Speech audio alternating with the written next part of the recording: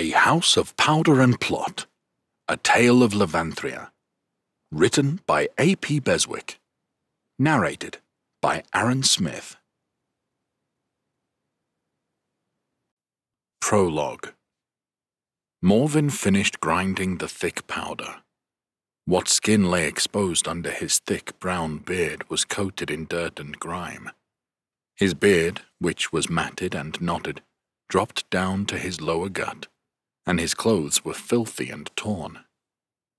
He was a far cry from the proud dwarf he once was. Now, Morven was a ghost of his former self, without a care for his appearance, his sole focus being that of making this blasted powder work. When he finished grinding the powder, Morven gave it a sniff. Charcoal, twooly leaves, and narmeric made for an interesting combination, one that his notes suggested could work. The smell was like soot crossed with oats, which strangely brought about a pang of hunger in the pits of his stomach. He tipped the mortar on its side, emptying the contents of the powder onto his stained and cracked desk. Small circles of burnt wood decorated the desk's surface, a consequence of his experiments, none of which had borne the results he so desired. Morven reached for the contraption he had made, which had a metallic mechanism that forced pieces of flint together to form a spark when activated. "Here we go." Morven pressed the mechanism to the surface of the powder and clicked it. It sparked, and Morven's heart drummed with anticipation. Was this it? Was this the one? It was short-lived, however. The flame hissed into a dry fizz before vanishing, leaving behind a rancid smell that reminded Morven of rotten eggs. "Blasts!" he cursed before reaching for his notebook that lay open beside him, the outer edges of which were frayed and charred. He took his quill and scribbled the combination he had used for this powder, then added a cross next to it. Above this entry were rows upon rows of scribbled combinations, concoctions, and recipes that Morven had already tried, all of which had failed. He was determined to find the answer, however, and he would keep on trying until he created a powder that would work for his invention. He glanced over at the invention he had been working on for so long, which sat on a plinth protruding from the stone walls of his basement. The device had a thick, elongated cylinder, with a metal frame pressed around its outer edge to stabilize it. One end bore a handle carved from an aged grogoa tree, the densest wood he could find. It had been a nightmare to carve, the wood itself as hard as granite, but it was the only material Morven had deduced would work with his contraption. Fitted above the handle of his device was a mechanism that was similar to the one he had just used to ignite a spark. The device was crafted well, but it was rough in appearance and lacked finesse. This was something he could dedicate his time to once he had got the blasted thing to work. Letting out a groan of frustration, Morven tossed his quill aside and brought down a clenched fist firmly onto the table. Bottles of ingredients rattled and clinked from the force before one of the bottles shattered, spilling its contents over the pile of powder that had fizzled out. As the compounds connected, a strange deep blue light emitted from them, as if the powder itself was glowing. Seizing the opportunity, Morven reached for his pestle and ground the raw ingredient into the powder. He recognized it as ironite fragments straight away. The black stone was distinct thanks to the orange veins inside. He continued to grind the powder until the entire pile was glowing. Whatever had happened, it seemed to be working. Morven was certain that his theory was right, and he excitedly took out his mechanical flint and placed it against the surface of the powder. It ignited into a bright white light that Morven was only able to stare into due to the thick goggles he was wearing. His chest pounded, and he held his breath in anticipation.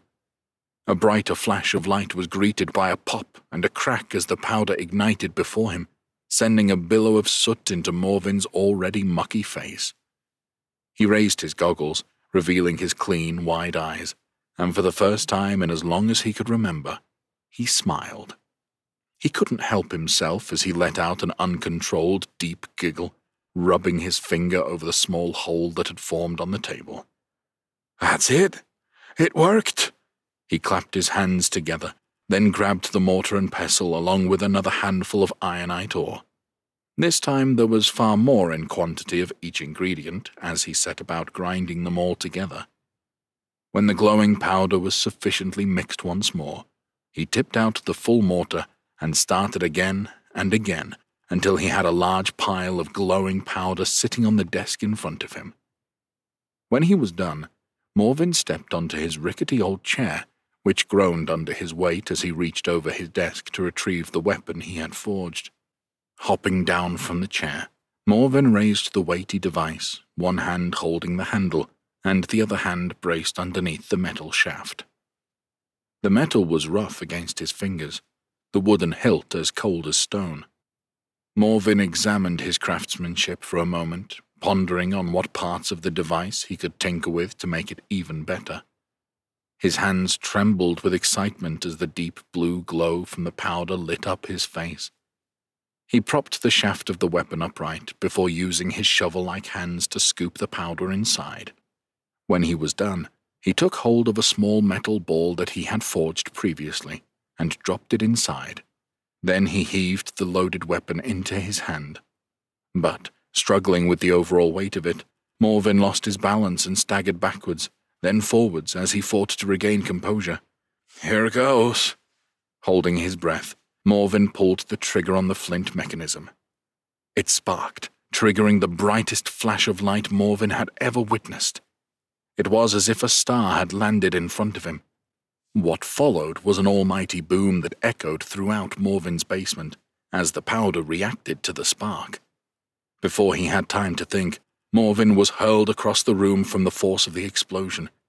His hands seared with pain as the pressure and heat forced him to let go of the weapon. With a thud, Morvin crashed through his table, bottles of ingredients smashing onto the ground on him and around him. Dust and soot filled every space within the room, causing Morvin to cough and shake as he gasped for breath. Each breath he took caused him to cough and splutter even more as he inhaled soot. His body ached as though he had been dragged up a mountain by a wild frost troll, and his chest stung every time he took a breath. He knew straight away he had a broken rib or two, but despite the pain, despite the discomfort, he could not help but let out a crazed laugh. A draft sucked the dust from the room, and Morvin was met by a cool breeze that danced over his sweat and soot-filled face, bringing with it a freshness. As the soot gradually thinned, Morvin was able to take in the state of his basement. It lay in ruins. His desk was destroyed, his ingredients scattered and mixed all over the floor. As he kicked broken splinters of wood and boards around the floor until he found his weapon, Morvin realized he was lucky that everything mixing on the ground had not triggered another reaction. A throbbing sensation in his left hand caused Morvin to inspect his injury. The skin of his palm and fingers were severely burnt and charred. His flesh was singed from where he had held the metal shaft of his weapon. As the cloud of soot continued to settle, he noticed his weapon on the floor, his skin printed onto the side of it. The end of the shaft had split apart and fragmented, and the flint mechanism was gone, the wooden handle nearly detached. The weapon had been destroyed. The time it had taken him to craft it, gone in a moment. It was not fixable by any means, but still, Morvin simply laughed, undeterred even as moonlight forced its way through the ginormous hole in the wall of his house. Outside, shouts and cries of the other townsfolk had erupted in response to the explosion. The hole was big enough to step through, so Morvin forced his way outside, still coughing and heaving but very much happy. Once outside, he patted himself down, soot billowing and forming dust clouds around him, as if he were a god in the skies, albeit a blackened, darkened god. One whose darkened heart would change the landscape of these lands. Chapter 1. With a thunderous knock, An iron-like fist hammered against the door, threatening to splinter the wood into pieces. Dust fell from the crumbling ceiling, landing onto Morvin's lap like heavy snow. He let out an almighty sigh, resigned to his fate. He had been waiting for this moment ever since he had blasted the hole in his basement the night before. When the second knock came, his front door barely remained on its hinges. "Morvin Torhold," the voice boomed from the other side. "This is Captain Malachi of the Royal King's Guard. Open the door, otherwise we will be forced to enter by royal decree." "Bollocks," Morvin muttered under his breath. How could there already be a royal decree, given when the king was not even in these lands? Especially when it was only last night that he'd had his accident. By the third knock, Morvin could feel his aggravation rising, and he hopped from his chair, brushing the fallen dust from his dirt-covered pants. "Blasts, I'm coming!" The brisk knocking stopped as Morvin paced to the door and yanked it open. His gaze buried deep into Captain Malachi's as he eyed him up. The captain wore the colors of the Royal King's Guard, a black tunic with the king's crest embroidered on the chest in gold. He looked relatively young for his rank, with Morvin putting him in his mid-20s. He stood far taller than Morvin, and had bright blue eyes that contrasted with his complexion. The rest of his head remained hidden under the hood of his cloak. He may have been taller and strongly built, but this did not intimidate Morvin in the slightest. Morvin puffed out his chest. "What do you want?" Captain Malachi simply rolled his eyes in disdain. "Are we really going to do this?" Morvin stood defiantly in front of the captain. "What do you want?" he repeated, his words slow and concise as if he were speaking to an imbecile. With a labored sigh, Captain Malachi pushed Morvin to the side and marched into the house. "Search everywhere," he said, addressing the guards that followed him into Morvin's living room. "You can't just walk in here," Morvin protested, a flash of heat erupting in his face. He puffed up his cheeks even more and channeled all his ancestral dwarven rage as he stepped towards the rude captain, intending to show him exactly how he felt about this intrusion. Two guards sprang into action and took hold of his arms, gripping him tightly. Morvin was not a fighter. He was an inventor, a tinkerer. These guards, however, did not know that, and he struggled against them as he tried to intimidate them as best he could. "I can do what I like," Captain Malachi scoffed, lowering his hood to reveal his short blonde hair. He reached inside of his cloak and revealed a scroll which he unfurled and started reading out loud. "Morvin Torhold, you are accused of the following: creating disorder and fear amongst the people of Norren, causing damage to the king's land." Morvin snorted in disgust at the sheer mention of the king, let alone the absurd notion that the tree he had decimated belonged to him. Captain Malachi gave a dry cough before continuing. "You are also accused of being a mage, and as such, have triggered Section 5, Paragraph 3 of the Mage Enlistment Order as decreed by King Athos Almerian." "I am no mage," Morvin balked. "Where exactly do you get your information from?" Captain Malachi lowered the scroll and looked down his pompous nose at Morvin before walking over to the window at the far side of the room. "If that is the case, how do you explain the destruction which eviscerated the land behind your house? If not magic, what was it?" Morvin did not reply. He just stared at the captain. Captain Malachi turned to face Morvin once again and placed his hands behind his back, walking slowly towards the dwarven inventor. "If not a mage," he said, leaning in close enough that Morvin could feel the heat of his breath, "what exactly are you?" Morvin struggled against the tight grip on his arms, incensed by the captain's treatment of him. "Unhand me," he demanded, pulling against the guards. "My guards will let you go when you agree to the terms of the king's decree," he sneered. "This can end in two ways. You agree, in which case you will be free to gather your effects and say your goodbyes to any friends or family. We will return at first light, and you will be escorted by the royal guards to be trained for war. The second option is to be dragged from this house in disgrace and executed in front of the townsfolk of Norren for your crimes." "Alleged," Morven said dryly. The guards returned from downstairs and gave their captain a shake of their heads, as if they could not find whatever they were looking for. Morven had seen to that. "Very well," Morven lied. He knew that he would never fight in the name of the king, in this life or the next. But if he was to see his oath fulfilled, then he needed to stay alive. So with little option, he agreed to the demands being placed on him. "It doesn't look like I have much choice," Morven growled, his displeasure clear in his tone. "It is if you want to hold on to your life," Captain Malachi said with a sigh.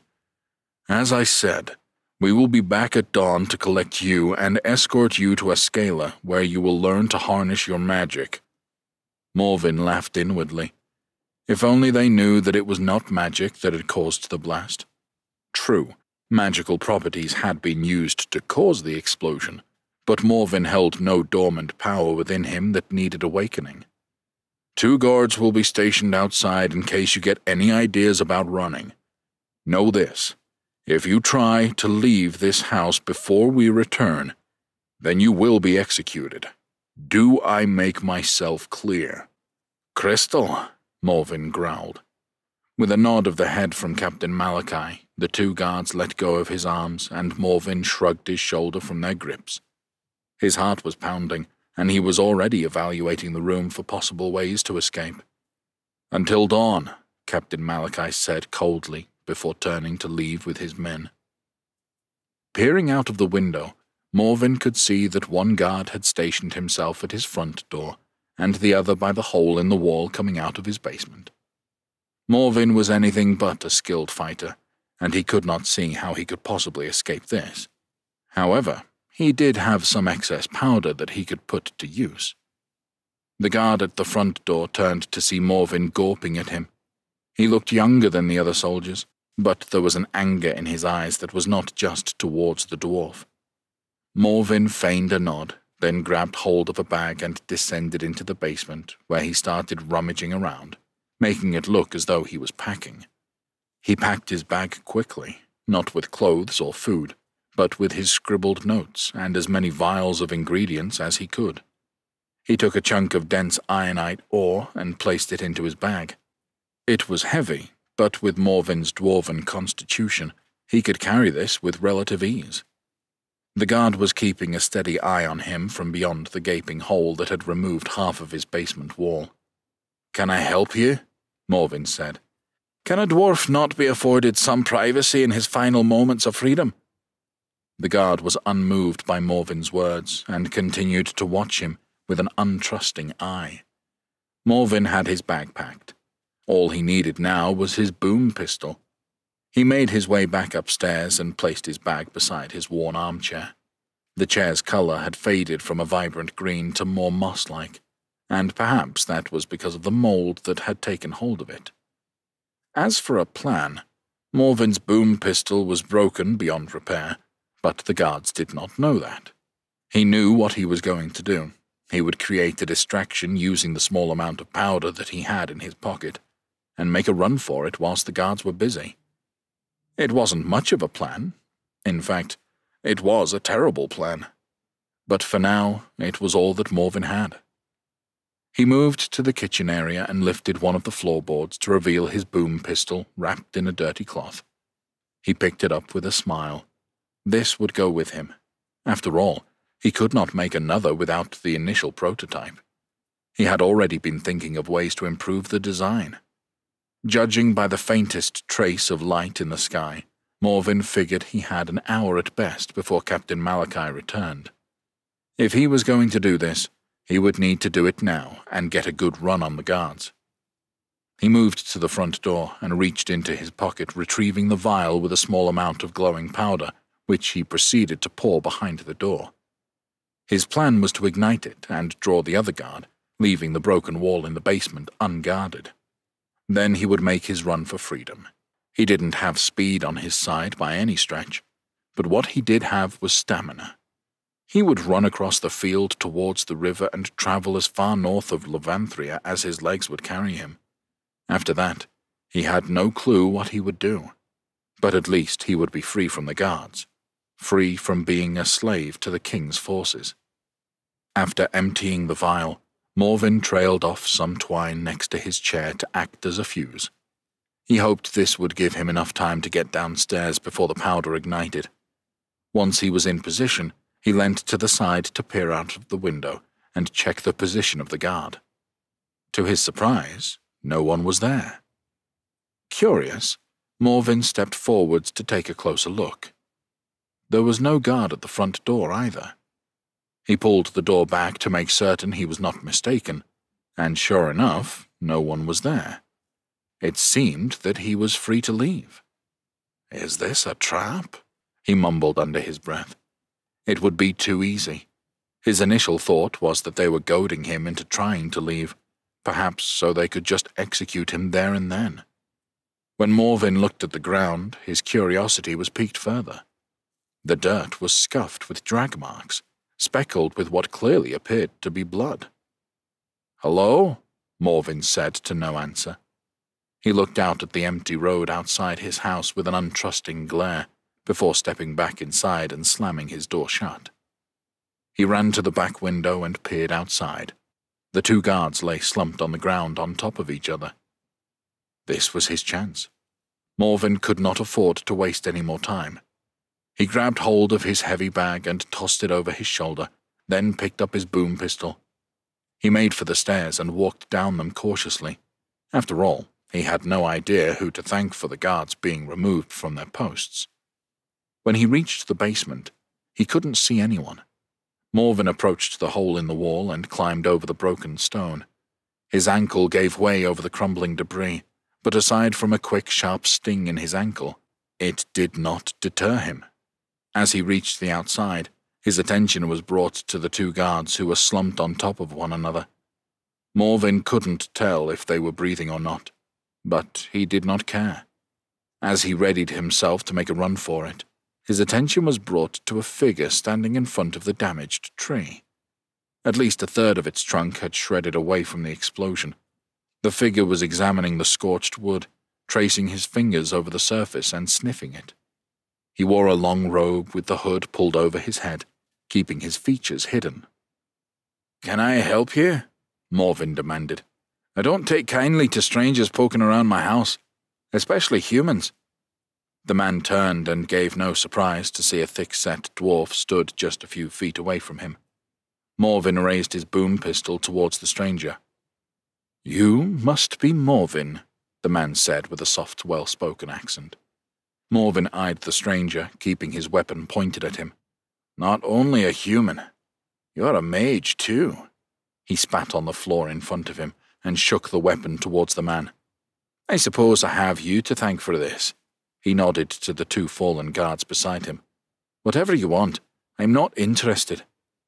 The man raised his hand, his gaze drawn towards the peculiar contraption that was in Morven's hands.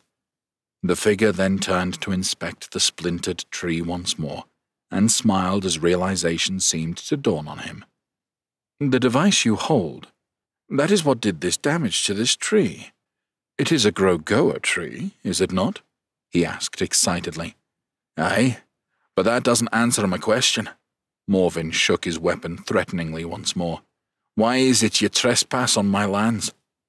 The man jumped around and hollered loudly, clapping his hands together. "Fantastic! This is fantastic! I have so many questions about the device you have created. You are a genius!" He stepped towards Morven and raised his hands out as if he meant to touch it. "You are just the dwarf we've been looking for." "Don't come any closer," Morven threatened, shaking the contraption again. "Please, I mean you no harm. I merely wish to speak with you. Besides, I have no doubt that if you wanted to, you could have used that peculiar device on me already. But would I be right in assuming that it is in fact broken?" The man lowered his hood, revealing his dark skin and short grey hair. His face wrinkled and cracked. a sign of the magic he had used over his life. "My name is Taran," he said confidently. "Put it down," a dry, threatening voice of a woman suddenly whispered, her words like ice in Morvin's ear. She had appeared beside him out of nowhere, like a shroud of smoke, and now she held a dagger to the dwarf's throat. She was of a slender build, and cast in a darkened blue cloak. Her hood was lowered, revealing dark brown hair resting over one side of her face. The other half of her head was shaven, and her skin was as pale as ice, as if she had spent her entire life living in the shadows she had just crawled from. "The blazes! I thought you said you meant me no harm," Morvin scolded. His face reddened with anger as his words thickened with frustration. "Skyra means only to protect me." "Aye, so you say, but it is me who has a blade against my throat." "And I have a strange weapon of untold power pointed at me." Morvin remained quiet for a moment, thinking about his options. Finally, he lowered his device, until it was pointed at the ground. His big blue eyes remained fixed on Taran, however, in an untrusting stare. Taran gave Skyra a nod, and she sighed before she lowered the blade from Morvin's neck. "That blade wouldn't be thick enough to cut through my beard, let alone my throat," Morvin grinned. "You humans and your measly weapons." "Maybe I will test that theory next time you sleep, dwarf," Skyra fired back, her jaw clenched. Morvin had already managed to gnaw under her skin. "Oh, I like her," Morvin chortled. "She has a spunk about her." "May I ask if we could move indoors to carry on our conversation? I have a proposal for you which I would like to discuss in private. We do not have long. Hear me out, and we will be on our way," Taran said. Morvin sighed. "Is that the only way I'm going to get you two to fuck off?" Taran smiled, nodding. "I'm afraid it is." Chapter 2. "What was that magic you used to sneak up on me?" Morvin asked whilst he poured the strong-smelling tea that had been boiling on the stove. He tipped the pot over 3 tankards before passing one to Skyra and one to Taran. Skyra accepted the tankard, but after inspecting the soot-covered rim, she didn't so much as smile before placing the drink unapologetically on a small table to her side. "You know you can both sit down," Morvin said. Skyra gave a look of disgust as she eyed his furniture.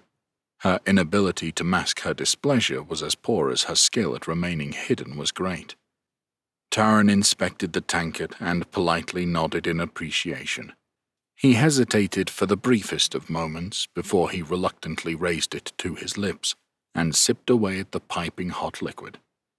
He looked surprised to find that the thick tea actually tasted quite nice. Morvin rather liked it himself. One just needed to get over the granular texture that the soot provided. Taran glanced at the chairs around the room, which were all covered in dust and soot. "If it is okay, we will stand. We have been sat riding for many a week. Forgive us for the need to stretch our legs." Skyra rolled her eyes and moved to one of the broken windows, pulling back the moth-eaten curtain to survey outside. Morvin knew the guards would soon return for him, but it could not hurt to have one more cup of tea before he left. "Suit yourselves." Morvin sat down on the only padded chair in the room. A plume of dust puffed outwards as the chair groaned under his weight. "She always like this?" "I'm afraid so," Taran said before taking another sip of tea. "Skyra is a shadow walker, in answer to your question." "A shadow walker? What kind of magic is that?" "It is an elven trait, passed down through her bloodline. Not so much magic, more so ability. When in shadows, she can remain hidden, to most eyes anyway. There are still some who are able to see through the cloak. It is why when our paths crossed, I knew that she would be perfect for my quest. That is what brings me here, Morvin." Taran examined the ramshackle room and shook his head. "To your home." "A quest? I am no mercenary mage." Morvin took a large glut of tea from his tankard, some of which poured down his beard and onto the floor, mixing in a strange pool with the soot. I had word sent to me about an explosion, so we came here to find out for ourselves. You see, I have eyes everywhere, and as an inventor, you have been of special interest to me for some time. And lo and behold, we were greeted by yourself and that curious device you have made." Taryn's eyes fixed on the broken device which stood propped against Morven's chair. "My boom pistol is not for sale. Besides, you know for yourself that it is broken. But I presume you are building another." "Aye, still some way to go. I need to make a few adjustments of the shaft to ensure it doesn't obliterate when it fires. Nearly lost my shoulder to the recoil, too." Morven rotated his shoulder and grimaced from the pain. It still bore the stiffness from firing the weapon. "Boom pistol. That is a curious name. Still, it is not the pistol that brings us here. I am more interested in the magic you have used to power it." "It is not powered by magic, mage. I am a dwarf. I can fight my battles with weapons forged by the strength of my own hands. I do not need magic." Morven raised his hands in front of him and gestured with them before clenching them into tight fists. "It was not magic that caused the explosion. It was a powder." Taryn's eyes widened as Morven spoke. "Then it is this powder of which I wish to speak. It is exactly what we have been searching for. No amount of coin you offer will be enough. You can pass my message on to the captain. I'm not a loyal dog, and I refuse to do the king's bidding. I've no interest in handing over my inventions." Morven snapped. He had his own reasons for creating his weapon, reasons which he was not ready to share with these two strangers. "The captain?" Taryn said, his face etched with confusion. "I think you have us mistaken. I have no affiliation with King Athos. In fact, quite the opposite." Taryn gave a quaint nod to Skyra, who hitched back the dirty veil that hung down from the nearby window once more. "All clear here," she said with an impatient tone. "We will not have long left, Taryn. I don't know why we couldn't have this conversation in the carriage on the way out of town." "Because Morven needs to make his decision first," Taryn said calmly. "She is right, Morven. We don't have long. Judging by the guards outside, I assume you agreed to enlist to their forces. I'm all too familiar with their ways," Taryn said, a sudden intensity about him. "Well, yes," Morven replied, bringing a hand to the back of his head and rubbing it with a forced smile. "After the explosion they had questions for me. Truth be told, I thought they were going to arrest me, but to my surprise, they asked me to enlist to the king's army. Said they would give me what I needed to finish my tinkering." "And what did you say?" "The same as what I am telling you. Fuck off. Well, kind of. I told them I would join to buy me some time so I could pack my things and make a run for it." There was a sternness in Morven's heart. He had no interest in giving away his weapon, even if it could only fire one shot. This was information only he knew. Taryn let out an exasperated sigh and brought his fingers to his temple, massaging it gently. "I suppose you didn't have much time to formulate a proper plan. I'm afraid we do not have much time to go through everything before they return. Probably even less if it has been reported that 2 of their guards are missing." "Let me leave then," Morven said defiantly, and gave a gentle pat on the device he continued to cradle like a newborn. Taryn stood as well. "Then all this will be wasted. Morven, I'm here to recruit you, but not to fight in the king's foolish wars." He paused, studying Morven thoughtfully. "What I ask of you is not for the faint of heart. I will speak with nothing but honesty. Once I have finished, if you are not interested in my proposal, then we will simply be on our way, and you will not see or hear of us again. I do not have a vast amount of coin to offer you, only to say our quest leads us on a path of virtue. Some might call it vengeance." Morven sat forwards in his chair. "Go on." "For too long has Levanthria struggled under the reign of King Athos, who only seeks to put power before his people. For too many years have these lands diminished under poverty, our people being forced to fight in a war which many no longer believe in. We have all had dealings with depravity since the king began his crusade. We plan on ending it, on bringing stability back to our once prosperous lands, so we can once again thrive, so we can once again live. For too long has our purpose been to serve the king in his fool's war. We have had enough, and we are going to bring it to an end." "And how exactly do you intend to do that?" Morven asked. "Last I knew, the king was off fighting in foreign lands against the Zerubians." An air of nervousness came about Taran as he hunched forwards to speak with Morven, lowering his voice. "We are going to travel to Zerubia, Morven, and once we are there, we are going to kill King Athos Almerian." Silence greeted both of them as the gravity of Taran's quest was laid bare. Skyra shuffled nervously in anticipation as she continued to watch by the window. Morven knew they were almost out of time. You want to kill the king?" Morven stammered. This was not how he saw the conversation going. If the wrong people heard him speak such words, they would be executed on the spot for treason. He found himself lost for words, suddenly wondering once again if this was some sort of trap. "This magic you wield, this powder you have somehow created," Taran corrected himself when Morven scowled at him. "I believe it is key to us being able to do this. You see, everyone I have recruited so far has a certain skill set, something that on its own will not bring about success to my plan. But collectively, I believe that we will be able to fulfill this quest, and bring about it a new age to Levanthria." Morven picked up his boom pistol and sat back in his chair as he gathered his thoughts. He held it in his arms as if it were a babe. At that moment, the door splintered open with a bang, revealing a furious Captain Malachi in the doorway. "What is the meaning of this treachery?" The captain's eyes darted from Morven to Taran, then to Skyra, who stood beside the door. His sword was already drawn, and he swung this at Skyra, but she disappeared in a puff of smoke and reappeared beside Taran. "I thought you were keeping watch." Taran gave Skyra an accusing stare. "I can have a bit more fun this way." She smiled as guards flooded the room, roaring with anger and weapons drawn. Skyra shot forwards and sliced against the guards who one by one fell as the captain lunged towards her with his sword.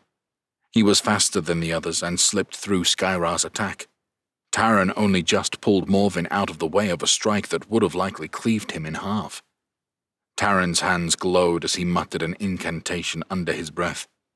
Morven watched as magic pulsated from his palms, propelling the captain backwards towards the doorway. His power knocked the other guards to the floor too, but somehow Skyra remained unaffected. She knelt down and with a flick of her dagger cut the throat of the nearest guard. "We best make our exit, Skyra. This way," Taran said. He was still calm, but there was an assertiveness to his tone that Morven had not noticed before. "Hang on, I can buy us some more time," Morven said. He reached down and grabbed hold of the twine, then pulled out his flint device and clicked it to ignite the wire. Smiling maniacally, he dropped it to the floor, eager to see if his experiment would succeed. "Run," he said as the lit twine moved towards the small pile of powder by the door. The three of them vaulted down the stairs and made their way outside through the basement. "This way," Skyra said. "The cart is around here." An earth-shattering boom erupted as the front of Morven's house exploded and started to crumble. Morven was taken aback by how powerful the blast had been, given how little of the powder he had used. It was as if an earthquake had struck as his house began to collapse. Morven did not have time to lament the sentimental value the place held. They needed to escape, and they needed to escape now. Morven followed Skyra and Taran to what he assumed was their horse and cart on the other side of the street. A plume of dust and debris had cast out around Morven's home. He couldn't see the guards, but he could hear their groans of pain, and even he was surprised that anyone could have survived that blast.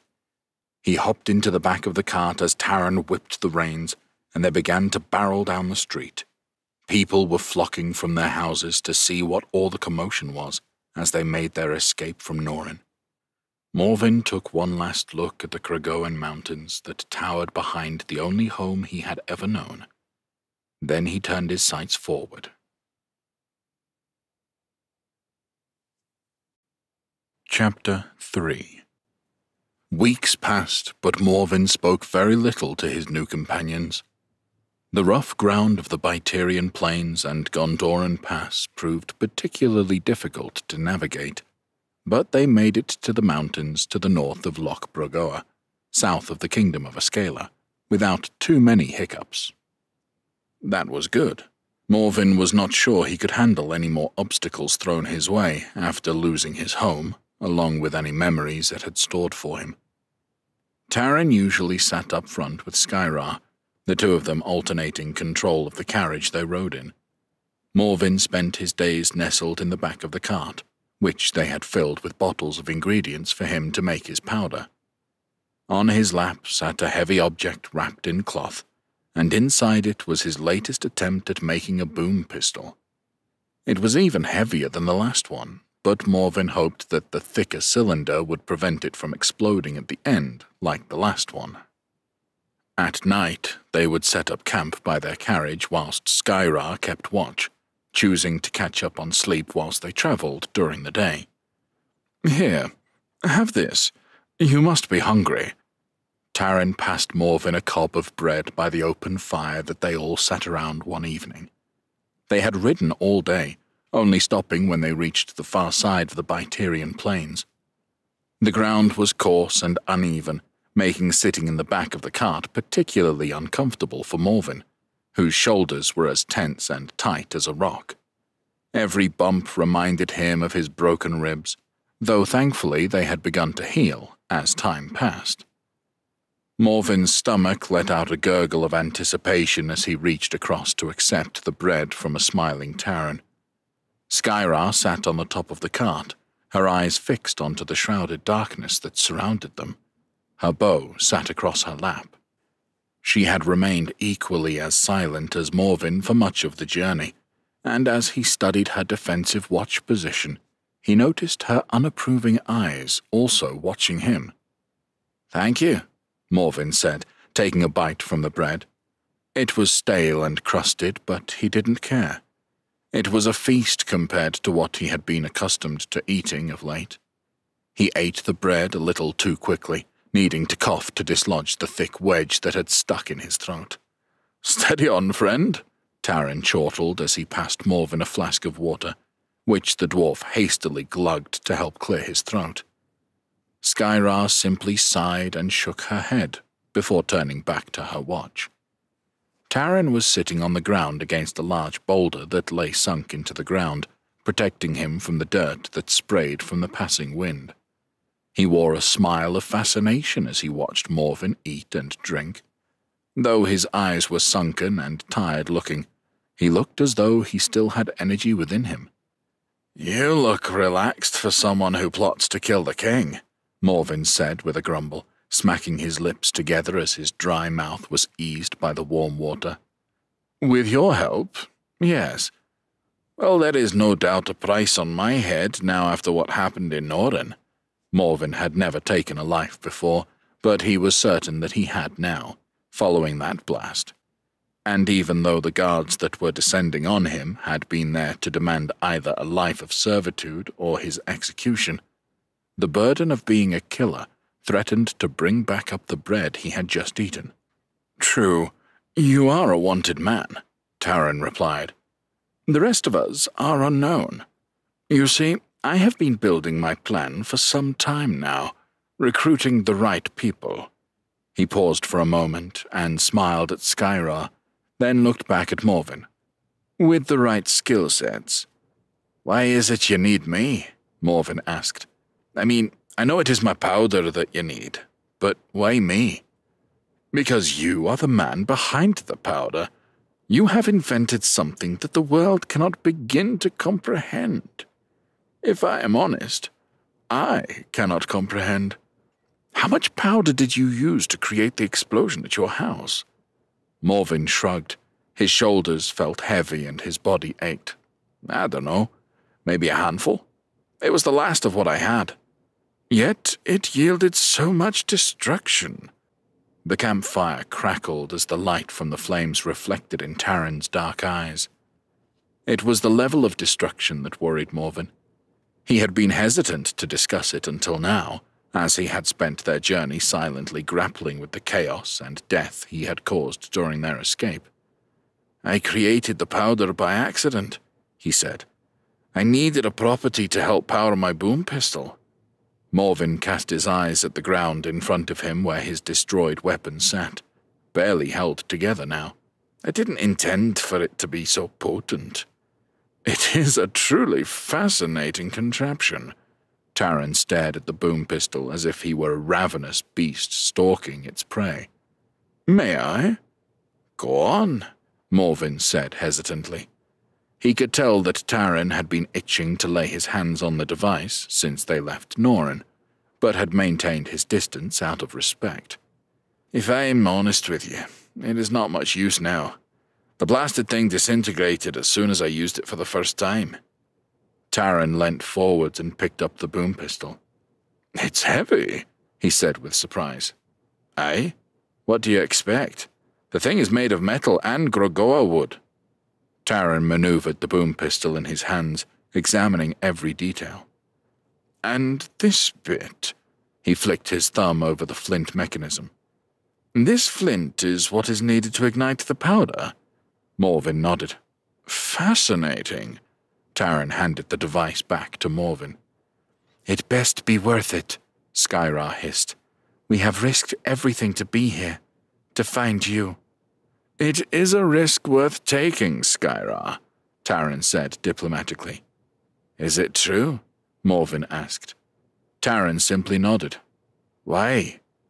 "As I said back in your home, I have eyes and ears in a lot of places, and I have been recruiting a team to help me in my quest to free Levanthria. Your peculiar skills and this powder you have created garnered my attention.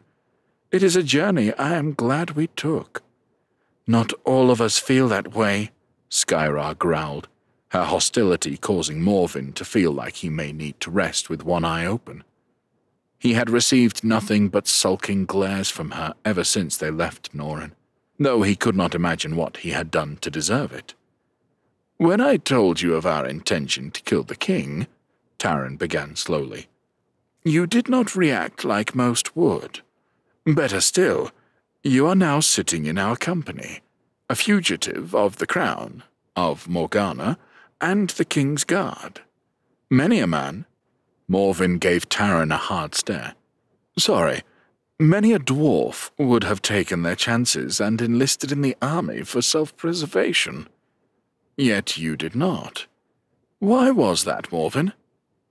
Morven felt himself being pulled into a darkened void as he stared blankly back at Taryn, his thoughts pulling him back through his own past to a better time, before he had lost everything he held dear. "That," he said, "is something I am not willing to share with you. Don't know if I ever will." More days turned to nights as they continued to travel, Taryn remaining the more welcoming of the party. Skyra had little words for Morven other than criticism. If Morven was being honest, she wasn't much nicer to Taryn either, but he had noticed that she did do whatever she was asked by the mage, at least. Morven's head bobbled as they hit rocky terrain, jarring him awake from his latest nap. He had never traveled for so long or been so far away from Norin.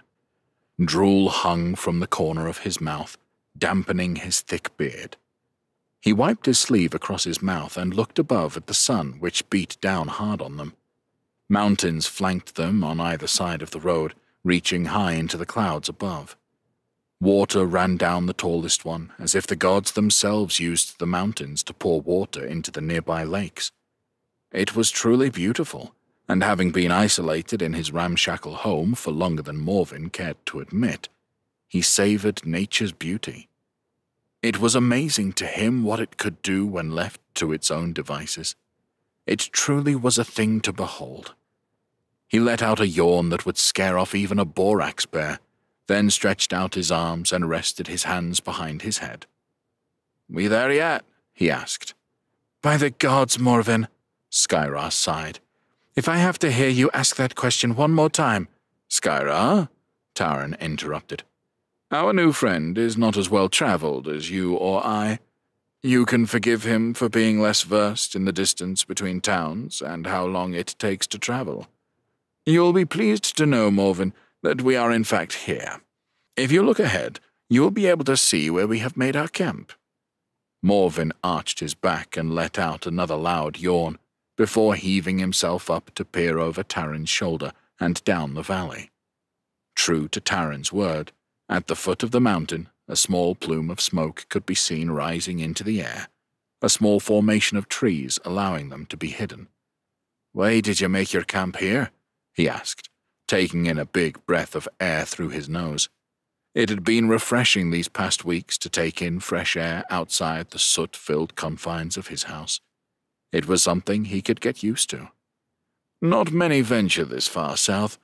The lands are barren, and the waters of Loch Bragoa are tainted and corrupted with waste." That and the beast of Bragoa is said to walk these lands every 5 years, seeking revenge for her clan which was slaughtered. Skyra beamed as if this thought delighted her. It was as animated as Morven had seen her. "Or so people say, if you believe in that kind of thing," she added. "Sounds like nothing more than an old wives' tale, designed to scare babes," Morven said. "There are many a person who walk Levanthria that I would consider a monster, but I do not believe that such creatures exist other than in stories." "Then you will have nothing to fear when we make our camp," Skyra snapped before folding her arms and scouting ahead. "Story or not, it has helped us keep a low profile whilst we have stockpiled our resources," Taran said. "It has proven a good position for the pirate captain we have employed to gather what we need from foreign lands in preparation for our quest." "A pirate captain, you say? That is interesting," Morven said. "What name do they go by?" "His name is Ulrich Thatch, a man with a thick black beard that would rival your own. He travels with a witch and their first mate." Taran hesitated as if calculating his next words. "What's your tongue around Ulrich, though?" "Why? He can be a bit temperamental." "That's good to know. And where do they make port? I see no boat on the horizon." "Further south, beyond those trees. Isara's Revenge is anchored in a cove there." "Sounds like a ship fit for a ghost story, just like Skyra's," Morven teased. "The beast of Bragoa is no laughing matter," Skyra replied. "I swear I heard the sirens singing once." Before Morven could goad her further, Taran continued. "It is via their ship that we will travel west towards Zarubia. I will go into details of the plan once we have arrived at the camp and rested. Besides, there are the rest of the group that you need to be introduced to. A strange bunch, they are." "I look forward to it," Morven said, and he meant it. He had been alone for a long time. "I will also have to set about making my powder. I would be best preparing this before we travel by ship. I still do not fully know just how volatile this substance is." The three of them continued exchanging conversation as they made their way down the valley. When they reached the outer edge of a small woodlands, the smell of freshly cooked meat brought a growl from Morven's stomach that reminded him just how hungry he was. "You can't be ready for food already. We have already eaten breakfast," Skyra snapped as if she took personal offense. "I may be short, lass, but us dwarves have a strong constitution. We require food aplenty to stay strong and healthy." "There was me thinking you did not give two shits about being healthy," Skyra sniped back. "Taran, when we get there, can you please make him bathe?" Morven stood and glowered at Skyra. "Why don't we stop this cart and have a conversation about your manners?" Skyra simply laughed, waving away Morven's offer. "That's enough, you two," Taran said, shaking his head in despair. "What we are going to be doing is no easy task, and you two are going to need to learn to work together if we are going to succeed. We are here now. Taran guided the horses into a small opening in the trees. In an instant, the beautiful backdrop of mountains and flowing water was replaced with that of the greens and browns of the forest. The smell of smoke grew stronger, until collective words from a small group could also be heard blended with the chirping of the birds in the trees. "Is there anything else that lives in these woods other than birds?" Morven asked, shrinking into his usual proud, strong frame. "What's the matter? You scared of a little wildlife?" Skyra grinned an antagonistic smile, and Morven puffed himself up once more. "Still, that does not mean we are not wise enough to be aware of any wee beasties that may be out there," Morven said. Morven found himself staring into the trees. As woodlands went, this area was not thick with leaves and shrubs. Slender trees rose high to give a sheltered canopy above, but from the ground, the space was open, meaning one could see anyone approaching from a distance. He wondered if Herelda and Corvin had been able to experience such beauty in their travels. He hoped they did. The thought of Herelda gazing upon the beauty of the valley almost brought a smile to his face, but his expression quickly faltered. He should have been experiencing this together with his wife and son, not with strangers. They should have explored the world together. It was what they had wanted, before everything happened. The carriage hit a large rock, jolting Morven from his darkening thoughts. He found the smell of the woodlands discomforting, and could not hide the displeasure in his face. "We are not built for the woods.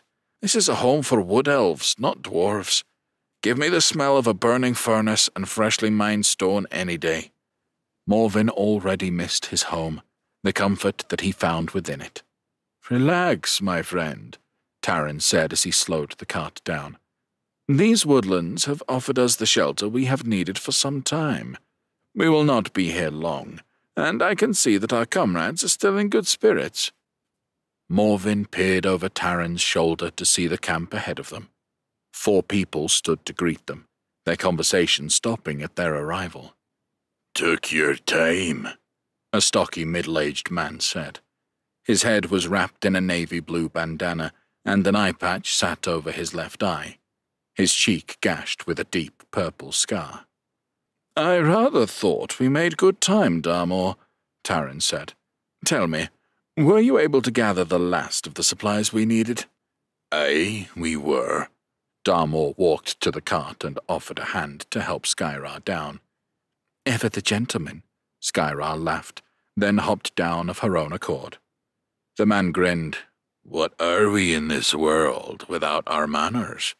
"I never thought I would meet a pirate, let alone one to hold manners," Morven said as he eyed up Darmor suspiciously. "Are you not all meant to be scoundrels?" Darmor laughed. "And I've never seen a dwarf settle down away from the mountains." He reached up to where Morven was standing in the cart and offered a handshake, which Morven accepted. Even by his standards, the firmness of Darmor's grip was impressive. Taran beamed. "Let me introduce you all to Morven," he said as he stepped down wearily from his side of the cart, gesturing for Morven to join him. Morven hopped off and followed Taran towards the others. "Meet our merry band with a shared disapproval for the king. You have already been acquainted with Darmor, first mate of Asara's Revenge. And this is Zarina." In front of Morven stood a young woman with hair as dark as the night itself. She wore leather pants, a black corset, and a black jacket tinged with blue. Her ocean blue eyes and light-skinned cheeks were wrinkled with a kind, welcoming smile. "Welcome, Morven. It is a pleasure to meet you." Her voice was soft as she nodded her head towards him. "Zarina is the most powerful sorceress I have met in these lands, one that could rival even Morgana," Taran said. Morven had no clue who this Morgana he spoke of was. His life had been sheltered for the last 3 years since the death of his wife and son. "Taran, you know I prefer the term witch. That is more attuned to my legacy than a spellcaster." There was a flash of displeasure from Zarina, her nose flaring as she corrected Taran. The sudden change in her demeanor contrasted sharply with the pleasant and polite lady that had greeted them. "You have my apologies, Zarina. It was but a simple slip of the tongue," Taran replied, unfazed by her reaction. "Next up is Vorax, an elven warrior whose strength is unrivaled in these parts of the world." Morvin had to take a step back to look up at the giant that stood before him. She held a colossal, powerful frame and was adorned in silver armor, seen only by those who held a rank of knight or higher. The breastplate bore emblems that Morvin was unfamiliar with, and he could not help but gawp at her, taken in by her unforgiving ice-blue eyes. Her light brown hair was cut short, her pointed ears the only thing that alluded to her elven heritage. "Beautiful." The words left Morvin's mouth before he had time to think, and he shuffled about awkwardly to correct himself. I mean, the armor," he amended, not being entirely honest. To him, looking at such a powerful woman was like being in the company of a god. Maybe she was of mixed heritage between an elf and a giant. She was the biggest person Morvin had ever laid eyes on. What's more, Morvin had never expected he would find an elf beautiful. He had always heard they were a scrawny, self-righteous race, and Skyra had done nothing but confirm that for him. Vorax, however, seemed like something else entirely. Her strength undeniably reminded him of his late wife Herelda, although they couldn't have been more different in appearance. Guilt ate away at his core as if he had betrayed Herelda by looking at another woman this way, especially an elven one. Vorax laughed and lowered herself, offering her hand to Morvin, which he quickly accepted. "Don't let Taran fool you that it is only strength that I offer. I for one believe that our minds are our greatest weapon." She winked at him, and Morvin felt a flash of red in his cheeks. "Strength and brains," Morvin repeated. "Taran, where did you find this one? It is a pleasure to meet you, Vorax." She smiled. "You too, dwarf." "And who might you be?" Morvin asked the last figure in the party. The man's arms were folded, an untrusting scowl buried deep within a sea of a thick black beard. The red of a bandana sat beneath the tricorn hat that rested on his head. There was an anger in his eyes as ferocious as the storms that he had likely weathered out at sea. The man growled, eyeing up the dwarf in front of him. "We do not have time to be paraded like whores at a buffet line." Morvin laughed. "Angry bastard, aren't you?" "This is Ulrich," Taran explained, "captain of Isara's Revenge, and one of the most feared pirates, not just in Levanthria, but around the world. Many have come across the blackened sails of Isara's Revenge, but only few remain to tell the tale." "Can we quit with the small talk?" the young captain demanded. "The ship has been ready and prepared for days now. Had you been much longer, we might have set sail without you." "And we both know that you would have failed," Skyra said, picking the dirt from her nails as she leant against the cart. Morvin smiled, realizing that it was not only he who she sought to wind up. She seemed like challenging anyone. Ulrich brought his hand to the hilt of his cutlass. "How about I remove your tongue, elf?" he growled. "How about we all calm down?" Zarina interjected. "Ulrich, I do not know why you rise to Skyra's words. You should know by now what she is like. We all know that Ulrich would fight with his shadow if he was given the opportunity." Skyra fired back, unintimidated by Ulrich's threats. Morvin could not decide whether it was bravery or stupidity that she showed. Ulrich seethed at her words, the aggression emitting from him as clear as the smoke that rose from the fire beneath them. "I don't have time for this shit." Ulrich stepped forwards, ready to draw his blade, but was stopped in his tracks by a firm hand on his shoulder. "Let's not lose our heads," said Vorax. There was a commanding presence in her voice. She was not asking Ulrich. She was telling him. "Let us go for a walk, clear our heads. It has been a busy few weeks preparing the ship for our voyage." Zarina took hold of Ulrich's hand and stared deep into his eyes. "Our enemy is out there, Ulrich. Not in this camp." Ulrich breathed heavily for a moment before letting go of the hilt of his blade and shrugging his shoulder from Vorax's grasp. "Hold me like that again, and I will take your hand," he told her before marching away from the camp. "Ulrich!" Zarina groaned, rolling her eyes. Ulrich didn't acknowledge her as he continued to trudge away. "Ulrich!" she repeated, following him. "He always like that?" Morven asked Vorax, who seemed to find entertainment in the confrontation. "Believe it or not, that is him actually being quite polite by his standards," she smiled. "Come, we have prepared food." "Oh, good, I'm starving." Morven barged past everyone straight to the fire, where what looked to be a small hog cooked on a spit awaited.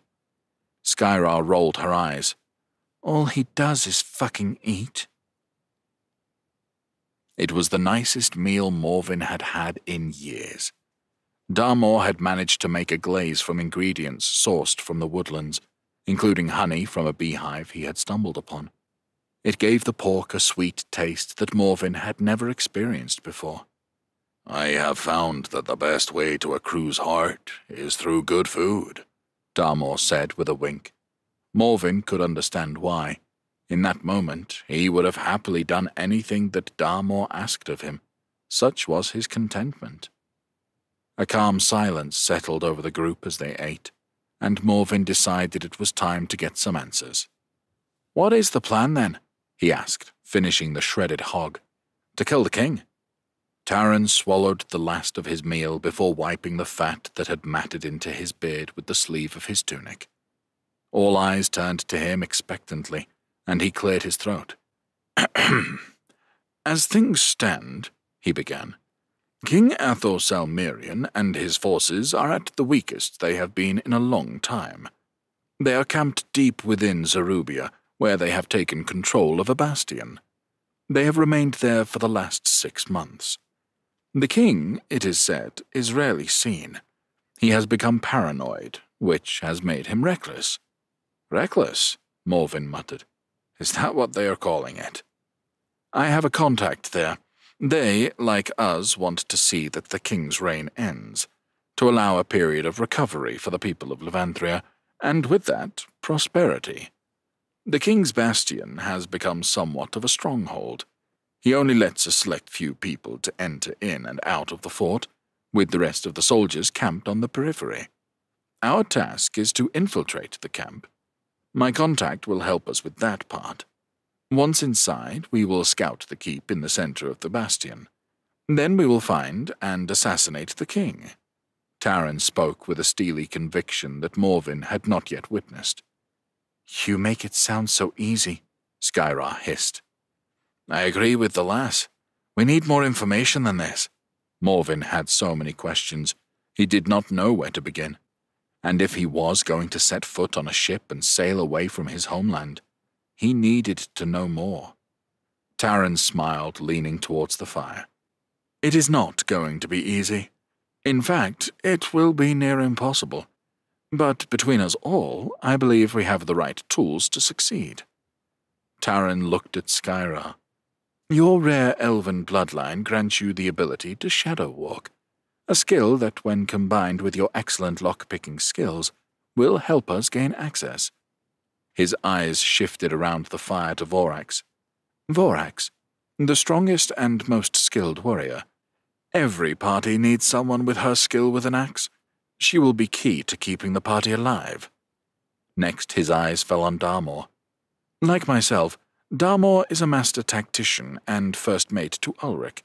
He knows this plan inside out, so if anything were to happen to me, he would be able to take the reins." Sat next to Darmor was Zarina, upon whom Taran's eyes fell next. "Zarina has unlocked the power of the sacred waters of Treventine, waters worth more than any gold or jewels this world can offer. The Fountain of Youth. In doing so, her magic is unrivaled. You are sitting in the presence of one of the most powerful witches the world has ever seen." Zarina gave a coy smile. She didn't look like an all-powerful witch to Morven. But then again, he had never seen a witch before. She did, however, seem too kind and considerate to be in on such an assassination attempt. "And are you okay with all of this, with this plan?" Morven asked, directing his question to her. "I swore an oath to protect Ulrich," Zarina replied quietly. "It is them who are intent on this mission." "Speaking of Ulrich, what is his role in all of this?" Morven asked. "Ulrich's role in all of this is one of the most important ones. You see, the feared pirate captain possesses the magic of glamour." "Glamour magic?" Morven said, lowering his eyebrows. He had never heard of such a term. "Ulrich possesses the ability to change the appearance of an item so that it looks like one thing when it is in fact another. This is going to be key to our plan." Taran gave a large smile, the shadows cast on his face giving him a sinister look as his attention moved towards Morven. "Which brings us to you and your powder. How else could we smuggle such a thing into a bastion? Ulrich's magic is key, as is your powder. The rest of us are here to make sure that the powder makes it inside the king's keep." Skyra looked at Morven and gave a sarcastic exploding gesture with her hands, complete with a sound effect. Morven grinned. He could not resist a good explosion, especially if it involved killing the man he hated most in this world. Chapter 4. The next day, Taran sat in deep conversation with Darmor as Morven climbed up the back of the cart and pulled back a thick cloth. Underneath sat vials and bottles of ingredients, supplies, his broken boom pistol, as well as a handful of tools that he would need to help him craft and tinker. In the corner sat a wooden box, its outer edges lined with metal-studded strips. Morven wanted to work on the boom pistol itself, but for now he needed to set about making some of the powder that Taran had recruited him for. Morven scooped up the bottles and vials of ingredients into one of his arms, then grabbed a large rock of ironite with his free hand. He searched the area around the cart until he found a rare, thick stump, most likely from a tree felled by Vorax. He decided that this would be a good spot to work. He dropped the stone to the side and placed the bottles and vials on the thicker grass on the opposite side of the stump, before returning to the cart for some of his tools. As he collected his hammer, mortar, and pestle, he peered around the cart at Darmor and Taran, who continued to converse in hushed tones. They were not close enough for Morven to hear them, however. He then noticed Skyra sat by a tree just behind them, watching him intently. Morven gave her a sly wave and a sarcastic smile. He found himself greeted by Skyra's finger, which caused him to laugh to himself as he returned to the tree stump to set about making his powder. Taran had still not told him what he intended to do with it, only that they would need plenty of supply. First, he needed to work on the ironite ore, one of the toughest materials in its raw form. Luckily, he had the strength and constitution to make this into smaller chunks, even though he himself knew this would take him hours. And so he lowered his goggles over his eyes and set about bringing his hammer down on the stone, over and over again. For 3 hours he worked the stone, maneuvering it, working on the weaker edges as the rock crumbled slowly under each heavy blow. His arms ached, and his face and beard were wet with sweat as he hammered and hammered at the stone, each blow reminding him of why he was doing this, the revenge that he sought. At home, Morven would often go for days on end without sleeping, simply working on his boom pistol, sketching up drawings to make the next one even better, or, at the very least, being able to fire more than one shot before being rendered useless. Such was Morven's focus that he had no idea what the other members of their party were doing, even choosing to work through the growls that emitted from his stomach as his body ached for more food. He had created a good rhythm with the stone, and he did not want to disrupt this. He often found the repetitive echo of his blows soothing. This was metal against stone, however, not metal on metal, and there was no grueling heat of a forge to contend with. The air felt somewhat cooler than he was used to working under. By the time the last section of the raw ironite had crumbled, Morvin let go of the hammer and let out a roar of pain tinged with joy from having finished the task. His hand cramped as he did so, and he stretched out his fingers, consciously fighting as his muscles contracted and tried to pull his fingers inwards. His forearm felt as though he had shoved it into the flames of a fire, such was the deep burn. When he looked up, he was surprised to find that dusk was creeping in on him.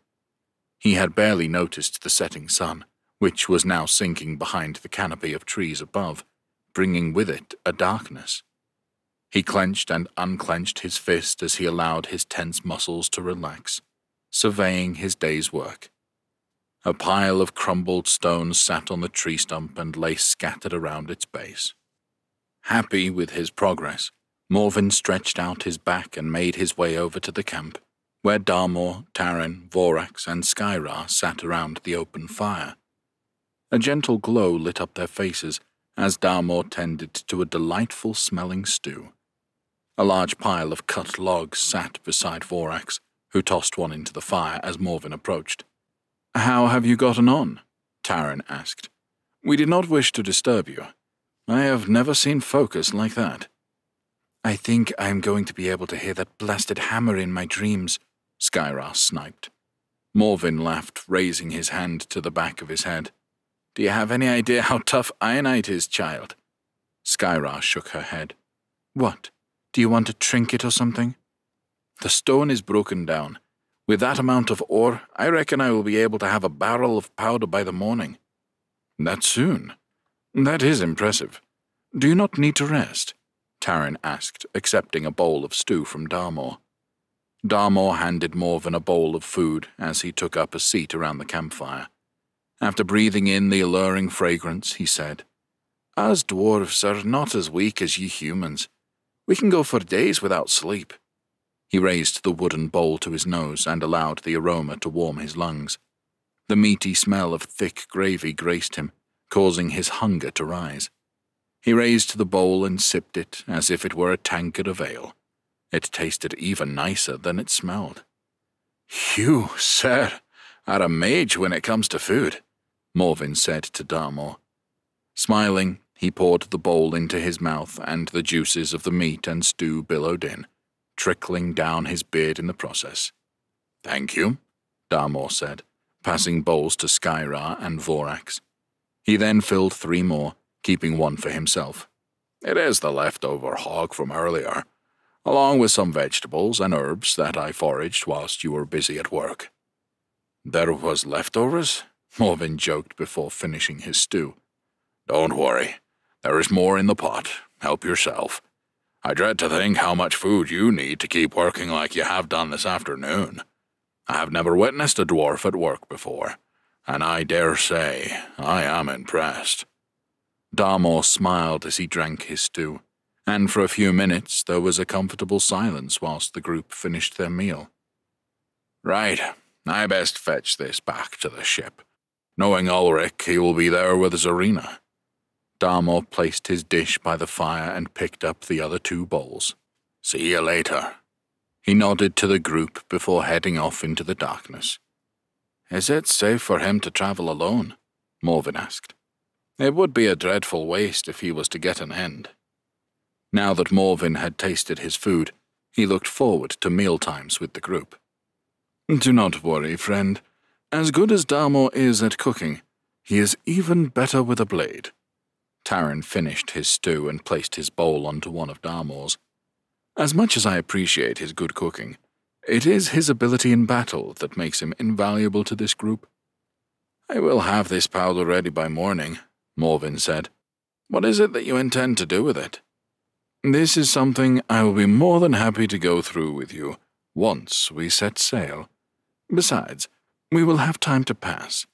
For now, if you may focus on creating that powder."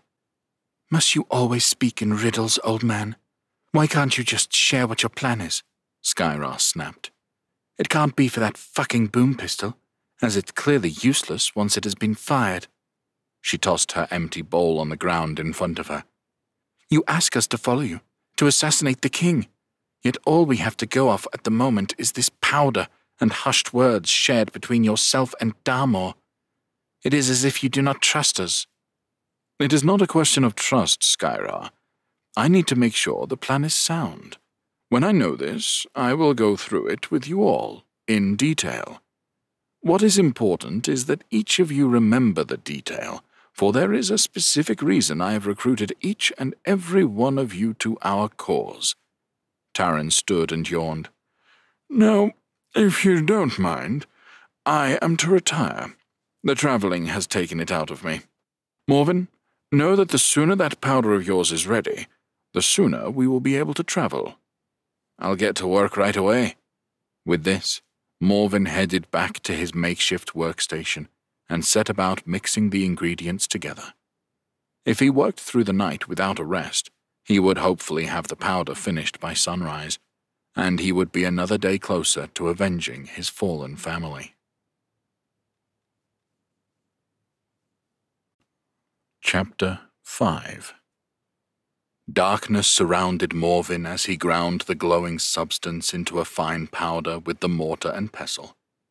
It had again been a number of hours since he set to work, and once again his forearm ached from his labors. The powder glowed white, illuminating the area immediately in front of him. An old oak barrel beside Morven also shone where he was pouring the powder into. No fire burned behind him as he worked, and although his muscles ached and burned, the cold of the night was beginning to take hold of him.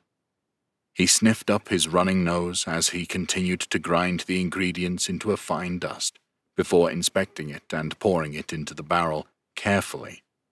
He had seen how volatile the powder was in his own home. The force that it wielded was truly incredible for such a small amount, so Morven did not want to risk any burning embers floating by and triggering an explosion. Once Morven had tipped the powder into the barrel, he peered over the side to take a look. It was filled to around a quarter of the way up. Morven sighed, knowing it was going to be a long night if he was to have everything ready for their impending departure. Something rustled in the trees nearby, and Morven stopped in his tracks. He stared into the darkness as an eerie silence fell over the camp. There was another rustle of grass, and Morven jumped back before a white and grey hare hopped into the circular glow around him that the powder had created. Then a strange noise flowed through the trees. It was a hymn-like song, as if the gods sang playfully above them.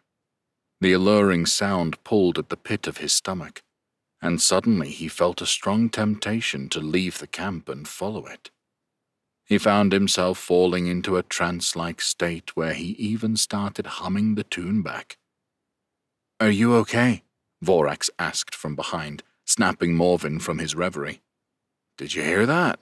he asked, but the strange noise stopped as fast as it had started. "No, but I know it will be that of the siren that lives in the cursed waters of the lake. Story says that she lures people to her darkened waters with her siren song." Morven shuddered. Had Vorax not interrupted his thoughts, he would have happily followed the song to its source, and likely found himself a feast for the creature that she spoke of. "How is your powder coming along? Is there anything I can do to help?" "Nay, I'll be quite all right. I can keep watch whilst I work if you want to rest." Vorax turned her head to the side and listened intently. "Someone is there." The snapping of a stick caused her to reach for the great axe on her back. "What is it?" Morven asked. An arrow flew past, Vorax turning her shoulder just in time as the arrow deflected from her pauldron. "Bandits!" she roared, pulling her axe from its harness. Morven froze with fear as Vorax sped past him towards two figures that emerged from the trees. The scrawny one on the left was wearing a bandana and held a dagger in each hand. The balding one on the right was thicker set and wielding a spear.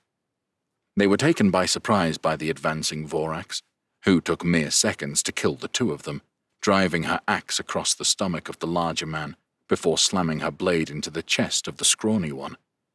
The force took him off his feet, and he gargled his last breaths as she pinned him to the earth. 2 more arrows fired from the trees, one of which bedded into Vorax's shoulder. She growled with rage as she pulled the arrow out, screaming into the darkness. "Show yourselves, you fucking cowards!" she cried. A group of 5 stepped from the shadows, a mixture of men and women sporting hatchets, swords, and axes. In the moonlight, Morven could see the golden emblems on their chests. "They're not bandits," he yelled. "They are the King's Guard." Vorax roared even louder as the group of guards sought to surround them.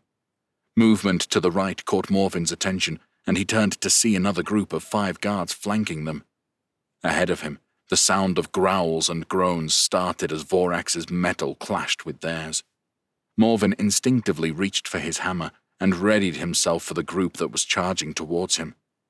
He was not a fighter, but that did not mean he could not fight, and he felt thankful for the time he had spent with his wife and son when they were practicing their warhammer skills.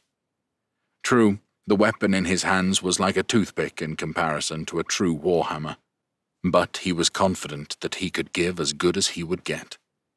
With his own battle cry, Morven ran towards the guards, one of which was a good few feet ahead of the others. He looked younger and less experienced. His mistake.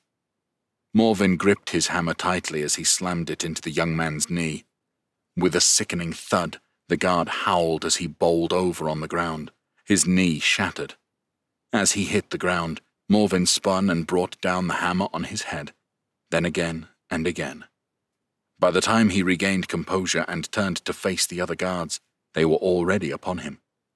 2 flanked him, 1 from his right, 1 from the left, while a 3rd charged from straight ahead of him, and a 4th not far behind. Morven braced himself. 4 against 1 were not odds that he would back himself against. He brought his hammer back behind him, ready to strike in self-defense. With a thud, a dagger bedded into the chest of one of the bigger guards on his right. Her scream of pain short-lived before she took her final breath. What followed was fast movement ahead of him, and Morven caught the tail end of a black cloak before another of the guards cried out in pain and collapsed on the ground. There were only 2 left in this group now, and the one ahead of him found himself coming face to face with Skyra, who moved through the shadows with speed Morven had never seen before. The 2 of them began exchanging blows as the remaining guard, a stocky male, bundled towards Morven. Morven knew that his small dwarvish frame was deceiving, and he braced himself for the impact from the guard who bore a great axe in his hands. As the man drew close, he raised his axe high. Seizing the opportunity, Morven barged his shoulder into the stomach of the remaining guard, knocking him sideways.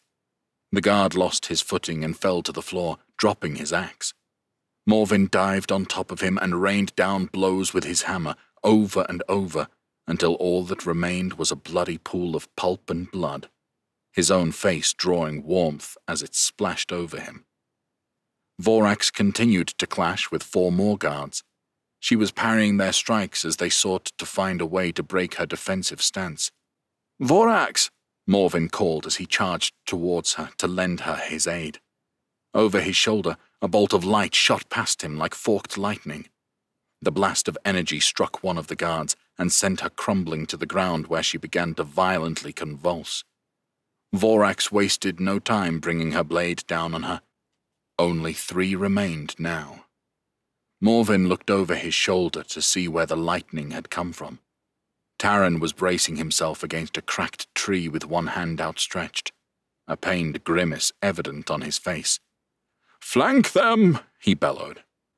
The 3 guards stood in front of Vorax, nervously looking at one another for who should strike the enraged, hulking elf. Taking Taran's advice, Morven raced to the left-hand side, drawing the attention of the guard there. Opposite him, Skyra rose from the shadows, a dagger in each of her hands. The guard in front of her had no time to react as she raised both daggers quickly and buried them into each shoulder. With a crunch, she twisted the blades as the guard screamed out in pain. Morven stood his ground in a standoff with the attacker in front of him, as neither committed to striking first. Then an arrow slammed into the guard, knocking him over. Morvin turned to see Darmor holding a crossbow, his one good eye pressed against the sight. The remaining guard stood firm for a matter of seconds, weighing his chances of survival. Then he dropped his sword, turned, and bolted into the darkness. His steps were short-lived as the sound of metal-piercing flesh was followed by the gargled breath of the guard. He stepped backwards into the moonlight, and Morvin saw a cutlass buried deep into his stomach. As he staggered backwards, another form stepped out from the darkness. Ulrich's expression was unforgiving as he launched his boot into the hilt of his sword, forcing it deep enough until it reached the man's stomach. The guard dropped to the ground, and Ulrich stepped forward to retrieve his blade. "Well, I have waited a while for some bloodshed," Ulrich said. When he grinned, Morvin could see nothing but malice in his eyes. Chapter 6. "I thought you said this camp was safe," Morvin asked, his voice raised. This was not what he had expected tonight. "The King's Guard have clearly been tracking us, most likely because of how we left things in Norren," Taran answered. He bore the look of someone pleased with the situation, not of concern, which brought alarm to Morvin. "They must have followed us down the mountains and into the woodlands. Either way, how do we know there are not more of those fuckers out there?" Morvin asked, pointing into the trees. Dawn was breaking with light lifting over their camp. The songs of the birds rang out, giving a tranquil feeling to the landscape despite there being 12 bodies scattered around the camp. Morvin had not been with the group long and had already started adding to his body count.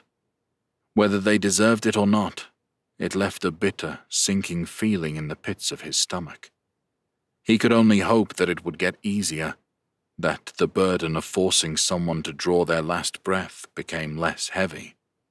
"If there were more, they would have shown themselves by now," Taran said. "Let them come, I say," said Skyrar. Vorax growled with pain as Zarina lifted her pauldron from her shoulder, revealing a bloodied wound.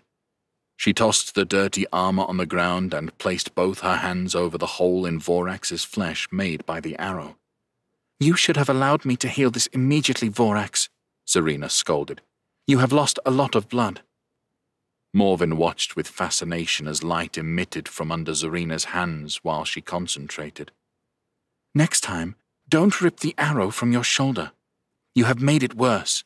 I may be able to heal some wounds, but I cannot bring you back from the dead." "Don't we know it?" Ulrich growled from the far side of the fire. "When you're all done, I suggest we set our plan into motion and make way to my ship. Our position here is compromised." With that, Ulrich turned and headed off away from the group. Darmor gave Zarina an exasperated look, then followed Ulrich. Zarina shook her head at Ulrich before returning her attention on Vorax's wound. "You shouldn't let him talk to you like that," Vorax said. "I'm used to it. It used to bother me, but it doesn't anymore." Zarina raised her hands from the wound to reveal a scar in its place, which left Morvin speechless. "There you go. I would suggest heading to the river to clean up." She reached for a small flask tucked into her belt and uncorked it before taking a drink. "Thank you, Zarina." Vorax picked up her pauldron from the ground and walked away, rubbing her shoulder where the new scar had formed. "Please take the dwarf with you," Skyrar called. "Now that he is covered in blood, he might be motivated to wash." Morvin scowled at Skyrar before shrugging his shoulders in agreement. Vorax chuckled. "Come, the river is this way." He set off to follow her, but quickly stopped, looking at Taran. "The powder, it is not finished." "It can wait," Taran said, giving a nonchalant wave of his hand.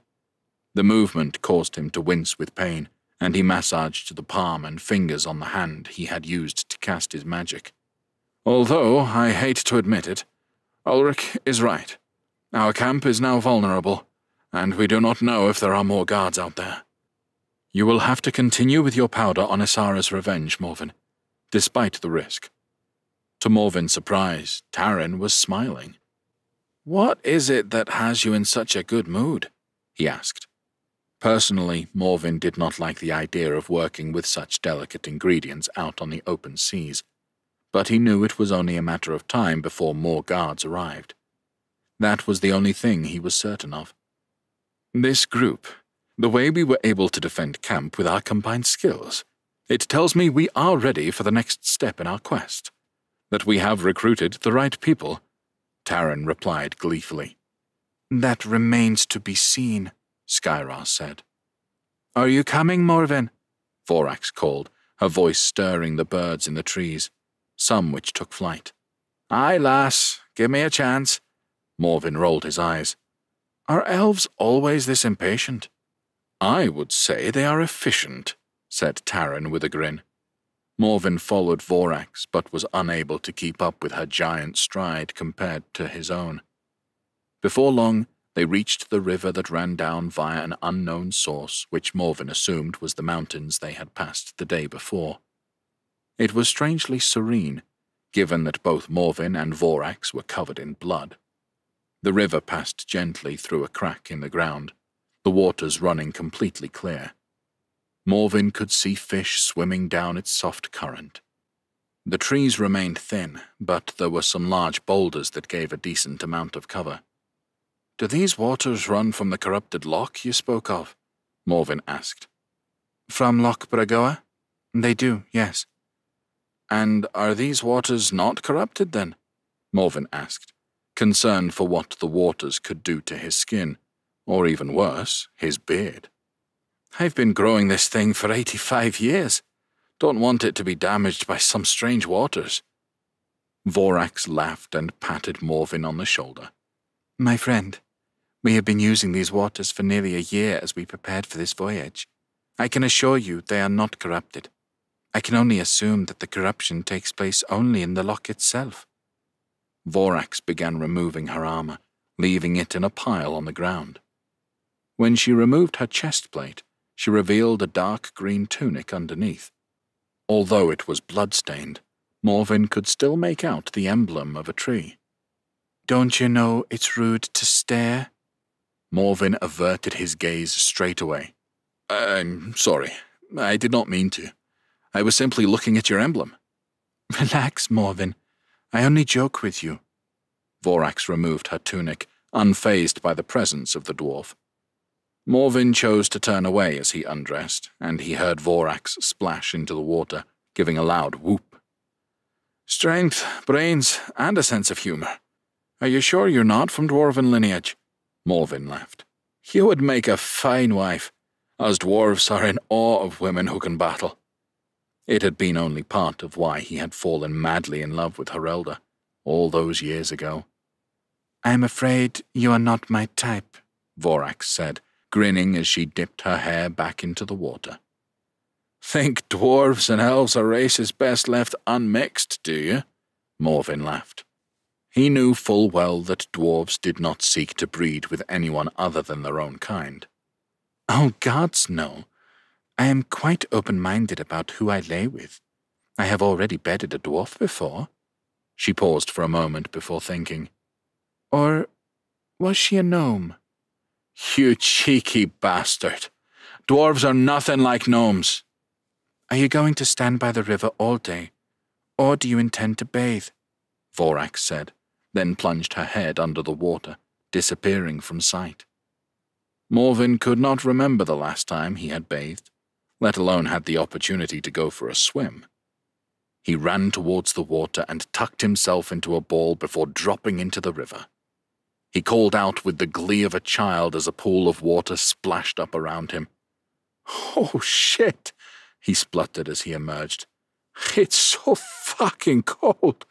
The water was clear and crisp, and with it brought a freshness, as if he bathed in ice brought down from Garuvia. Panicking, he kicked out wildly as his body went into shock from the cold. Vorax set about laughing. "What did you expect? The water runs from the mountains." She swam towards Morvin, who splashed around in the water like an untrained babe. Dwarves had less buoyancy in the water than other races, meaning he had to kick his legs harder just to maintain afloat. He bobbed up and down, only just able to tread water.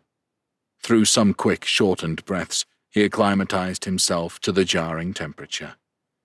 "You're all right here," Morven said. "For an elf, anyway." "As are you, Morven." Vorax paused again.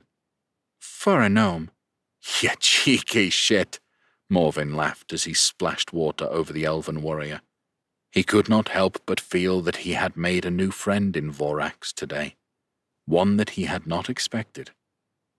The two of them spent the next hour washing and laughing in the water, giving Morven a happiness that he had not experienced in a long time. Chapter 7.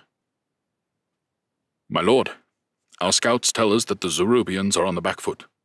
If we continue to take the lands to the east of Ashula, we may be able to tip the tide of this war."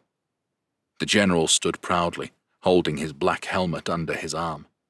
He wore his mail armor when in camp, only wearing his full suit of armor when there was need for battle. One hand was placed behind his back whilst he addressed King Athos Almerian. King Athos sat at a large beach table. A large map was laid out over the top of it, depicting lands with various markers and figures. His mood was not the best. He was tired of being detained in his keep, even if it had been set up like a fortress for his own safety.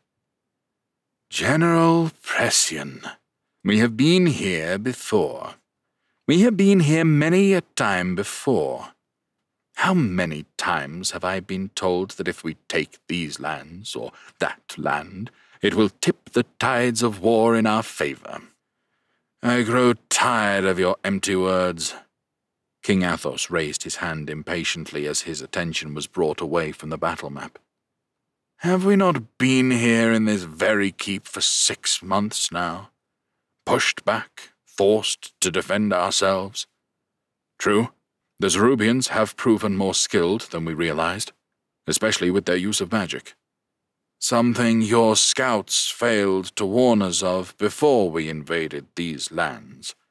It near crippled us, wiping out scores of our troops and putting us onto uneven footing." King Athos spoke firmly, clearly indicating his displeasure with his general's interruption. "If not for Morgana's efforts in Levanthria, we would have fallen before now. It is thanks to her advancement of magic that we have been able to fight back." General Pressian did not appear happy with this, and King Athos noticed his clenched jaw. "My lord, I only asked for caution when dabbling in magic. It had been outlawed for so long. We still do not know the full capabilities of the power. It is dangerous. I don't seem to recall you complaining when Morgana's mages prevented our battalion at Gregenheim from falling. When it was your life spared." Athos spat. "I refuse to stay in this keep any longer. It is abhorrent that we have become so stationary." "We merely wait for reinforcements, my lord. When these arrive, we will have the forces here to advance into Ashula and leave this place. I feel if we can take these lands—" General Pressian pointed a heavy finger to a plot of barren land on the war map. "Then we can spread our forces here." He pointed at another space on the map. "Once in place, we will be in the perfect position to take the capital. Zarubia will be ours, and this war will be ended." "Is there anything else?" Athos growled. "There is, my lord. I have received word from Levanthria. The kingdom of Elterra has fallen from the rule of Lord Whistler. An organized group of thieves and scoundrels have taken control of the kingdom." The general swallowed nervously. "This means the weapon and armor supply produced by their forge has stopped entirely." King Athos pushed his chair back and stood up, placing his hands in the small of his back as he moved in front of the general. He leant into his ear and hissed, "Know this, General. Should your scouts misinform us again, should this battle plan of yours fail, then I will see to it that you are executed for treason, and Levanthria informed of your incompetence. Your lands will be stripped, and any family that bear your name exiled." That is, if I do not slaughter them myself. Do you understand?" He spoke through gritted teeth, spittle leaving his mouth. "As for Elterra, I will deal with whatever is going on there." "Yes, my lord," General Pressian nodded, turning away as his cheeks reddened, either from anger or fear. Athos was not sure. He did not care either way. As General Pressian left the room, Athos took out some parchment and laid it over the battle table. He dipped a quill in ink and began to scribe an urgent correspondence. "Morgana, I have received a report regarding the condition of Elterra following the witch trials. It causes me great concern to learn that after 3 years, Lord Whistler is unable to bring order about the people to ensure taxes are collected in a timely manner. With my forces stretched thin, we need all available resources if we are to finally end this war and claim these lands as our own. The spellcasters you trained have proven most helpful, but as you warned, their continued magic use takes a toll on their bodies, rendering them useless. For this reason, I request that you continue your experiments around magic, and continue to train those that are able to wield magic so that they can aid us. I do have one further request of you. If you can fulfill it, it will certainly put you in my favor when I return. As Codrin currently stands as ward over Escala, I need you to go to Elterra.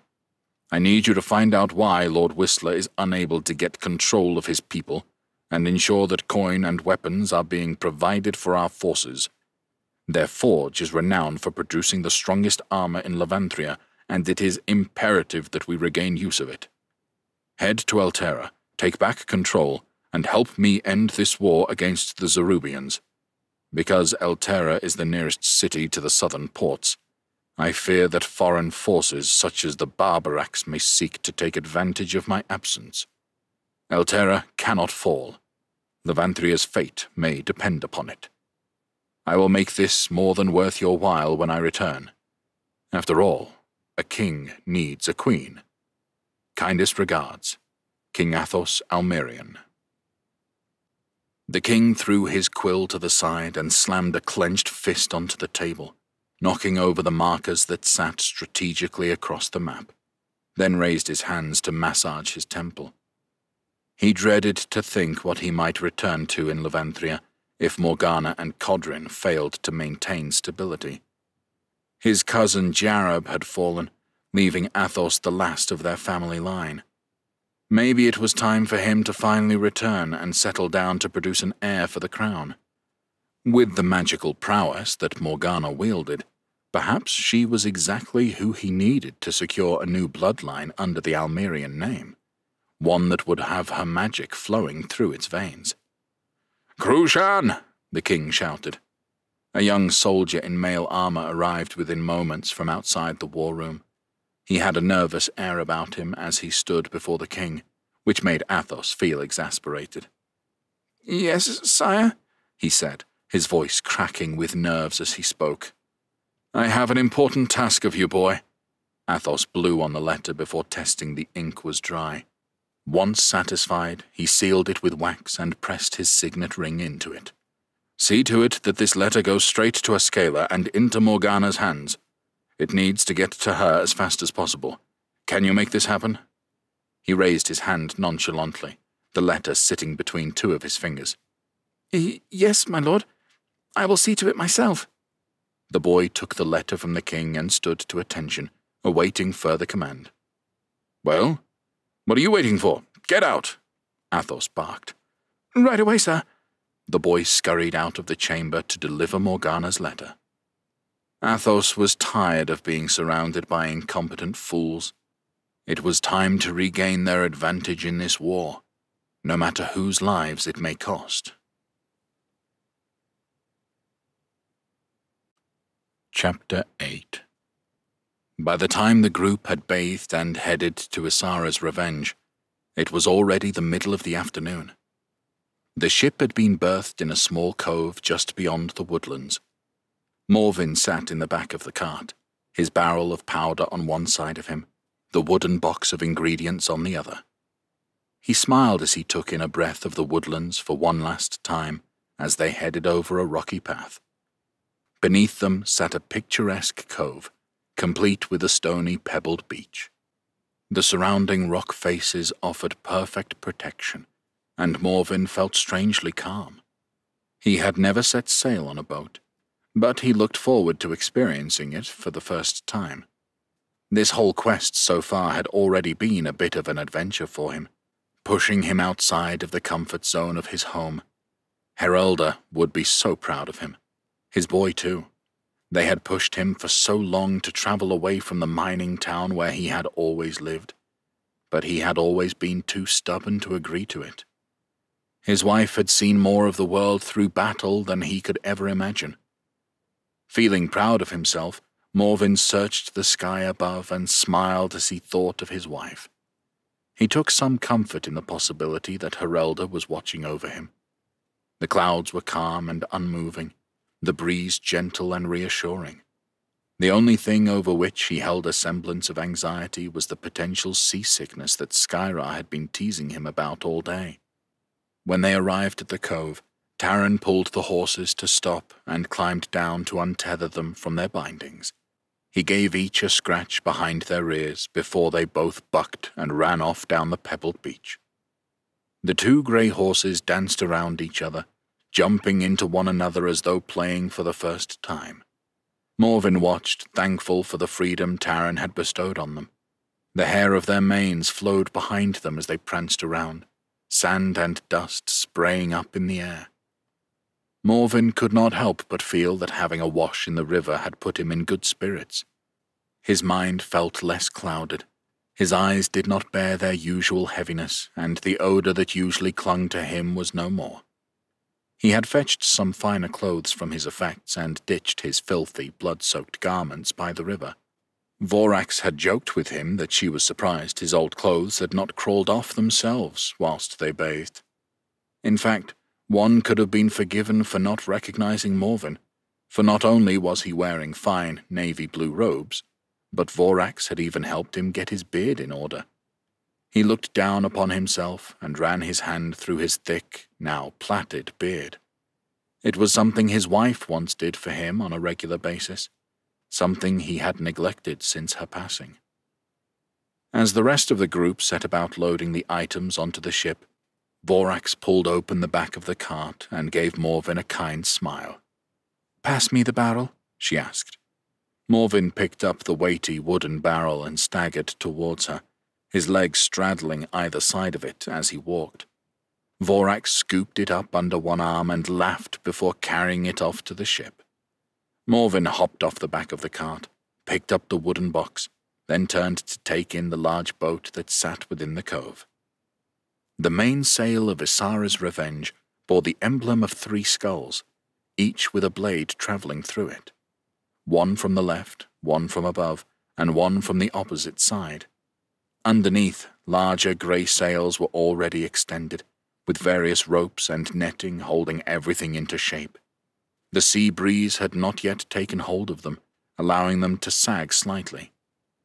The boat itself was impressive. Morven had seen boats at nearby docks in Lorien, but none as dark or as gothic as this.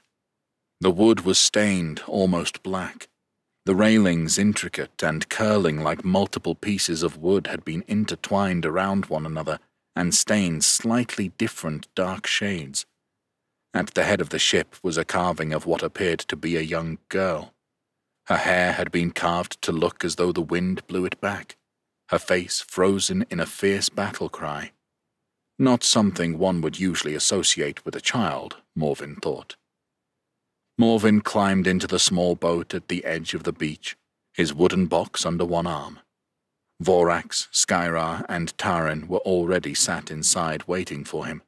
Skyra laughed as Morven almost lost his footing when the boat rocked with his added weight. He was just about able to keep composure before sitting down, and Vorax, already holding both oars, set about rowing them to the ship. Morven was the last to climb aboard, following the last of their supplies being winched up onto the dock. He looked up at the side of the ship's hull, which looked like a colossus, reminding him just how small he was. But beyond it, the open ocean reminded him how small the ship was in comparison. He climbed up the rickety rungs of the rope ladder which clung to the side. The ship groaned under the strain of its anchor, ready to set sail, and Morven wondered for a moment if Skyra would want the ship to move whilst he was in his vulnerable position just to entertain her. When he reached the top, Morven inelegantly rolled over the railing, landing on his side before quickly climbing back to his feet. He hoped that no one saw his entrance, but when he raised his head, Skyra was grinning at him. He responded with a crude hand gesture, which she returned. She turned away to join Vorax and Darmor, who were already setting up position at a circular wheel at the center of the ship, and Morven followed close behind. Zarina, Ulrich, and Taran were in conversation at the helm, peering over a large map in Ulrich's hands. "Well, look at you," Darmor said, beaming. "Taran, who is this finely dressed dwarf you have brought aboard? And what have you done with Morven?" He gestured for Morven to join him. "Come, friend, we will need your strength in raising this anchor, although I would like to see if Vorax could raise it by herself." Morven took up position as requested, grabbing hold of the large wheel. "Ready?" Darmor shouted. "Raise the anchor," Ulrich called back in a deep, growling voice. Zarina took the map from him and headed down the ornate carved steps, the craftsmanship of which Morven could truly appreciate. As Morven pressed against the wheel, he was met by a great resistance. He used the power not just from his legs, but from his arms in tandem with the others. The wheel began to turn slowly, and between the four of them, they continued to heave until the anchor was raised. In an instant, the ship drifted, either pulled by the currents of the water or the wind that caught the sails above. It was a strange sensation as the boat rocked, and for a moment, Morven felt witless as he shifted his feet over the moving floor. "Have you ever sailed before?" Darmor asked. "First time," he answered as he straightened up his robe. "Know this. As long as you respect the ocean, she will respect you in return. She can be as serene and calm as the gentle waters of a lake, but she can soon turn the tides of these waters into a furious, vengeful grave for those who are not prepared." Morven's eyes widened, but Darmor broke into a wide smile. "Luckily for you, you sail with 3 notorious pirates who have traversed the most dangerous parts of these waters. Where we sail, the waters should be calm." "How long will it take to get to Zarubia?" Morven asked. "By my reckoning, with a good wind on our side, about 7 or 8 days," Darmor said whilst tying the thick rope around a metal knot on the floor. As the ship left the cove, Morven took in the spectacular view behind them. For the first time in his life, he was not on the lands of Levanthria, and his heart skipped as the realization dawned on him. The rocky mountains, the cove, the woodlands just beyond it made such a beautiful sight. It was a far cry from the industrial town where Morven had spent his sheltered life for the last 100 years or so. Beyond a gap in the trees, Morven saw the 2 recently freed horses standing side by side as if they were waving them goodbye. He took in another deep breath, savoring every moment as woodland air was replaced with that of a crisp, salty tinge. "Where did you put the barrel?" Morven asked Vorax. "It's below decks. If you drop below the crew's quarters, you will see a workstation you should be able to put to good use." "Aye, providing the waters stay kind," Morven added. "No time like the present." He had just over a week to continue to make the powder, and he was hoping he would also have time to tinker with the new boom pistol he had started crafting. He headed to the crew's quarters in the bottom of the ship, where beds were fashioned from hammocks suspended between various posts. As intricate and impressive as the main deck of the ship had looked, this was the opposite. It was dark and dank, with a smell of damp mixed with salt water and sweat. Even by Morven's boldly low standards of odor, it caused his nose to twinge, and he felt himself gag slightly. Or was that the effects of seasickness? A strange knot had begun forming in his stomach which he was unfamiliar with as the boat rocked and groaned. He made his way down another flight of steps and found a large wooden table illuminated in a white starlight glow, caused by the powder he had already mixed earlier. The table was huge, so he maneuvered another nearby barrel in front of it to stand on as a stool. His vials and bottles of ingredients were soon lined up, and a pile of ironite ore sat by the side of a large metal anvil on which a bloodied hammer sat. It was going to be a long week of physical labor, but Morvin cricked his neck and rolled up his sleeves before setting to work. He had a task to complete and a contraption to finish building. Hard work was not something he was afraid of, but there was a different pressure on him now. The fates of everyone on this ship relied on his success. As a tinkerer and an inventor, Morvin was used to failure. It was how he learned. But now, amongst these men and women, failure was not an option. It was a pressure that was foreign to him, one that if he did not keep a grip of, risked drowning him. Knowing he needed to get started on the task he was brought here to do, Morvin lifted a piece of the ironite onto the anvil, took hold of the bloodied hammer, and set to work. Chapter 9. The crescent moon reflected in the calm waters of the ocean as Isara's Revenge gently rocked back and forth. Morvin had retreated to the main deck to get some fresh air. It was the dead of night, and most of the group was sleeping, either in the crew's chambers or the captain's quarters. Wind tossed his hair back and ruffled the frayed edges of his thick beard. He savored the moment.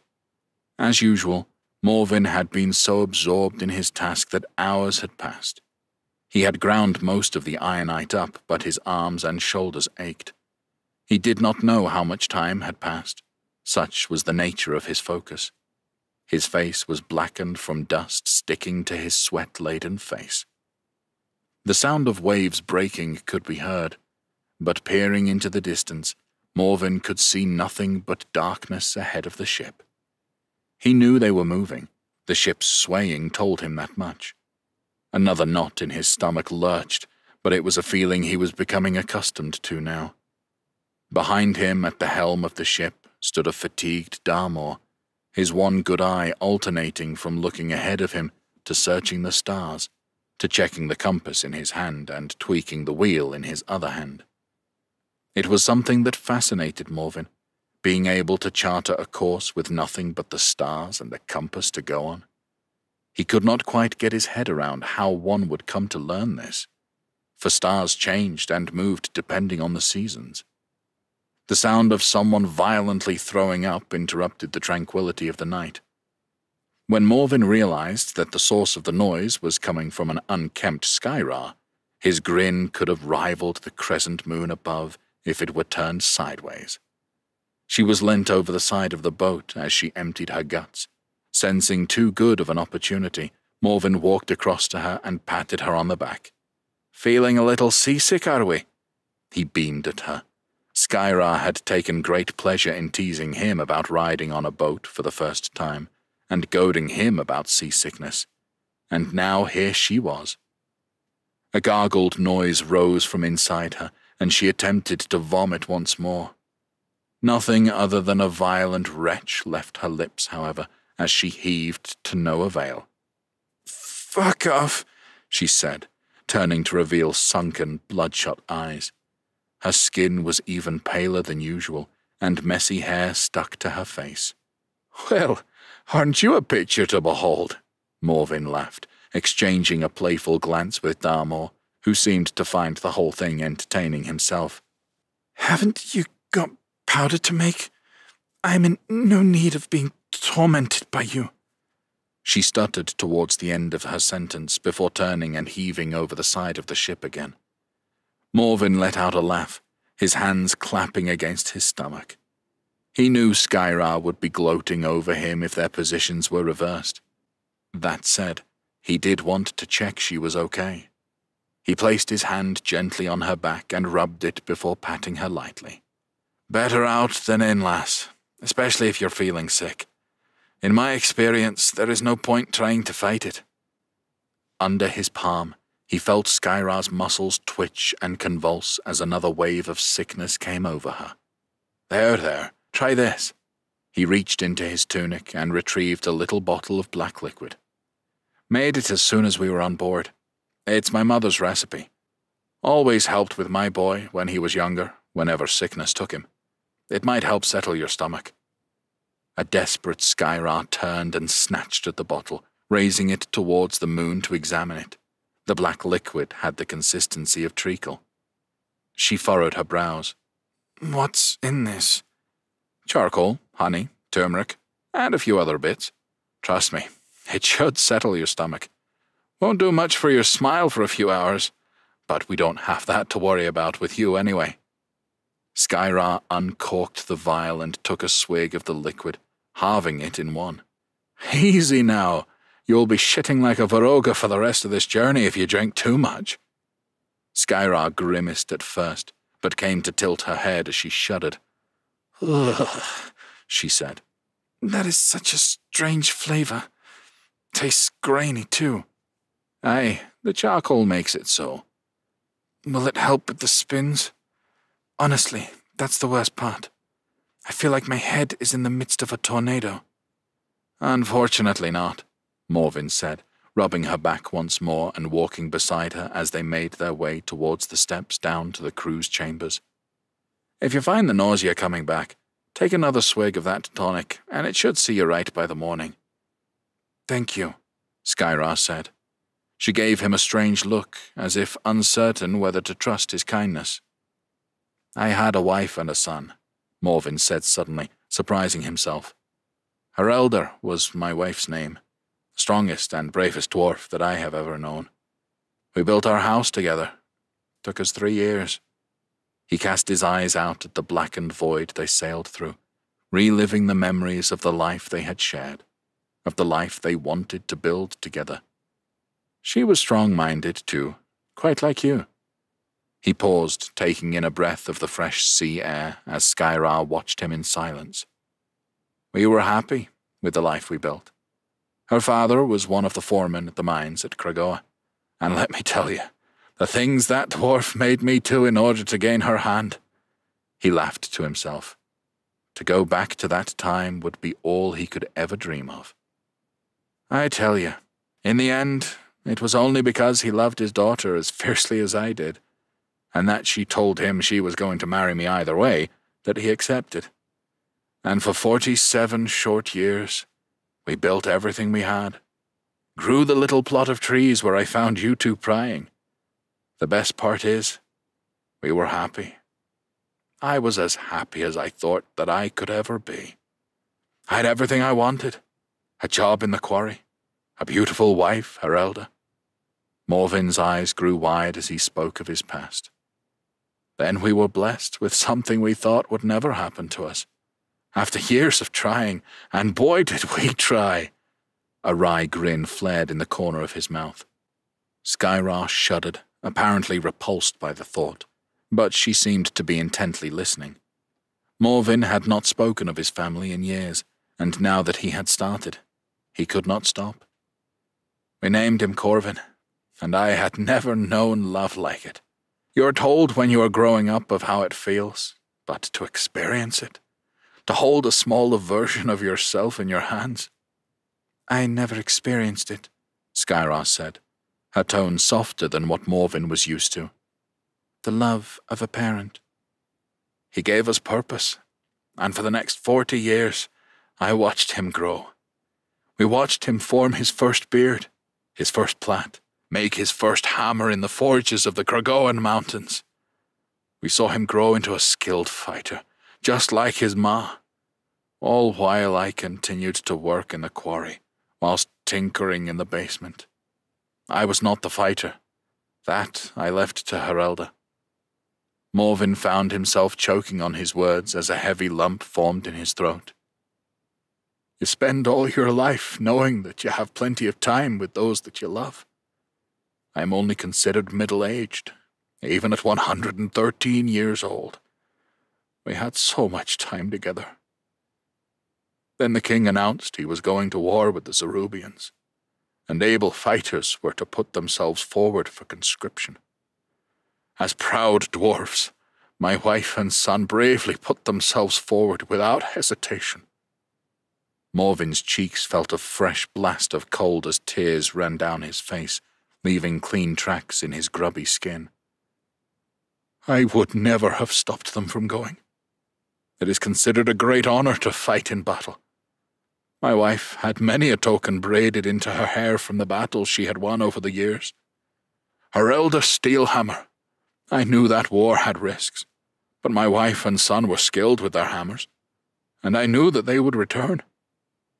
Morvin sniffed up his tears, pausing for a moment as the memories became too tough to bear.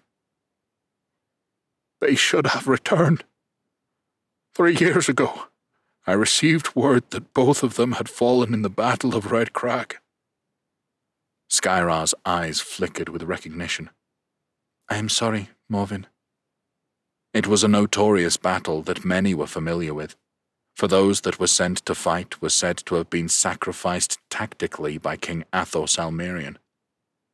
You won't need me to explain that it was a tactical move that would bring about thousands of Levanthrian deaths, but left the Zerubians open to be flanked. A move that the king later decided against, after he had already sent his soldiers away. It was too late to call them back. Morvin closed his eyes tightly. What he would do to see them one last time, to tell them how much he loved them, something that he would never be able to do. His tone turned to one of anger and vitriol. Their lives meant nothing to the bastard king, but they meant everything to me. He raised his head, his eyes meeting Skyra's. This is why I am here. This is why I want to help. In my wife's and son's names, I vow to do what I can to make sure we succeed, that we assassinate the king. I can't begin to imagine what you must have gone through. I know you don't trust me, that you think I am a liability because I am not a fighter like you. But I assure you, I have the fiercest of fires burning deep within my belly. Skyra stared at Morvin blankly. For a moment, he thought she might mock him for sharing his tale. Instead, she said in a low voice, I have spent most of my life on the streets. My parents were taken to the dungeons in Ascala when they could not afford to pay taxes to Lord Jarab. Taxes that Morgana and Codrin enforced. Her cheeks reddened. I never saw them again. Morvin was not sure what to say. She made to leave, but stopped in her tracks to peer over her shoulder. I'm saying we might have more in common than I thought. Then she made her way down the stairs into the darkness that the chambers offered. For a while, Morvin stood there deep in thought. Finally, he walked slowly down the steps, deciding that the powder could wait. He needed rest. When he entered the crew's quarters, Taran's snoring was louder than one of Morvin's hammer blows. Morvin still had not got used to the hammock, and he was grateful that everyone else was already asleep as he awkwardly climbed in. The fabric strained under his weight, and Morvin worried that it would give way and tear, sending him crashing to the floor and waking everyone up. Instead, Morvin lay his head back and stared at the dark boards above him, letting out a sigh. This was the first time he had truly stopped to think about what he was doing. Just a few weeks ago, he had been home, tinkering with his boom pistol and experimenting with powder. Now he found himself aboard a feared pirate ship, with what could only be described as a strange group of individuals at best. Had he been naive? He banished the thought. For the first time in too long, there was a rekindled fire in his belly that could rival brimstone. He had a purpose, a reason for being here. As Morvin tried to sleep, the boat rocked and swayed, and a wave of nausea crept up on him. He fought it off and focused on Herelda and Corvin, wishing he had not given his entire vial of remedy to Skyra. "Good night, my love," Morven murmured. What he would give to have just one more day with them. This was the reason he was doing all this. This was why he was willing to travel so far, to endure this sickness. It would all be worthwhile in the end. Chapter 10. Morven awoke to his stomach growling louder than a dragon's roar. At first he was unsure if this was because he was going to be sick, or because he was ravenous. His beard was damp from drool, and he brought his sleeve up to mop up what he could. His eyes were heavy, and he let out a wide yawn before smacking his lips together. Then an alluring fragrance smacked him in the face. For a moment he forgot he was in a hammock. As he tried to sit up, it spun on its side, flinging him to the floor with a thud. "Blasts!" he cursed. "Finally awake?" Skyra said. She was sitting on a barrel in the corner of the room. "Were you watching me whilst I slept, lass?" Morven laughed. "Don't flatter yourself," she smiled. "We've been taking bets on how long you would sleep for. I must admit, I didn't think it was possible. I've been sat here for hours flicking parago seeds at you, and you haven't so much as flinched." She flicked another hardened seed at Morven, which bounced off his forehead and landed in a pile of others that lay scattered around his upturned hammock. "Turns out, Taran was right. The best way to a sleeping dwarf is through his belly. He had Darmor cook some fresh fish for us for dinner." Morven dusted himself down and flicked some of the seeds from him that had clung to his tunic. "Dinner? How long have I been asleep?" 3 bloody days. Shit! It had been a long time since Morven had slept so long and peacefully. "We wanted to wake you, but Taran insisted on letting you rest. I knew dwarves could sleep well, but I didn't realize how much." "We dwarves don't need to sleep as often, but 3 days is a lot longer than usual," he admitted. Maybe it was because of the seasickness. Maybe it was the unburdening of his story about Herelda and Corvin. Whatever the reason, that was 3 days gone that he could have spent making powder. The urge to get to work straight away took hold of him, but his stomach growled even louder, reminding him that he needed to eat. Feeling fresher than a 40-year-old dwarf, Morven skipped up the stairs, his mind less clouded with darkened thoughts. As the harsh light of the day greeted him, his eyes stung, and he raised a hand to offer some shielding. The warmth in the air was intense, like nothing he had experienced. For a moment he wondered if he had inadvertently stepped into a furnace. Ulrich was at the helm of the ship, an angry gaze on the horizon as if the waves had somehow offended him. He still wore his long, full-body cloak, despite the heat. Everyone else stood around a small stove, upon which 4 large fish were sizzling away. "Ah, he rises!" Taran finished chewing on some of the cooked fish and tossed the bones overboard. "Looks like your plan worked to raise him," Darmor laughed. "I thought you were dead, dwarf." "You must have needed the sleep," said Serena, smiling. She flipped one of the freshly cooked fish onto a small wooden plate and passed it to Morven. The fish sounded as though it was still cooking, but that did not stop Morven from picking it up with his fingers and biting into it. He had the table manners of a pig, and the others looked on in fascination as he devoured the fish with incredible speed. "Does it not burn?" Taran asked, helping himself to another. "I've wielded a hammer since I was a babe. I've worked in furnaces and forges for 100 years. After a while, it thickens the skin." Birds flew around in circles above, diving into the ocean each time one of them tossed a fish carcass overboard. "How far off land are we?" Morven asked, letting out a large belch. Now he had a belly full of food. He felt ready to get to work. "We should hit land in just a few hours. That harshness you feel from the sun, that is a sign that we have reached the desolate lands of Zarubia," said Taran. "And what is the plan?" Up until now, all you have told me is that you want to use my powder, but you have not explained why. If we have nearly hit these shores, would it not be beneficial for you to actually tell us how we are going to assassinate the king?" Taran looked out at the ocean and closed his eyes as if savoring the warmth on his skin. "You are right. It is time. Ulrich, may we use your quarters?" Ulrich nodded, his focus remaining on steering the ship.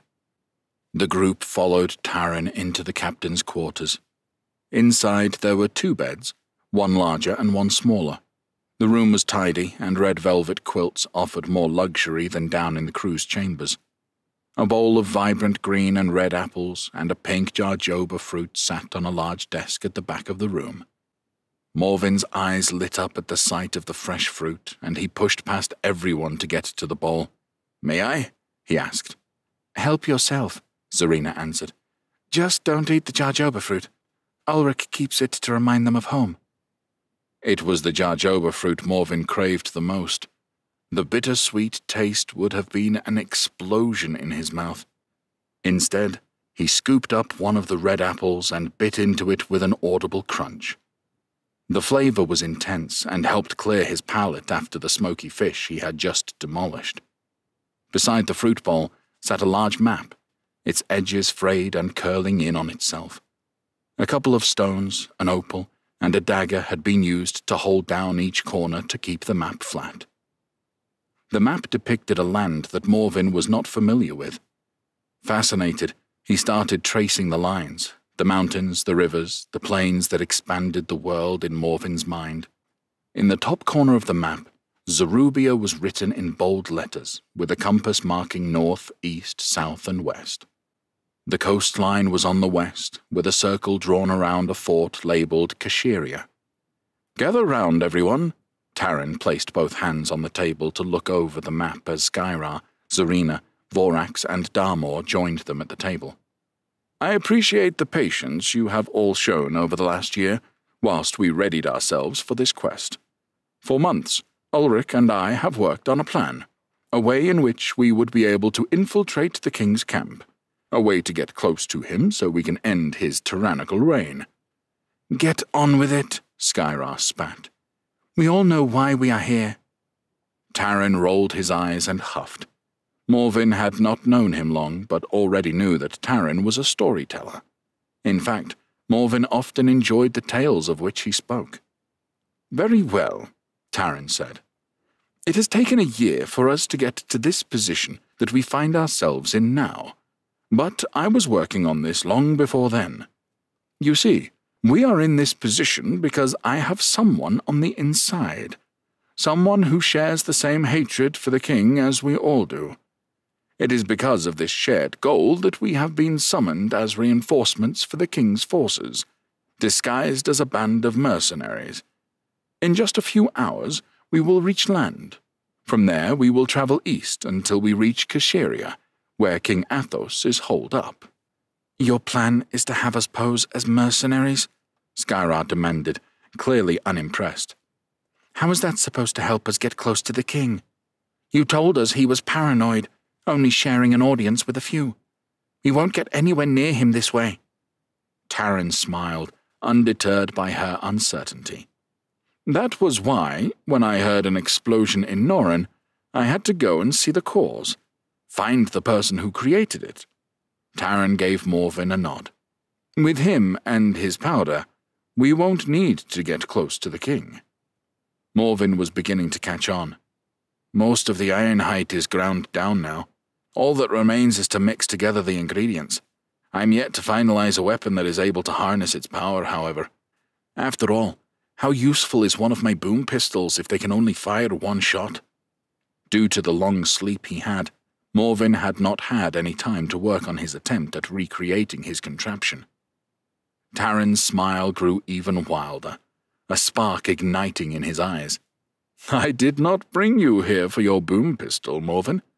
We are going to transport as many barrels of that powder of yours as we can underneath Kashyria. We are going to bring that stone fortress crashing down on top of the king, and with it, a new age for Levanthria." Morven could not help but feel slightly disappointed. "What is it?" Taran asked. "It's just—" Morven glanced at Skyra. "After what the king did to me, what he took from me, I want my boom pistol to deliver his final moments. He took everything from me when he sent my wife and son to slaughter." "This isn't just about your hatred, Morven," Vorax said. "We all have our reasons for being here. If not for the king, my sisters would not have been executed at the witch trials in Altera," Zarina said, placing a hand on Morven's shoulder. "And Ulrich would not have walked their darkened path." "I have had to spend the last 10 years looking over my shoulder," Darmor added. "The king has made it near impossible for anyone working at sea to earn a fair living other than if you conscript to his navy. I've been on the run for as long as I can remember. A pirate's harsh life is the only life I know. I've seen too many good men and women fall under the ships bearing the king's colors." "And I was deemed a traitor for refusing to fight for the king. Hunted because I was born with the ability to wield magic," Taran finished. Morven lifted his head, and he knew that his fantasy of watching the king die by his own hand was selfish. He was not the only one who had been wronged by King Athos. "Aye, you're right," he said. "I suppose the key thing is that we are successful. That at the end of that darkened day, whenever we get there, we are victorious. Know that I will not stop producing this powder until we are ready, until I am standing on the smouldering stones of Kashyria. You have my word." Chapter 11. Morven worked continuously for the next few hours making his powder. He found that already having the ironite ore crushed greatly sped up his process, and he managed to fill 2 barrels. When that was done, he forged 4 metal shafts and wrapped them in leather, then tinkered with the barrels until the 2 shafts were firmly attached to each one, curving out from the metal bindings that held the barrels together at the top. Without horses or a cart, they would need to carry the barrels themselves. Privately, Morven filled a hardened bottle made from the skin of a gruver bear with the powder and tucked it away inside his tunic for his own purposes. The sun was high and relentless by the time Isara's revenge made it to the shoreline. The lands of Zarubia were far different than those of Levanthria. The closest thing to it that Morven could think of were the Biturian plains, except the climate here was far harsher. He had never seen so much sand stretching out before him. They made port within a cove that Taran's informant had instructed them to find. It consisted of only a narrow opening for them to sail in through very carefully. Here there were no mountains to keep them hidden. If Zarubian forces were to travel by, the crew would be wide open for an attack, which meant they had little time to dally. Large jagged rocks protruded from the ocean in an outwards manner, as if the land itself had formed defenses against invaders. "These rock formations do not look natural," Taran mused. "Perhaps the gods themselves carved them." Morven followed his gaze towards the spiked rock formations that surrounded Isara's revenge as Darmor steered the ship through. He did not find the sight to be very welcoming. Once they had managed to get through the opening, they found the cove's waters to be calmer and less rocky. The group quickly set to work on transporting their supplies and Morven's powder ashore. By the time they had finished unloading the ship, all of them were dripping with sweat from the harsh sun above them. "Should it not be nearly nightfall?" a tired Morven asked. His tunic was soaked with sweat, and his mouth was dry. It was heat like this that made him curse his thick beard and long hair. Morven thought he was well adjusted to heat, having spent his life working around a forge, but this was something else entirely. "It only grows dark in these parts in the dead of night," Darmor answered. "Even then it doesn't remain dark for long." He carried one of the oak barrels that contained Morven's powder and dropped it onto the yellowish-orange sand with a thud. "Careful," Morven warned, his heartbeat rising. "I still don't know how volatile that powder is." "Oh, right. Darmore raised his hand to check the back of his head awkwardly. Guess we don't want that exploding on us here. Exactly. What are these for? Vorax asked, placing the second barrel carefully onto the sand and inspecting the leather-covered bar that Morven had attached to it. To help us carry them, Morven answered. I'll show you. Vorax, if you don't mind helping. Vorax picked up the barrel and Morven walked in front of her, stepping backwards until his shoulders hit the bottom of the barrel. Lower it. Vorax did as she was asked, and the bars slipped over his shoulders. The weight of the barrel nearly toppled him backwards. It was so large that it nearly covered his entire back. Part of the barrel pressed into his spine uncomfortably, but it would make transporting the powder easier than carrying it in their arms. Genius, Taryn clapped, rushing over to examine Morven's invention. Wearing a barrel like a sack. It's heavy, but if we alternate between those of us strong enough to carry them, it shouldn't slow us down too much. I may as well carry this one first, given it's already in place. I'll carry the other, Vorax offered. Zarina and Darmore helped lift the second barrel onto her back. Are you sure you want to be wearing all that armor in this heat? Darmore asked as the two of them shook the barrel to make sure it was firmly in place. Vorax's shoulder pauldrons ensured that the bars were a snug fit. She stood up with ease, appearing unfazed by the weight. It would be a great dishonor to my grandfather if I was to leave it behind on the ship, she said. This heat is intense, but I am sure we will find some shade to rest. I wouldn't count on that, Vorax, Darmore said. Some of the harshest lands I have set foot on these. Vorax rolled her eyes in frustration. She was the strongest woman that Morven had ever laid eyes on, and he knew that she would have the high levels of endurance needed for this next part of their journey. I've had enough of all this talk. Ulrich pushed past the group and set off stomping through the sands. We need to move. How does he even know if we are going the right way? Skyra asked. There is nothing ahead of us but sand. My dear girl, navigating land is not too much different from navigating the ocean, Taryn laughed. Come, we have much land to cover. He scooped up Morven's wooden box and followed Ulrich. What about the ship? Morven asked, looking at Darmore. Would take a brave man to try and take Isara's revenge, the pirate said, giving Morven a toothy grin. In Morven's opinion, it was either overconfidence or ignorance that fueled Darmore, and it felt strange for them to leave the ship unattended. He had not thought of what they would do with it once they arrived, but they could not afford to leave anyone behind. Taryn had made it clear that if they were going to be successful in their quest, they needed all of them. Ulrich stopped and turned around, staring at Isara's revenge where it bobbed lazily in the cove. Then he raised his hand, motioning towards it.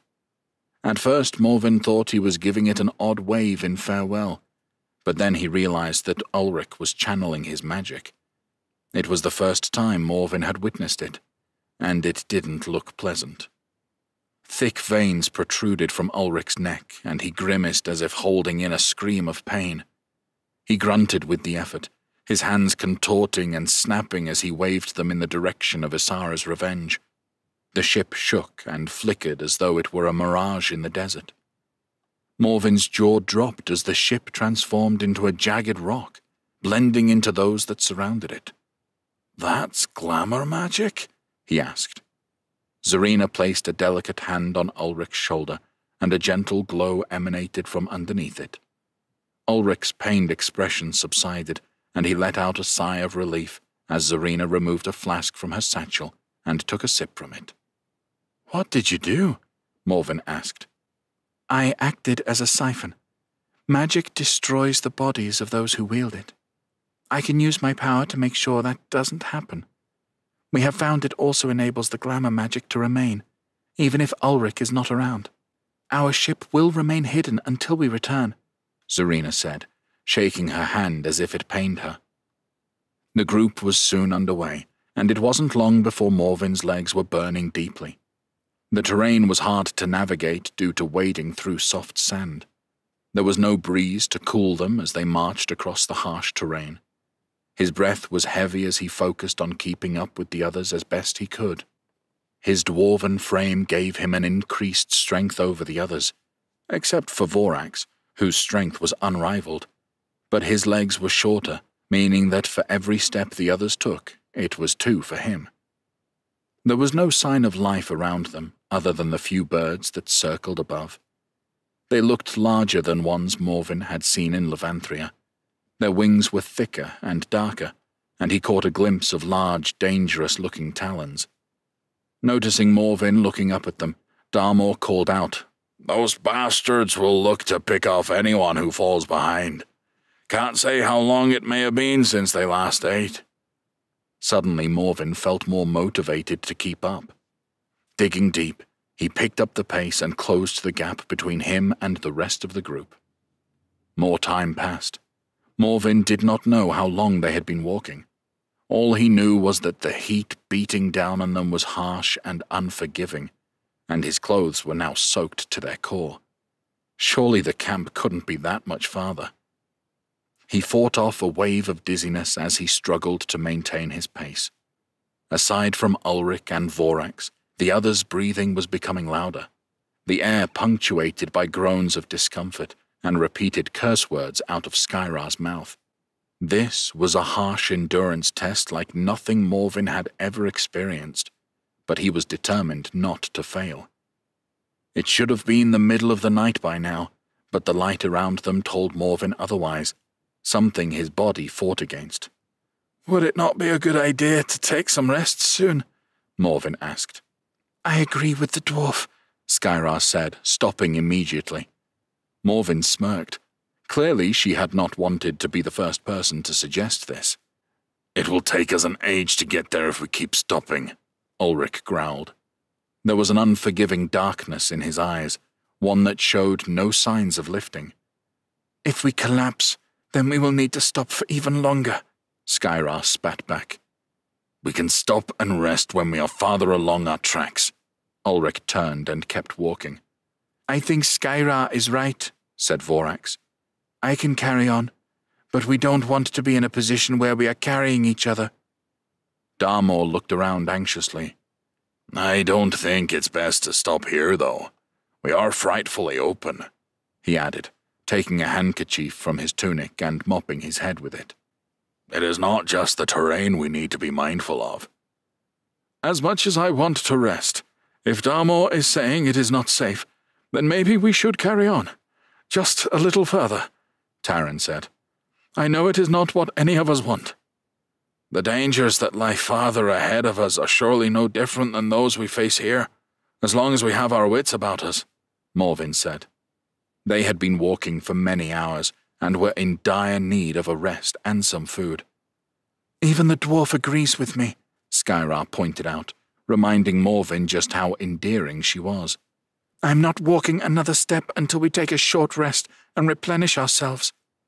She sat down on a small mound of sand where a flat rock poked from. "At this moment in time, I don't give 2 shits if you go on without me." Morven crouched, letting the bottom of the barrel touch the sand before ducking under the bars. The relief from the weight was incredible, and he almost fell over as he was used to leaning forward to counteract the weight. "Looks like we are stopping then." Morven rolled his neck and squeezed his shoulders through his sodden tunic, relieved that the strain on his back was lifted. "I am telling you, I don't think this is a good idea. Something doesn't feel right," Darmor protested, but Vorax was already placing the other barrel on the ground to join the others. "What harm will a short break do us?" Serena asked. "Ask him that." Darmor nodded to a skull that sat embedded in the sand beside Serena. It was human, and devoid of any flesh. "Likely someone who got lost in the desert," Serena said. "I am not a damsel in distress, Darmor. You know this. I do not scare easily." Ulrich turned and stared into Serena's eyes, his disapproval clear for all to see. She remained unflinching as she stared back. Ulrich was one of the most aggressive people Morven had ever had the displeasure of meeting, and other than showing how apt he was with a blade, there were no other endearing features to him. Morven found it strange that someone as thoughtful and kind as Zarina would sail alongside him in the first place. There was an intense moment between the two as Ulrich breathed heavily, his face shielded in the shadow from his tricorn hat. It wasn't enough to hide his scowl, however. Zarina was fierce in her own right and showed no signs of intimidation. "Fine," Ulrich growled. "We don't stay for long, though. Catch a quick rest, and then we move forward. The sooner we reach Kasheria, the sooner we get out of this blasted sun." Zarina nodded and sat where she stood, resting her hands behind her and tilting her head backwards. Ulrich simply stood and watched the group intently. "Personality and looks," Skyra sighed sarcastically under her breath. "Captain, I still don't think it is a good idea to stay here. As I said, something just doesn't feel right," Darmor protested once more. "Thank the rest of this group. I'm not their captain. They have shown that," Ulrich snapped back. Whilst the rest of the group sat to rest, Darmor chose to remain standing, watching out suspiciously around them. "Will you sit down?" Skyra spat. "Making me nervous. Look around us.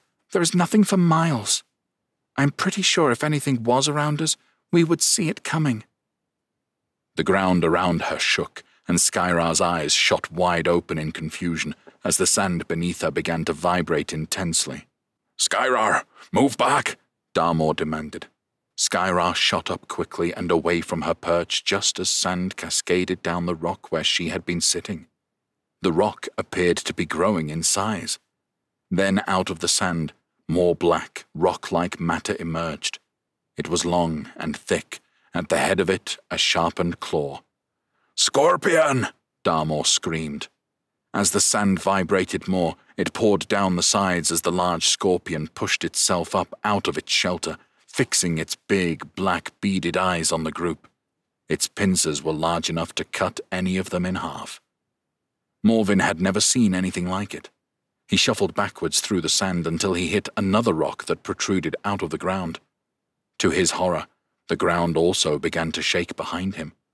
"Fuck!" he cursed before clambering to his feet and heading back towards the group. Out of the sand right where he had just been, a second giant scorpion emerged, snapping its claws in front of it. Pincer-like teeth pressed against one another as the scorpion shot its stinger towards Morven. The speed of it shocked Morven as he darted to the side, trying his hardest to make sure he was not in range of another strike. The first scorpion lunged towards Skyra, and she was not quick enough. As the stinger jabbed her in the shoulder, she screamed out in pain before being lifted high into the air. Then she was slammed down into the sand right in between the scorpion's hooked claws. They snapped in anticipation as Skyra pushed herself back to her feet. But she wavered on the spot as she struggled to fight the scorpion with the venom that now coursed through her. A strange chattering of teeth was accompanied by a high-pitched noise as the scorpion's tail shot down at her once more. Morven dived into the path of the scorpion, knocking Skyra out of its trajectory. The strike barely missed Morven. He counted himself lucky as he landed beside the injured Shadow Walker, who was bleeding heavily. "You're going to be okay, lass," he told her. "Get her out of here." Vorax arrived first, waving her great axe in one hand to knock back the scorpion's tail. Zarina's arms glowed white-hot as though they were molten metal, and she launched a blast of fire magic at the scorpion.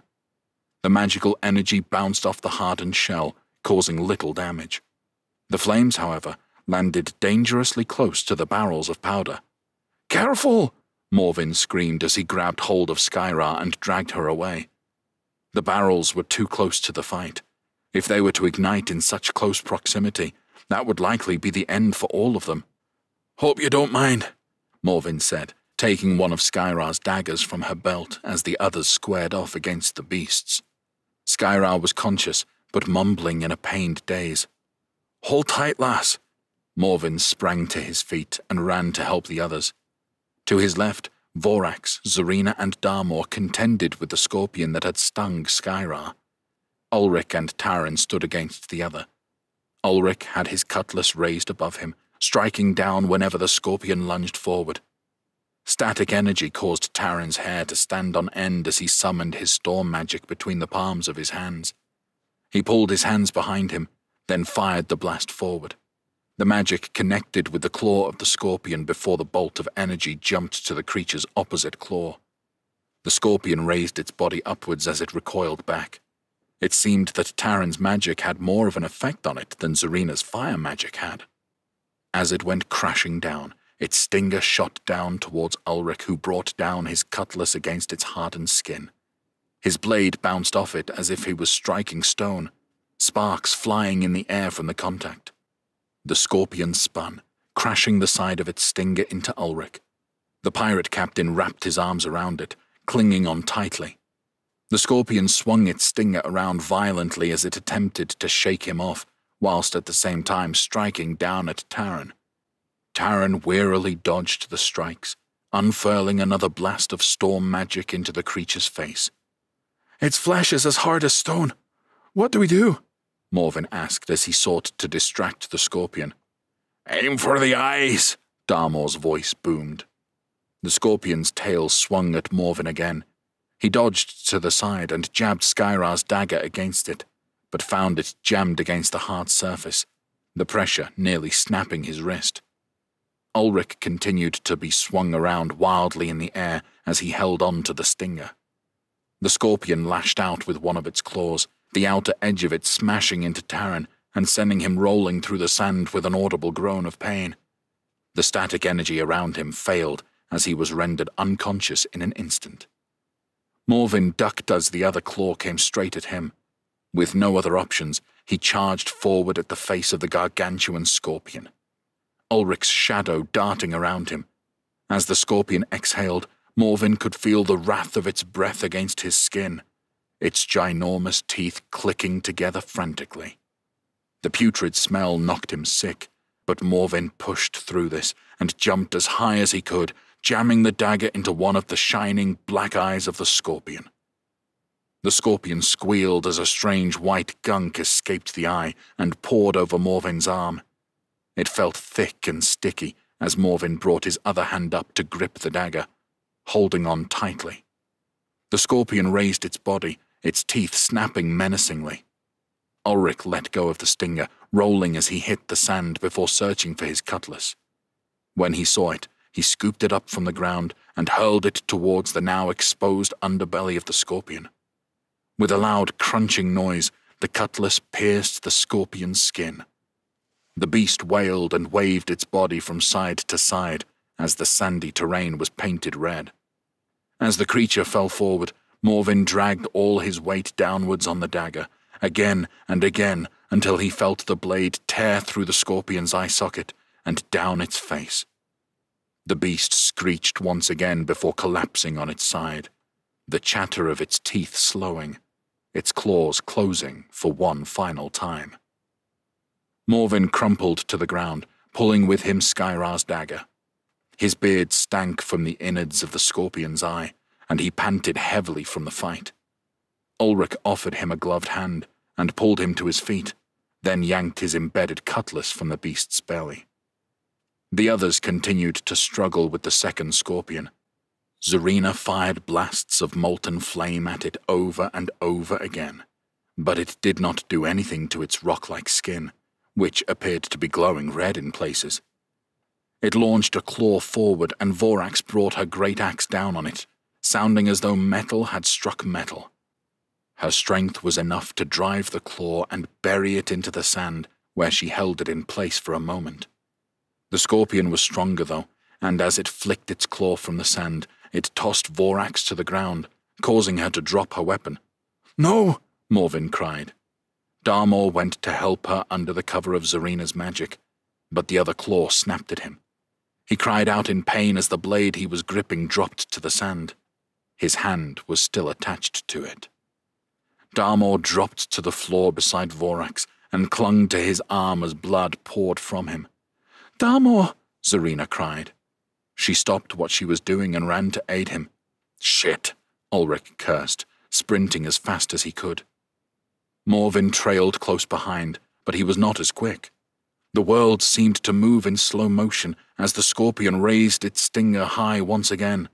Darmor, Vorax, and Zarina huddled together on the ground. Ulrich sprinted towards them, roaring with anger, his cutlass raised high in the air. "Stinger!" Morvin bellowed until his throat rasped and stung, sand lining the inside of his mouth.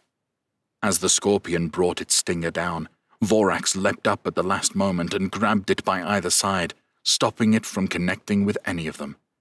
It was as if the gods themselves granted her strength as she stared the creature dead in the eye and roared with rage, holding the stinger in place. Ahead of him, Morvin saw his wooden box which lay open on its side. He knew that even though his new boom pistol was not finished, he had to try and use it. He slid on his knees and scooped it up before reaching for the bottle of powder in his pocket. With a trembling hand, he tipped some of the powder in the end of the long shaft. This time it was reinforced with a studded metal band around the outside. He jammed one of the metal balls inside, then lifted the weapon tightly in both hands.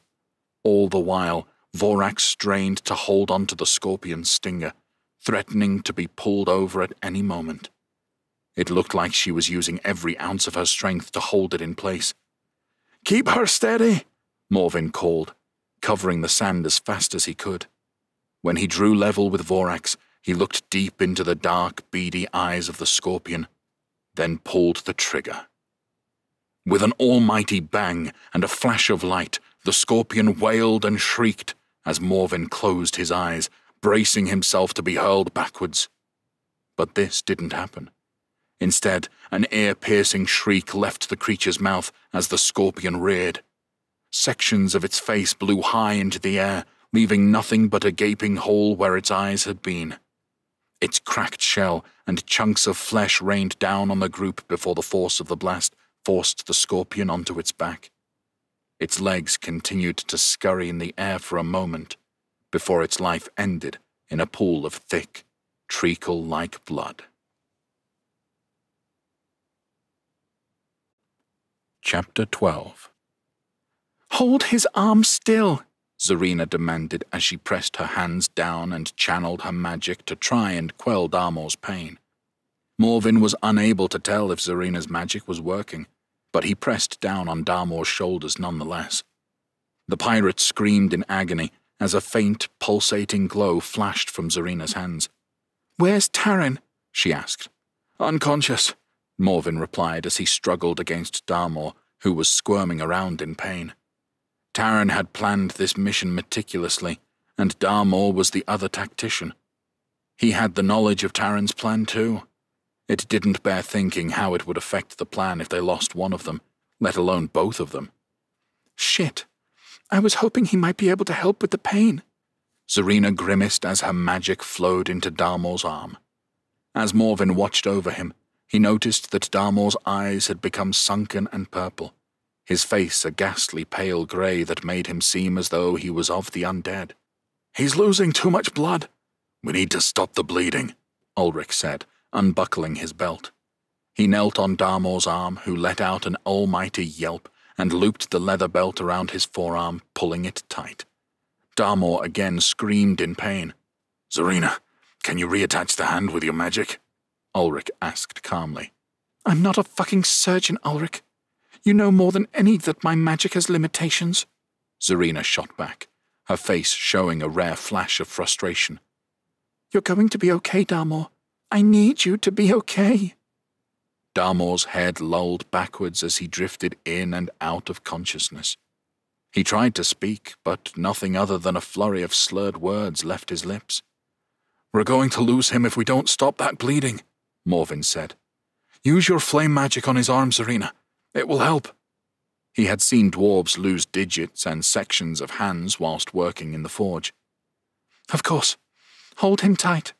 She focused on her hand, which started to glow white-hot, causing Morvin to turn his head and shield his eyes. "I'm sorry, Darmor, but this is going to hurt a lot." She pressed her hand against the bloody stump of his arm, which now sat just above his wrist. Skin sizzled like fresh meat on a spit. If the sound of Darmor's skin sizzling and crackling under Zarina's flames wasn't nauseating enough, the smell was. Burning flesh curdled with a metallic taste in Morvin's mouth from his bust lip caused his stomach to heave. Darmor's eyes shot open, and he stared wide-eyed straight into Morvin's soul. What left his lips was the most ear-splitting roar of pain that Morvin had ever witnessed. Maybe it was because he was in close proximity, but Darmor suddenly found a second wind of strength as he attempted to sit bolt upright. Morvin pressed down on him even harder, pushing him into the sand. He feared that if he pushed any harder, he may cause Darmor further injury. "I'm sorry, friend," he said. "This will be over soon." Sand clung to Ulrich's sweat-covered face as he strained to keep Darmor's arm down. But Darmor pushed up against him as if he weighed nothing. "Where's Vorax? I could do with a hand here," Ulrich said through gritted teeth. Morvin looked around to find Vorax knelt beside Skyra, who appeared to be unconscious farther up from the group. "She's with Skyra. We need to get to her too." Zarina pulled her hand away from Darmor's stump, and for a few moments his skin continued to bubble and sizzle. Darmor strained as he fought against the pain until he fell unconscious. Morvin released the pressure from his shoulders as Zarina rushed around and knelt beside his head, raising it slightly and resting it on her lap. She rubbed her hand down his cheek tenderly, her eyes welling with tears. Morvin wondered if the two were more than friends. "You will be okay, Darmor. Rest now," she said as she began stroking her hand over his head. "I'll go check on Taran," Ulrich said. Morvin got up quickly and rushed over to where Vorax was pressing some of Skyra's torn clothing into her wound to stop the bleeding. "If there's poison in there, we're going to have to try and get as much out as we can. The gods only know what that will be doing to her insides," Morvin said. "Roll her onto her side." Vorax pulled Skyra's body towards her own, and Morvin raised her blood-soaked cloak to see that there was blood seeping from her shoulder. Down her back, a translucent, pale green liquid clung to her clothes, sand clinging to it like a potent cocktail. "It's only a scratch," Skyra said with slurred words. Upon closer inspection, Morvin could see tracked veins stretching out from the wound. "The stinger went straight through, but I think there is some poison in there," he said. "We can get that bleeding under control, but we need to get that poison out of you." Morvin tore some of his sleeve off and pressed it into the wound at the back of her shoulder, directing Vorax to do the same at the front. Somehow they had all survived the scorpion attack, but Morvin looked on nervously as he wondered just how many giant scorpions lay hidden in the sand. Surely they could not survive another attack. "Is she okay?" Taran's voice came from behind Morvin. He was bleary-eyed and held a raised hand to his ribs, a streak of blood running from his bottom lip. He wore a worried expression as he saw the damage that Skyra had sustained. "I think there is venom in the wound," Morvin said. "Is there anything you can do?" Taran nodded. "I'll grab my effects. I have needle and thread to stitch up her shoulder, and a syringe to extract what poison I can." He paused, turning to Morvin. "Darmor, which hand did he lose?" he asked quietly so that only Morvin could hear him.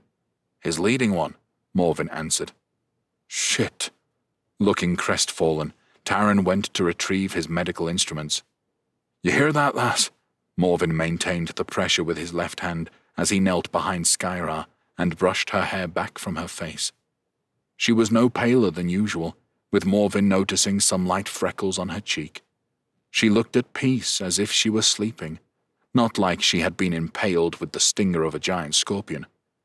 "You are far too stubborn to let a little wound like this stop you," he told her.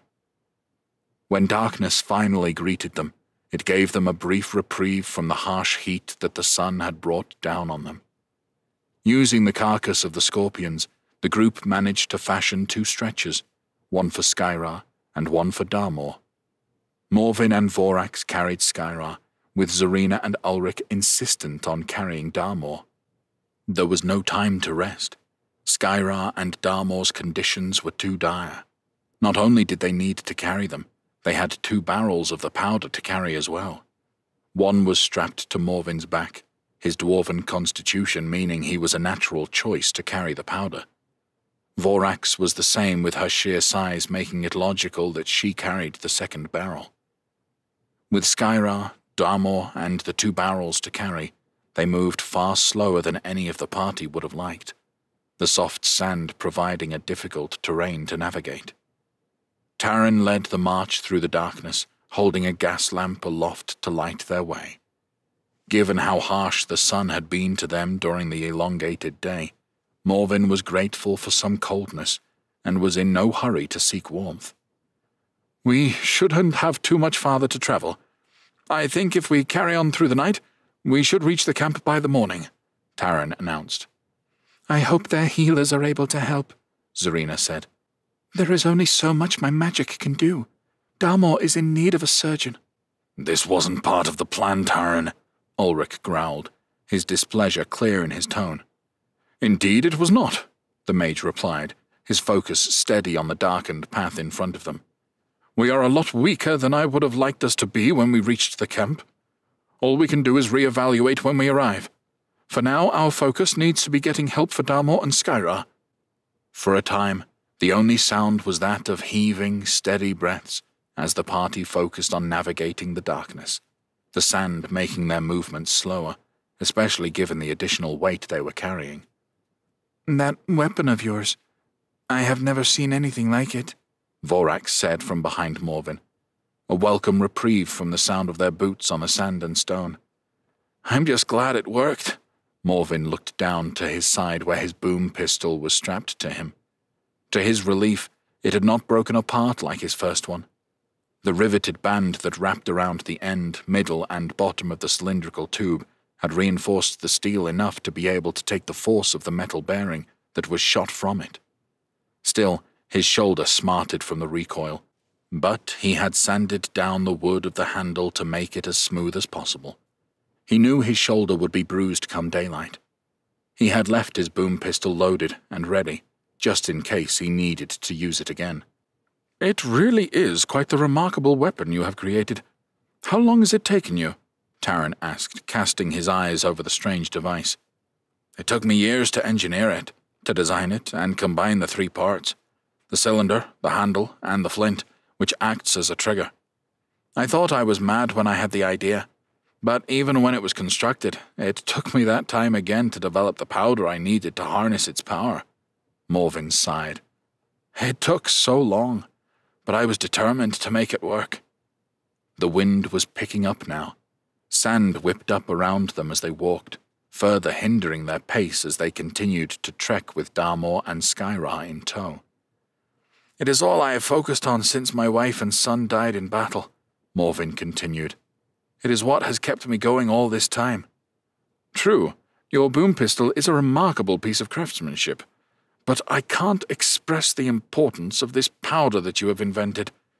It could change the world," Taran said. "True, but that is not why I wanted it. I needed the powder to power my weapon, so that I could use it to get my vengeance. The explosion that brought you to me was fated. I would not be here now, hoping that the rudest woman I have ever met makes it through the night." "You have such a way with words," Skyra croaked as she stirred from her unconsciousness. "You're awake," Morvin smiled. "Had us worried for a moment there." The party stopped walking as Taran moved to Skyra's side to check on her, producing a flask of water to her lips which he helped her drink. "I'm not a cripple," she spat as she grimaced, sitting herself up on the makeshift stretcher. Morvin and Vorax set her down, happy to take a break. "If you insist," Taran smiled. "You are lucky to be alive. We all are. If not for Morvin and his boom pistol, that scorpion would have got the better of us all." "I bet there are not many who have taken the sting of a giant scorpion before, and lived to tell the tale across these lands," Skyra said with a grin before wincing once again. She pulled at her torn tunic to see that a bloodied bandage had been wrapped around her chest and shoulder. "The stinger went straight through you," Morvin said. "If that had not happened, then it is likely you would not be with us now. Taran cleaned your wound as best he could and stitched you up. Glad you are okay, lass." Skyra looked coy beneath the gentle glow of Taran's lamp. "Thanks," she said. "Not only for patching me up, Taran, but to you too, Morven, for coming to my aid. It takes either bravery or stupidity to leap into the path of a giant scorpion." Morven leant forward, an air of seriousness on his face. Was that?" He paused for dramatic effect. "A compliment?" His serious face grew into a wide smile. "Taran, did you hear that? The lass just complimented me. An old dwarf." Taran and Vorax laughed along with Morven, and the atmosphere lifted slightly. "Well, don't let it get to that big head of yours. I am sure I will be back to my brooding self by the morning. I do have one request, though."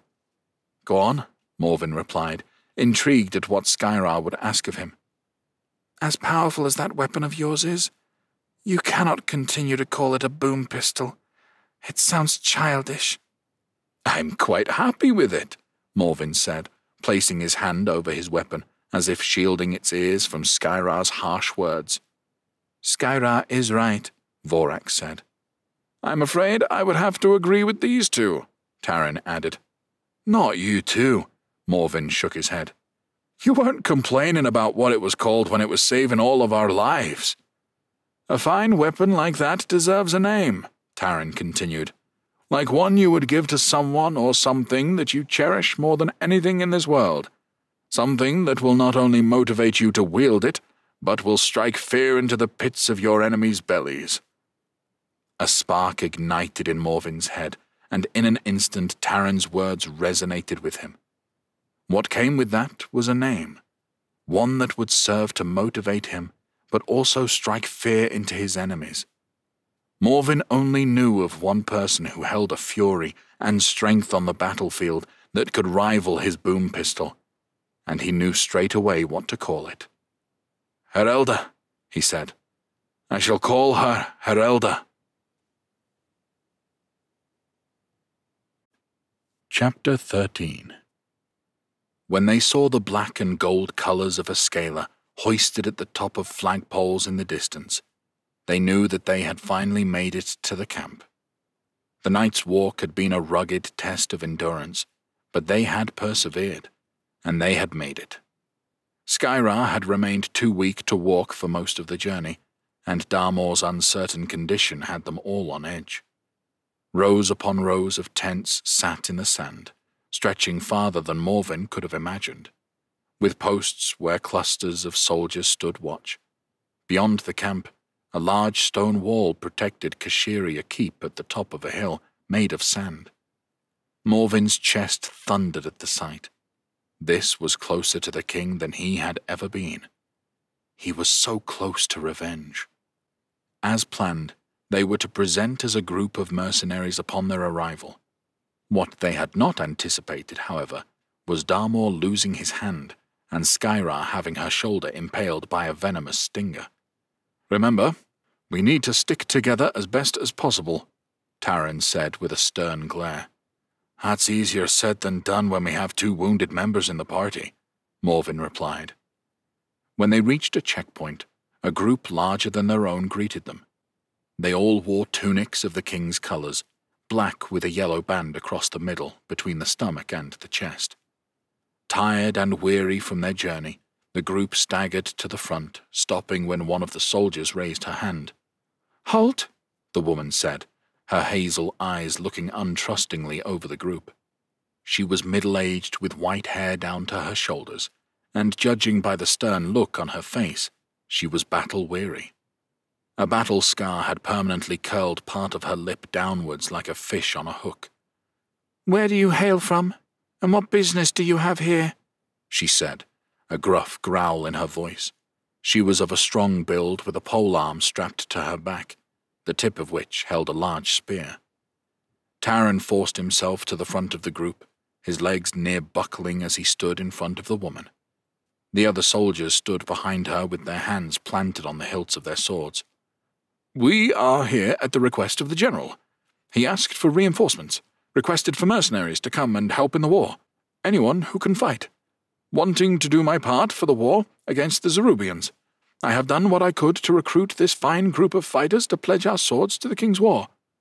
Taran reached inside his tunic, pulled out a ruffled parchment and passed it to the woman. She opened the soggy, blood-soaked parchment to see it stained with sweat and blood, as well as being torn in places. It did, however, bear the conscription notice from General Pressian, as well as his signature and stamp. The woman lowered the letter and cast her scowling eyes over the ragtag group. Zarina and Ulrich stood holding up a barely conscious Darmor, his blistered stump hanging over Ulrich's shoulder.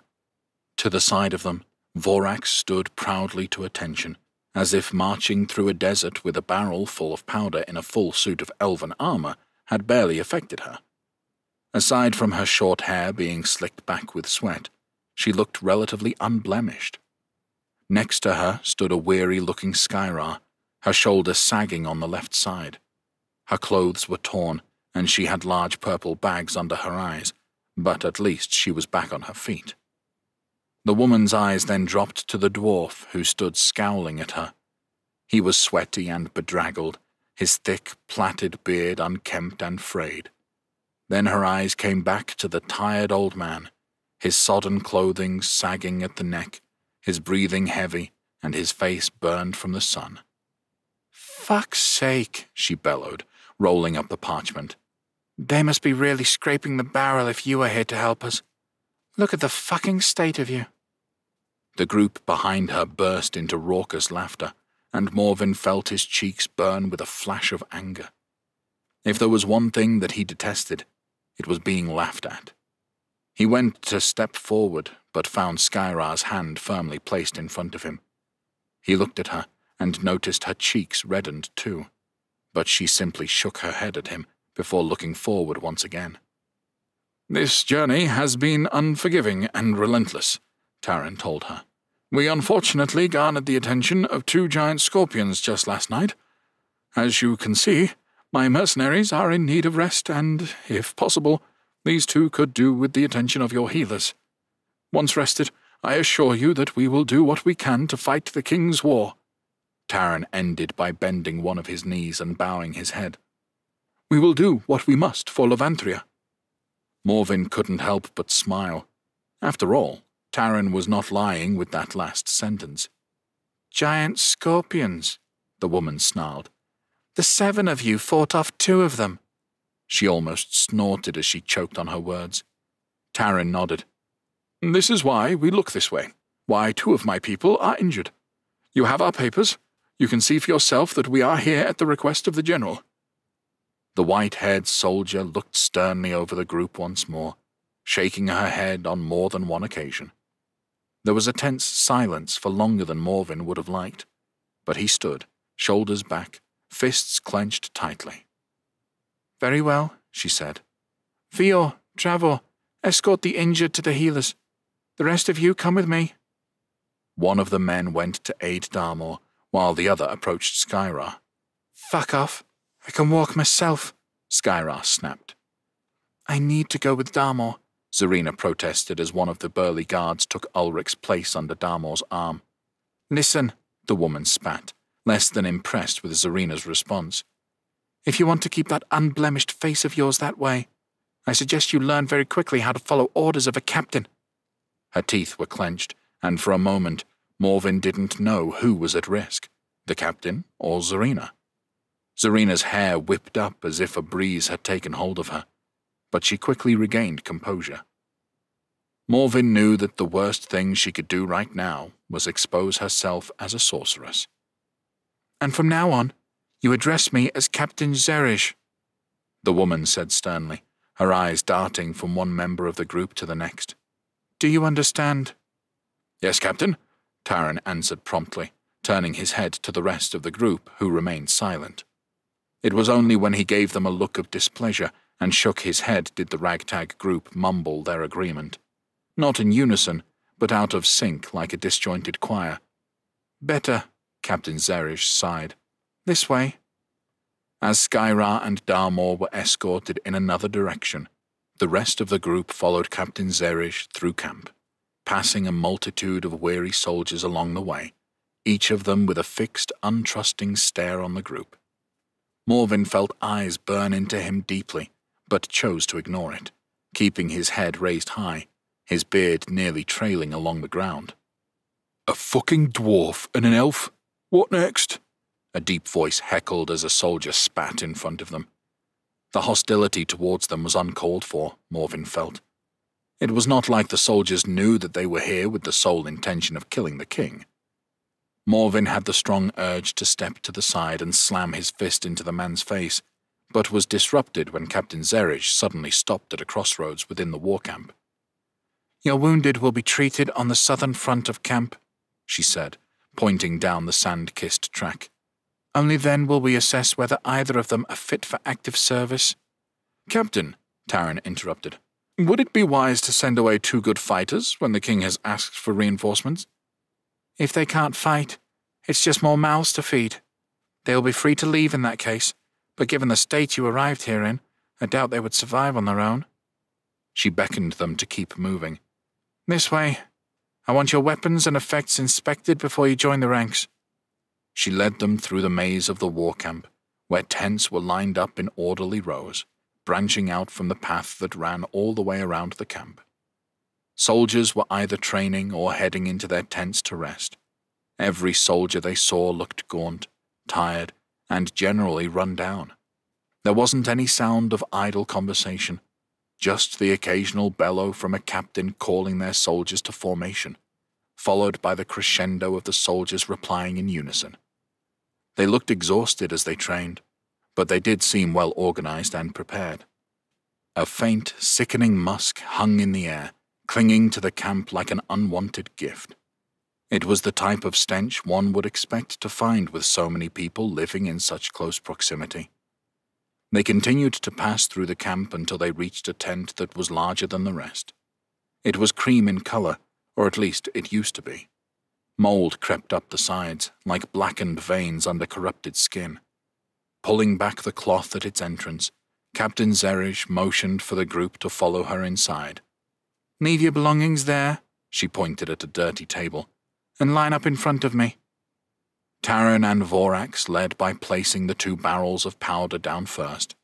Taran let out a large gasp of relief from no longer bearing the weight. The rest of the group placed their weapons in front of the barrels. Morven pulled the strap that Herelda was attached to and raised it over his shoulder. "What is that?" the captain asked. She tried to pick up Herelda, but struggled with the sheer weight of it. "That is my weapon. Works like a crossbow, nothing more," Morven answered. He didn't know how much information was too much, but figured telling the truth, more or less, would be best for now. The captain examined the peculiar contraption with a quizzical stare. "It doesn't look like a crossbow." Morven shrugged. "It's a dwarven thing." She looked over Herelda one final time before placing it back on the table. "Very well," she said. "And the barrels?" "Both contain supplies for our journey." Taran spoke a little too quickly for Morven's liking. "Open them," she demanded. Taran did as asked, using one of the swords to pry the lid off. Captain Zerij's eyes widened, and Morven felt an air of nervousness come over him. If they were rumbled, how would they explain the powder they had brought into camp? "Interesting," Captain Zerij said as she reached into the barrel. From it, she retrieved a bottle of whiskey. Underneath bottles of liquor, the powder had been glamoured to look like rice. "Thought it would help raise the spirits of the soldiers, maybe even pull them on our side," Taran explained. Morven chuckled to himself with Taran's play on words. The mage was so calm and collected as he spoke, like he had rehearsed this scenario in his head 10 times over. The captain bit down on the cork and pulled it out of the bottle, smelled the contents, then took a swig of the whiskey. She hissed and laughed before standing up straight and offering a wry smile. "I think they will approve," she said. "You can distribute them once you are dressed." Morven sucked in air between his teeth and breathed out a suppressed sigh of relief. The captain took another swig of the whiskey before placing the bottle back inside the barrel. "You may be mercenaries, but you still need to be in uniform like everyone else," the captain said, resuming her commanding tone. "Strip," she ordered. The others set about removing their clothing as directed, but Morven stood there, looking around nervously. "In front of everyone?" he asked. The captain sighed. "We've all seen them before. Don't worry." Morven removed his tunic and stood in line with the rest of the group, whilst Captain Zerridge inspected tunics that were in a pile on a table at the far side of the tent. One by one she called the members of the group over and handed them a bundle of clothes which included pants, tunic, and a chainmail bodice. "You wear your mail at all times," she told them. "And no one," she paused, eyeing the group up as they dressed, "and I mean no one gets close to King Athos. Do you understand?" "I already have armor," Vorax said, pulling the large tunic over her. "It is stronger than this chainmail. I will wear your tunic, but not the chainmail." Captain Zerridge stood in front of the towering elf and looked up at her unflinchingly. "Very well," she said. Morven tucked his legs into his new trousers before pulling the chainmail bodice over him. It was cold against his skin, with the mail plucking some of his chest hair. Once it was on, he threw his tunic over the top, biting down on the resentment that choked his throat at wearing the king's colors. "When will we be able to check on our friends?" Zarina asked, as she looked over the chainmail with a puzzled expression. Vorax helped her by turning it the right way around and placing it over her head. "When the healers are done, you can use this tent to rest for tonight. When you get your postings tomorrow, you will be assigned your quarters and duties." "If I may, we were told our group would be kept together," Taran said, stepping towards the captain. Her face erupted with anger, and in a flash she had knocked Taran on his arse.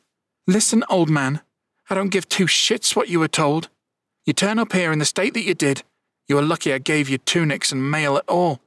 "There's no need for that, Captain," Morven growled. "He was only—" The captain's face turned from red to a purplish blue, so bright that Morven feared her head may explode.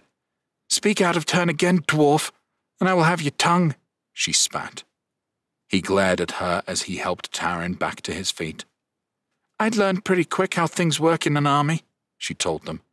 "If someone with rank gives you an order, you listen. You are not mercenaries anymore. You are the king's forces." And with that, she turned and left, near ripping the cloth door from the rest of the tent. "What a lovely lady," Morven huffed. "You okay?" He patted Taran on the back as the mage straightened himself up. "I like her," Ulrich said.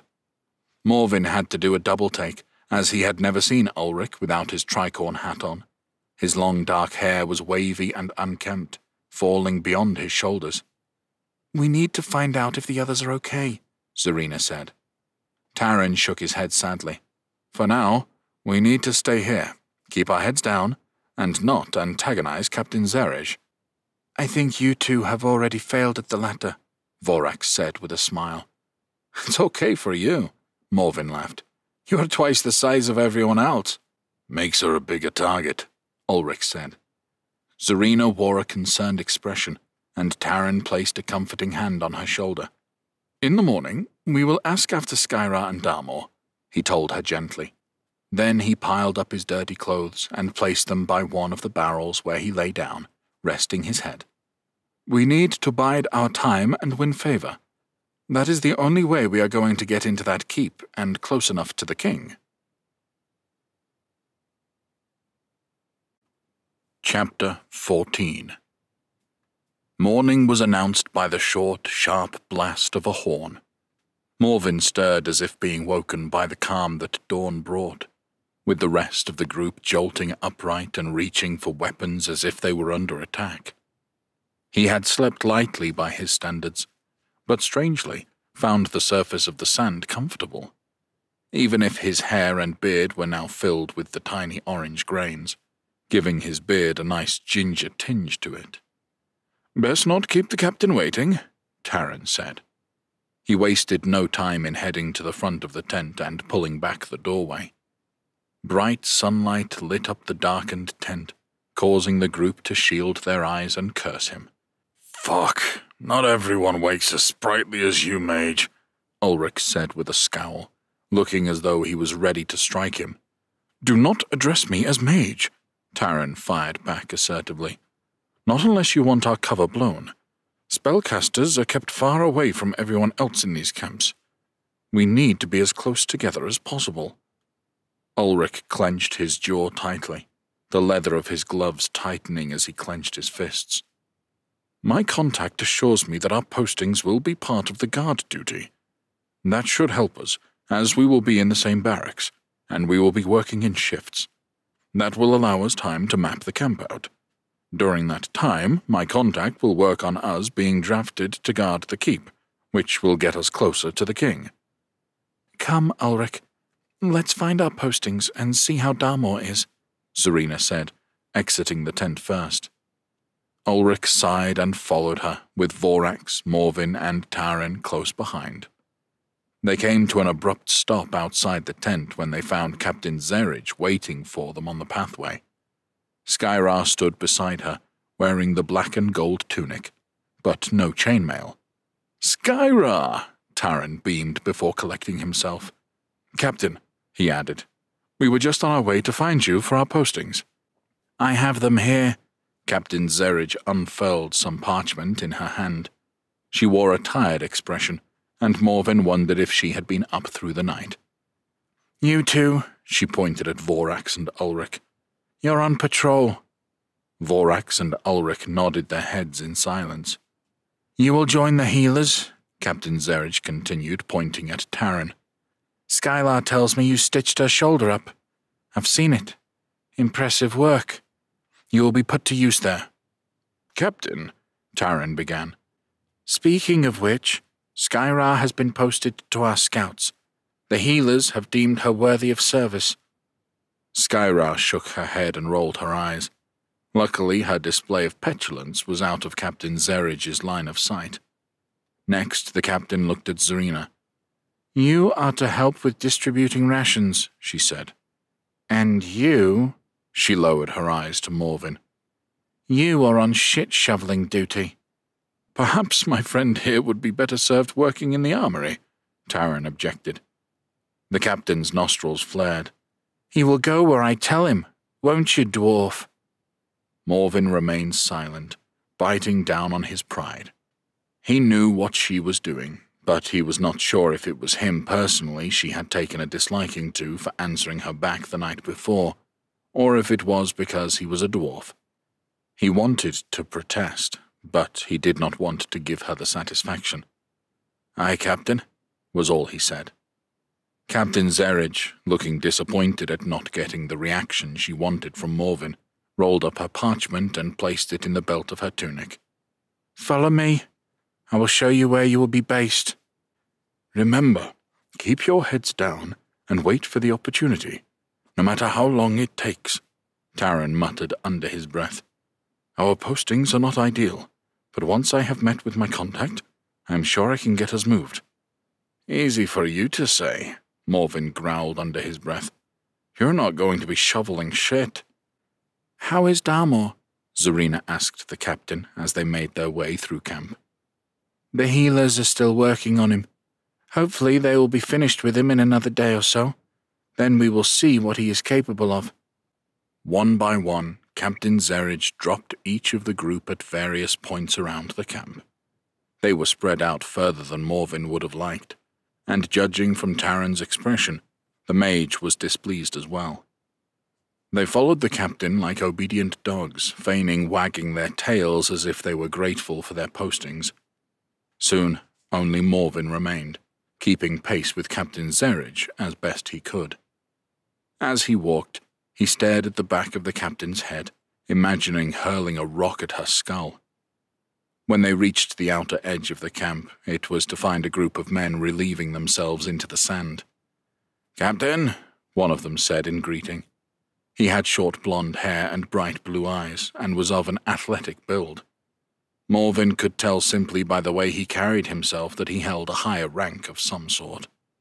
His shoulders were broad, and he stood straight with his chin slightly raised, an air of arrogance around him.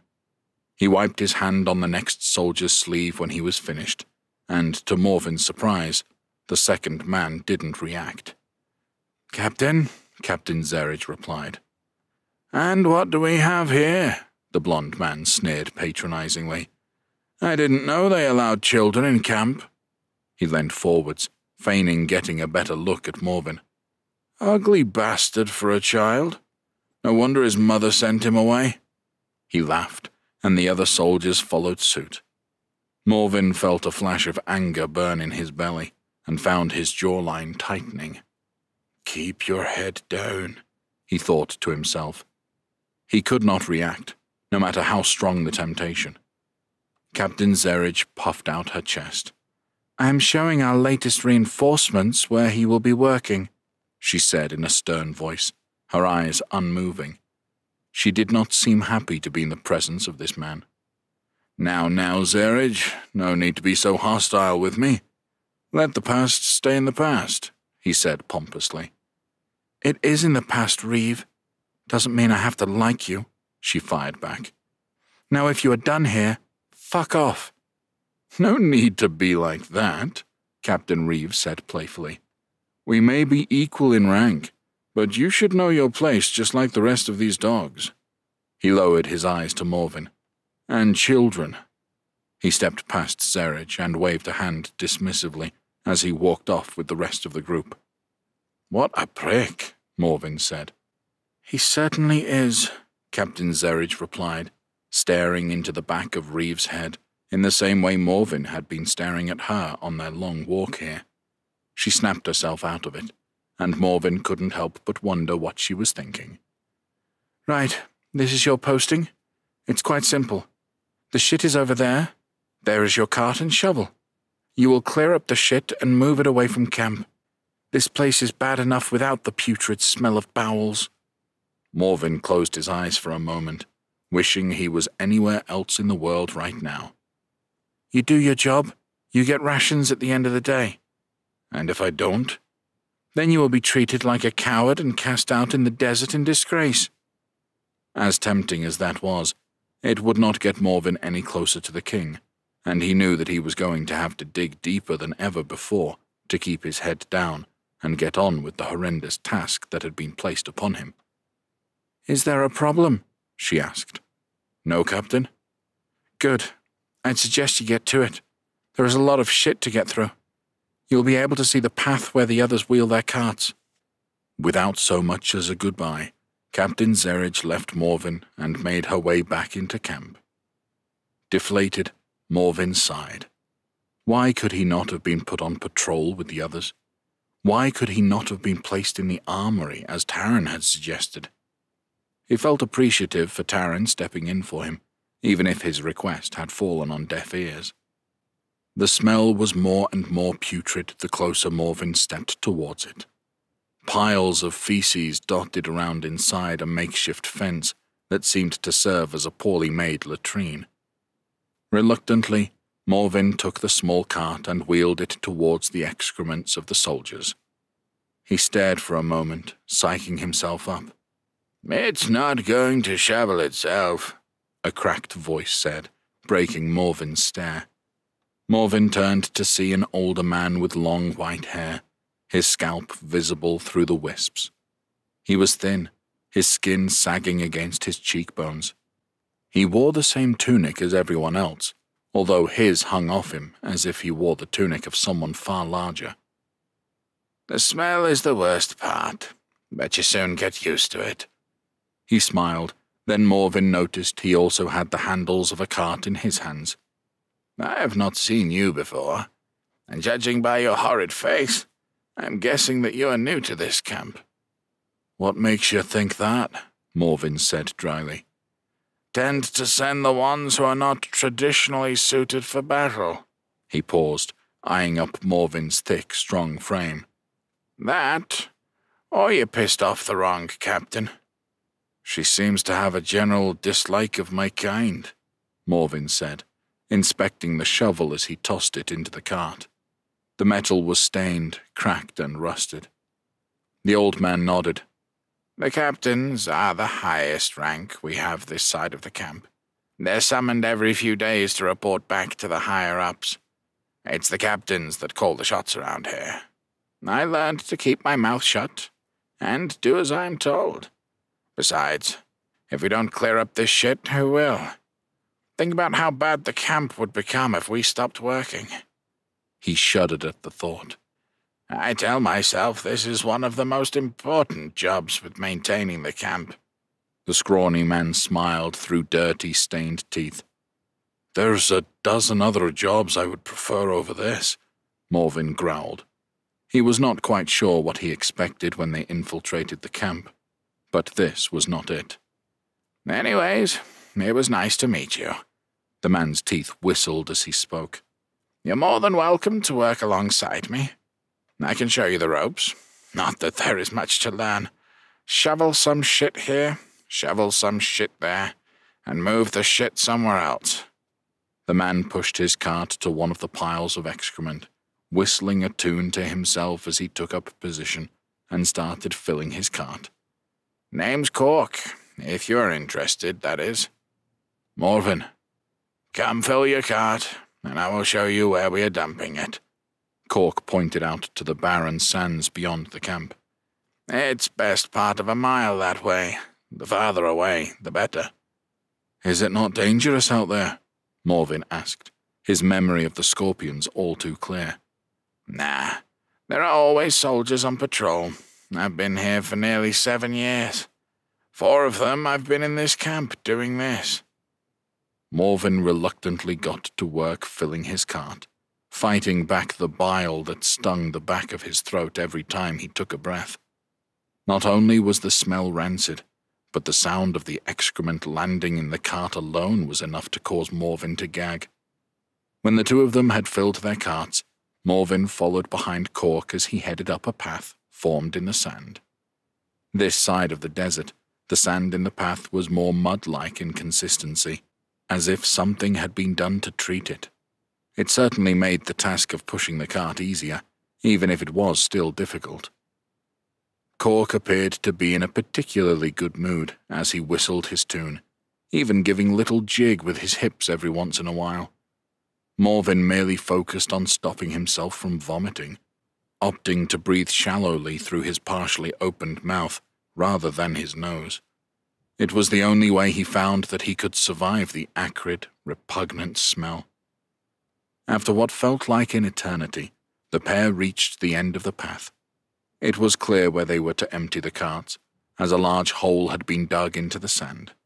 It was filled with excrement and accompanied by the dull roar of flies buzzing around and feasting on the stewed spoils. Morvin pushed his cart to the edge of the pit and tipped the contents out, which sloshed and splashed as it landed, causing his stomach to twist a little inside. "Come on, it will be easier walking back now that we have offloaded," Cork said before whistling his tune and heading back down the path. Morvin turned with his cart to follow. It was easier to see the keep from this side of camp, with it sitting atop a large bank of sand. The tents on this side were fewer, but Morvin could see the forms of soldiers walking along the wall on their patrols. If only the others could get patrol duty in the keep. Cork turned his head to check on Morvin and caught him staring at the fort. "If you're lucky, you might end up cleaning the shit in there one day." And just like that, a spark ignited inside Morvin. He needed to find a way to get that post. After all, even kings needed to take a shit from time to time. Chapter 15. For days, Morvin focused on his post and doing exactly what was asked of him, ensuring that he made no mistakes. He filled his cart, he walked the path, he emptied his cart, and he returned. He had not seen much of the others, given that he didn't spend long periods of time in camp. He was able to get in a few words here and there if one of them happened to be catching a toilet break, to relieve themselves as he was filling his cart. He still had not heard of Darmore's condition, and wondered whether or not he was recovering well from losing his hand. More than anything, Morvin just wanted to know if he was okay. He had anticipated being able to meet with the others in the evenings for meals, but given the repulsive smell that clung to his tunic, he was forced to eat and sleep on the outer edges of the camp, away from everyone else. Morvin had even seen Vorax and Ulrich on separate patrols as he travelled down the path to the shit pit, but was unable to exchange anything but a quick glance and nod. Ulrich barely even acknowledged him. Still, Morvin had done exactly what he intended to do: work hard and not complain. No matter how difficult, no matter how tired he felt, he gritted his teeth and got on with his job, because he knew he was working towards something greater. His cheeks bore a flash of red where he had caught the sun. His eyes felt heavy, and his legs were aching with fatigue. Morvin was on his 4th run of the day as he set about shoveling the excrement into his cart. He knew that another 1 or 2 runs, and he would be able to rest and settle down for his evening rations. Cork had been right. In the short time he had been doing the job, the smell had become less offensive and more tolerable. At least his stomach lurched and plunged far less now than when he had first started. He was about halfway to filling up his cart when he heard the oncoming steps of soldiers. He carried on shoveling, only stopping when a familiar voice garnered his attention. "Psst, Morvin!" Morvin stopped what he was doing to see Taran entering the communal toilet. On this rare occasion, there was no one else around them. "Taran, any word from the others?" Morvin asked. "How's Dalmor?" "He is still not back with us, but should be any day now. The others seem to be settling in well to the posts. As far as I am aware, they have not caused any trouble. Even Skyra seems content scouting ahead." "Glad you are all enjoying yourselves," Morvin replied, feeling somewhat downcast at the thought. Taran looked down at Morvin, whose tunic was beyond filthy. "I'm so sorry you ended up at this post." "Someone's got to do it," he said sarcastically.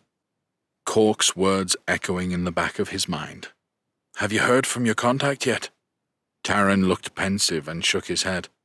"I'm afraid not." "Good job that I've got a plan then, eh?" "Go on." "Cork said that us shit tippers can be posted in the keep. He even said he has had to collect from the keep more than a few times." Morvin spoke in a hushed, excited voice. "I am going to bide my time, keep my head down, and one of these days I will get my opportunity. All I need to do now is figure out how to get my powder inside." "Interesting," Taran mused. "That would be a good window of opportunity. Leave it with me. I will work on a plan on how to get the powder inside the keep." "What's going on here?" The pompous voice caused Morvin to curse under his breath. Taran and Morvin turned to see Captain Reeve stood nonchalantly as he entered the toilet. "Nothing, sir. Just catching up with a friend," Morvin answered. "I wasn't talking to you, dwarf," Captain Reeve sneered. "It is as he said, Captain. I have not seen my friend here since we were all posted," Taran said politely. "If I was you, I would be careful talking to such fish. It's one thing that he spends his days here cleaning up all our shit. It's another that he is a dwarf." Reeve spoke as if Morvin was not in proximity. Morvin's nose flared, and he found himself puffing out his chest. What was it with these captains and the way they looked down on his kind? It was infuriating. Morvin chewed on his words for a moment before reaching for the handles of his cart. "I'll be getting back to work," he said through gritted teeth.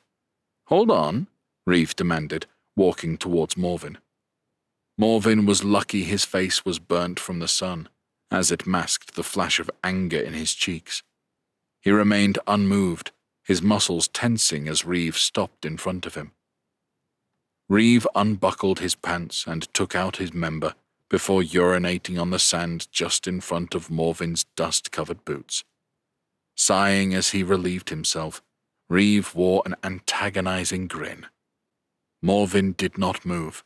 His teeth risked shattering as his jaw clenched in anger.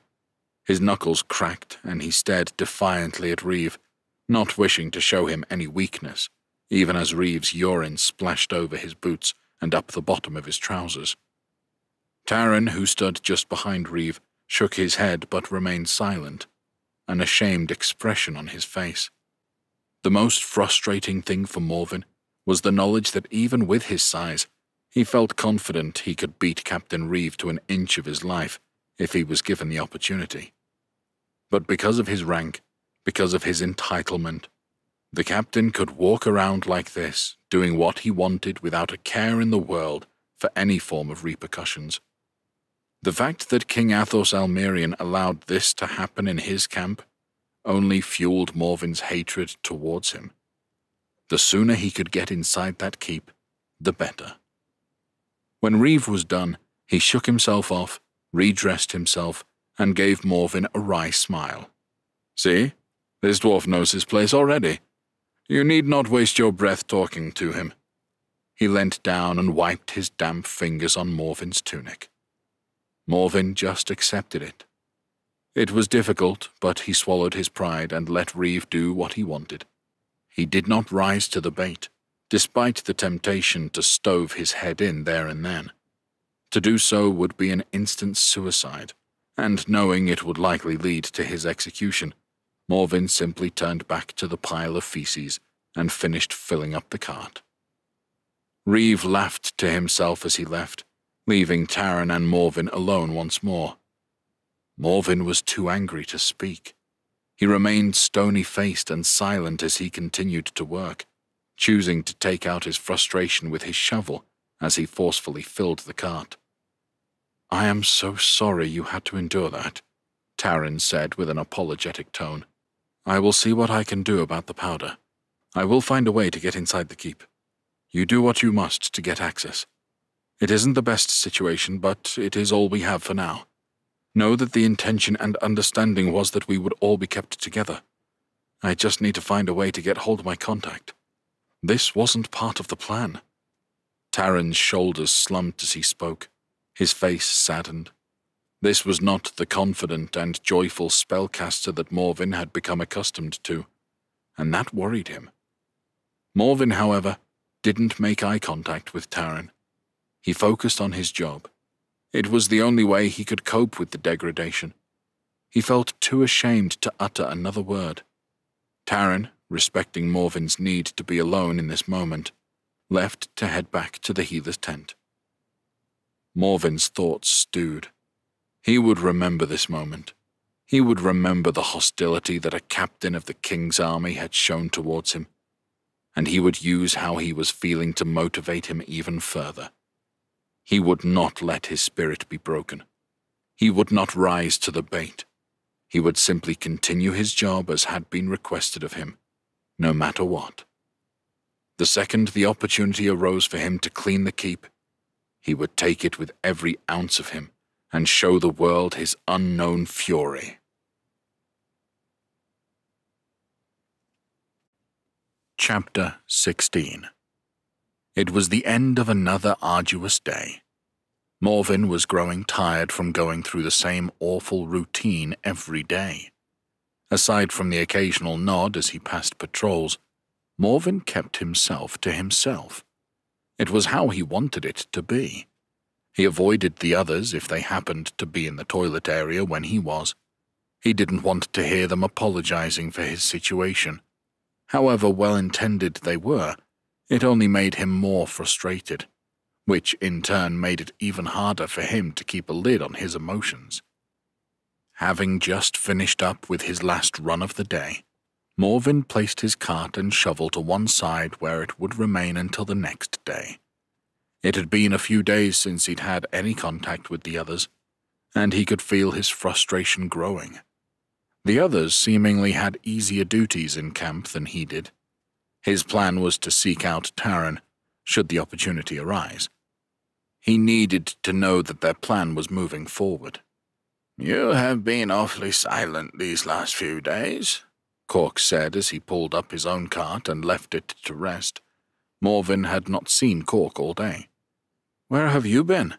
Morven asked, his throat dry. "In the keep. Got asked to carry out my duties in there today." Morven could be forgiven for feeling jealous. All this could end so quickly if he could just be given access. "I don't mean to be rude, Morven, But you smell foul, even by my standards. When did you last clean yourself?" "I haven't," he answered stonily. "Hasn't been our time to use the baths." "You need to look after yourself," Cork scolded. "I know that we can only access the baths once a week, but maybe you should take my place today." "Thank you," Morven grumbled. Of course, it made sense that the vile stench of the toilets would cling to his clothes, to his hair, even his beard. But Morven had simply become too used to it to notice. "The baths are just beyond the healers' tents.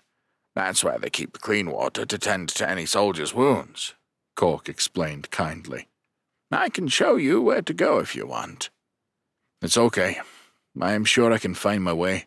Morven trudged towards the healer's camp via the outer edge of the camp, not wanting to catch the attention of other soldiers who insisted on looking down on him as if he were inferior to them. All the same, he kept a steady eye out for Taran or the others. He'd had nothing but shit and Cork to keep him company these last few days, and he felt as though he was slowly losing his sanity. It didn't take long to find the medium-sized tent that appeared to be the bathing area. A group of soldiers were exiting it, their hair slicked back and wet, but they still appeared bedraggled with a variety of stubbled and bearded faces. Morven made his way towards the tent, hoping that no one else would be there. Inside, basins lined the canvas walls full of varying colors of water, depending on how much it had been used. Morven supposed it was better than nothing. Although his tunic was in a disgusting state, at the very least he could give his muck-covered hands, face, and beard a wash. Morven removed his shirt and enjoyed the wash. The water wasn't cold, and it wasn't the freshest, but soon his skin was more visible save for the dirt that stained his fingernails, which remained even after scrubbing as best he could. He gave his beard a squeeze to release some of the excess water, and felt fresh air touch his cleaner skin for the first time in a while. He savored the moment, savored the brief reprieve and freshness that the wash gave him, and appreciated in this moment that no one else was around. The temperature was still hot outside, and Morven chose to toss his tunic and chainmail over his shoulder for the walk back to his quarters. As he exited the tent, he saw Captains Zerich and Reeve marching into the large healer's tent nearby. Knowing that Darmor was inside, he felt obliged to walk over and have a nosy. Morven peered around the edge of the pulled-back tent flap. Darmor was standing at the foot of a bed, wearing the mail and tunic of Levanthria like everyone else. He had his good arm raised in a salute to the two captains. Aside from still being a shade paler than usual, he looked as if he was near enough back to full health, following the loss of his hand. "Captains," Darmor said, "I'd like to report that I am fit for duties, and ready to be posted." "We will be the judge of that," Captain Reeves sneered. "We can't afford to have anyone in camp who can neither contribute nor fight." Undeterred, Darmor answered, "I can assure you that I can do both." "Was it your prominent hand that you lost?" Zerich asked. She was assertive in her approach rather than rude like Reeve. "Aye, Captain, it was. I can still fight with my right hand, though." "I'm sorry, Captains, but this man is still not ready," a young female healer protested. "He is yet to be back to full health." She was delicately spoken, and she wore white and gold robes, her sleeves rolled up to her elbows. "Tell me, soldier, what is your name?" Reeve asked, ignoring the woman. "Darmor, Captain," he replied, bringing his arm down from his salute.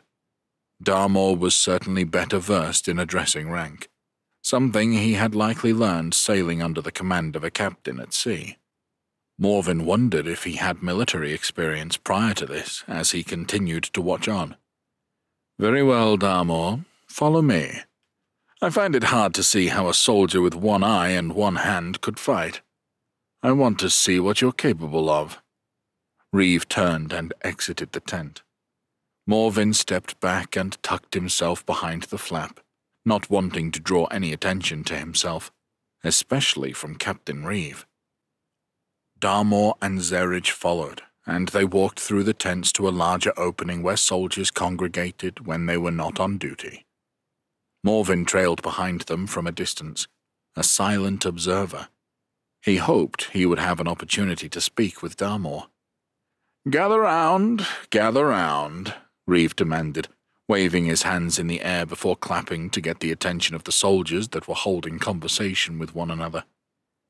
Morven could tell by many of the soldiers' eye rolls and heavy sighs that they did not necessarily respect Captain Reeve, although they always took care to do these things out of Reeve's sight. A large circle began to form around the captain, with Zerridge and Darmor remaining on the outer edges. On the other end of the clearing, Morven could see Vorax and Skyrar stood side by side, with Ulrich nearby. He had his arms folded and an unimpressed scowl on his face, but this was an expression that Morven was used to with the pirate captain. "I need some of you to step forward to duel Darmor here. I'm even happy to take a few bets of rations. You see, we need to see if this man—" Captain Reeve eyed up Darmor, clearly aware that the hungry soldiers would take part for the chance of some extra rations of food, "is able to fight. After all, would you want someone incapable of wielding a sword next to you in battle? I believe the man is more of a liability than a help, and as such needs to crawl back to the hole that he came from. It would appear, however, that Captain Zerridge does not agree. I would like to find out who is right." He grinned from beneath his eyes, an almost maniacal laugh leaving him. "And if we have a bit of entertainment, I'm sure it will lift spirits." The soldiers cheered and words were muttered over who they thought would come out of the duel. From what Morven could make out through the rising noise of the crowd, not many favored Darmor. To be fair, Morven could understand that based on his appearance, Darmor was an older man, having the appearance of someone in his late 40s with his bald head and greying beard. He had a strong frame, but had clearly lost weight whilst being under the care of the healers. Even though he had one eye covered with a patch and his right arm bandaged over the stump where his hand once was, Morven still backed his friend. Out of the crowd, a man stepped forward to challenge Darmor. He was of a slight build, but when he removed his tunic and chainmail, it was to reveal a torso rippled with muscles. He looked a good few years younger than Darmor. "Here we go," Reeve beamed. Darmor stepped forward without hesitation and removed his own tunic and mail. His body was less muscular and covered with thick black hair. He clicked his neck whilst the other soldier raised his hand to force a cheer from the crowd. "When you are both ready," Reeve said in a calm, calculated manner. The two men started circling one another, their fists clenched and raised as they weighed up who was going to make the first move. When Darmor's back faced Morven, he saw that the pirate's back was covered in thick purple scars, some in large lines, some dotted in sporadic places. This man had seen many a fight. The soldier jabbed a testing punch at Darmor, who slapped this down with his one good hand. He stepped forward to lunge with his free arm, but stopped himself when he seemed to remember he had no fist to strike with. The move left him open, and the soldier quickly knocked his arm away before throwing a punch into Darmor's midriff. Darmor let out a grunt, but he took the blow, quickly turning and bringing his elbow down onto the soldier's arm. The soldier pulled it back just in time before it bore the full weight of Darmor's blow, a strike that would have likely broken his arm. Before the soldier had time to react, Darmor stepped into the young man's space and threw a solid punch to his rugged jaw, followed by an elbow from his weaker arm, then another punch and another elbow. The soldier's head bobbed from side to side as Darmor connected multiple blows before a final one that sent the soldier falling backwards into the crowd. The crowd fell silent as Darmor turned to face Captain Reeve. Does that answer any questions you have about my ability to fight? He asked. He had barely broken a sweat. Morven couldn't help but smile. Darmor was quite clearly an experienced brawler, and thinking on Reeves' challenge, he knew exactly who he would want by his side on the battlefield. Reeves' smile faltered as the soldiers started changing the tacks of the betting. "You and you, step forward," he demanded, pointing out 2 more men from the crowd. "Let's see how you do with 2 against 1. The 2 soldiers stepped forward without hesitation, one of them speeding at Darmor from behind and quickly raining down multiple blows to his head. "Stop! This is an unfair fight," Zarina's voice called out from the crowd as Morven pushed his way through to get a better look. He couldn't see her, but he recognized her soft tone. Then he noticed that Taran had joined Skyra, Vorax, and Ulrich in the crowd. Each of them watched intently, each looking as though they were fighting the urge to get involved. Darmor managed to throw an elbow back, knocking one of the soldiers from on top of him just as the other ran forward and connected a boot to Darmor's face. The blow snapped his head back and blood sprayed from his nose as he rolled over onto his back. The soldier ran forward and stamped down on him as Darmor raised his arms in an attempt to shield himself from the blow. He forced the soldier's leg back and quickly scrambled to his feet, panting heavily, his face bloodied. "That's all you have?" Darmor demanded. "A few sucker blows when a one-handed man's back is turned to you?" He grinned a red, toothy smile. Was he actually enjoying himself? Darmor readied himself to go again. This time he did not wait for the strikes to land on him. He charged at one of the soldiers, grabbing hold of a fistful of brown hair at the back of his head, before bringing his forearm into the soldier's face multiple times with surprising speed. He only let go when the other soldier attacked him from behind. As Darmor released his hand, Morven noticed it was filled with hair, and the soldier fell to the floor unconscious. Darmor threw his head backwards into the remaining soldier's face, each blow being met with a cheer from the crowd. He pulled down the man's arm and stepped out of the grapple, keeping hold of his wrist and stretching his arm out wide. In a blur, he stepped into the soldier and brought down his elbow into his outstretched arm. With a sickening crunch, the man's arm bent the wrong way, and he let out a howl of pain. Darmor pulled the man's arm forcefully. With a pop, he removed it from its socket to yet an even louder scream from the soldier. Morven noticed the other members of the group were smiling, and Morven joined them, wondering how brutal Darmor would have been with both his hands and eyes intact. He realized that he had never seen Darmor fight until now. Darmor pulled backwards, using his weight to spin and hurl the injured soldier straight into the crowd where he went crashing into Captain Reeve. The crowd cheered, but quickly quietened when they realized who was underneath the soldier. Judging by the grin on Darmor's face, he had known exactly what he was doing. "Get him off me!" Reeve shrieked as soldiers quickly mobilized to pull him up from the ground. His hair was disheveled and dusted with sand, and his cheeks burned scarlet. Even Zerij stood with a rare smile on her face from watching the exchange. "You think you're funny?" Reeve snarled, pulling 4 different men forward and stepping into the ring himself. Darmor smiled and simply raised his arms, ready for another round. Morven's heart sank. Darmor would surely struggle against 5 people on his own. Anyone would, no matter their strength. There was a disturbance in the crowd as Zarina knocked soldiers out of her way and raced to Darmor's side. "Would you look at that? How sweet," Reeve taunted. "Very well. If you want a beating as well." Morven saw a darkness in Zarina's eyes, one that he had not witnessed before. It was as if the whites of her eyes had turned black. Through the crowd, Vorax stepped forward and stood beside Zarina, followed by Skyra and Taran. "You dare show such petulance?" Reeve spat, his face now turning a purplish color. "We merely ask that if there was to be a fight, that it remained fair," Taran answered. "Now it's 5 against 5. The crowd cheered in agreement with Taran's words, much to the anger of Reeve. Morven desperately wanted to join them. He stepped forward but forced himself to stop. This would not help him gain the favor he needed to fulfill his plan. Reluctantly, he stepped back into the crowd. Taran had instructed them to keep a low profile, and this was the opposite of that. Furthermore, Morven understood that Captain Reeve was a dangerous man, especially when antagonized. He did not want to give the pompous prick a reason to single him out in retaliation.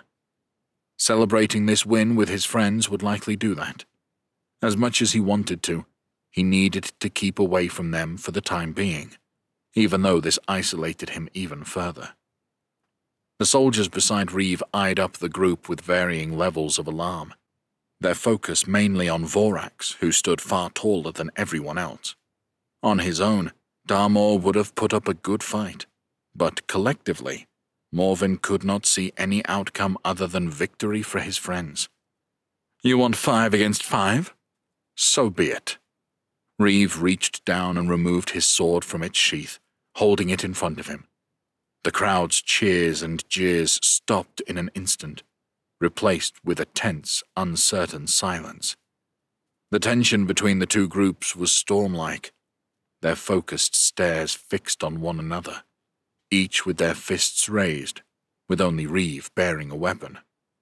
"That's enough," Zerij shouted, stepping into the middle of the two groups with her arms outstretched. "I think we have all seen enough for today. It is quite clear that Darmor can fight. He has more than proven himself. I do not want any more soldiers injured. Remember our command from the General, Reeve." Reeve stood silently, glaring at Zerij. Morven wondered if he would strike her for challenging him in front of everyone. "Very well," he said, resheathing his blade. "Do not think this is the end of this. It takes a foolish man to challenge a captain. Your group will not always be by your side," he warned.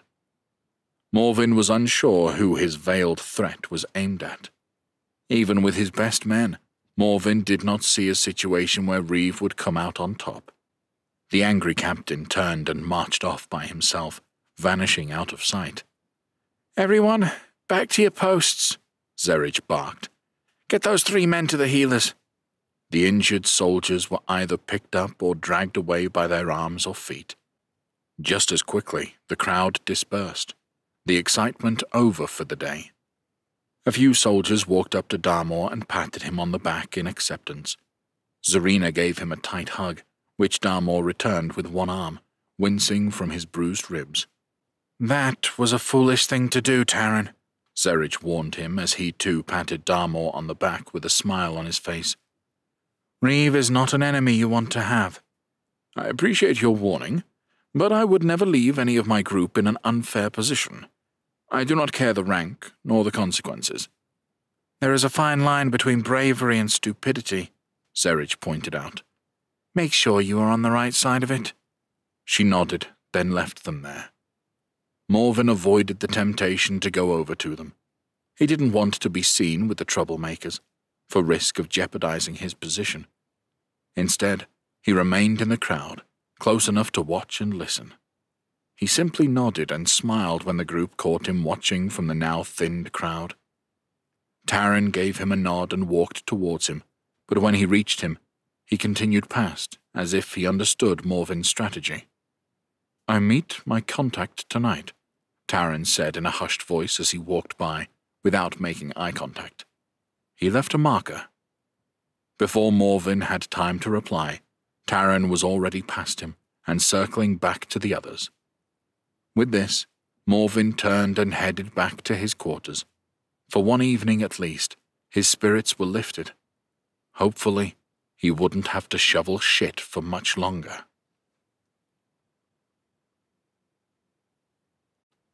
Chapter 17.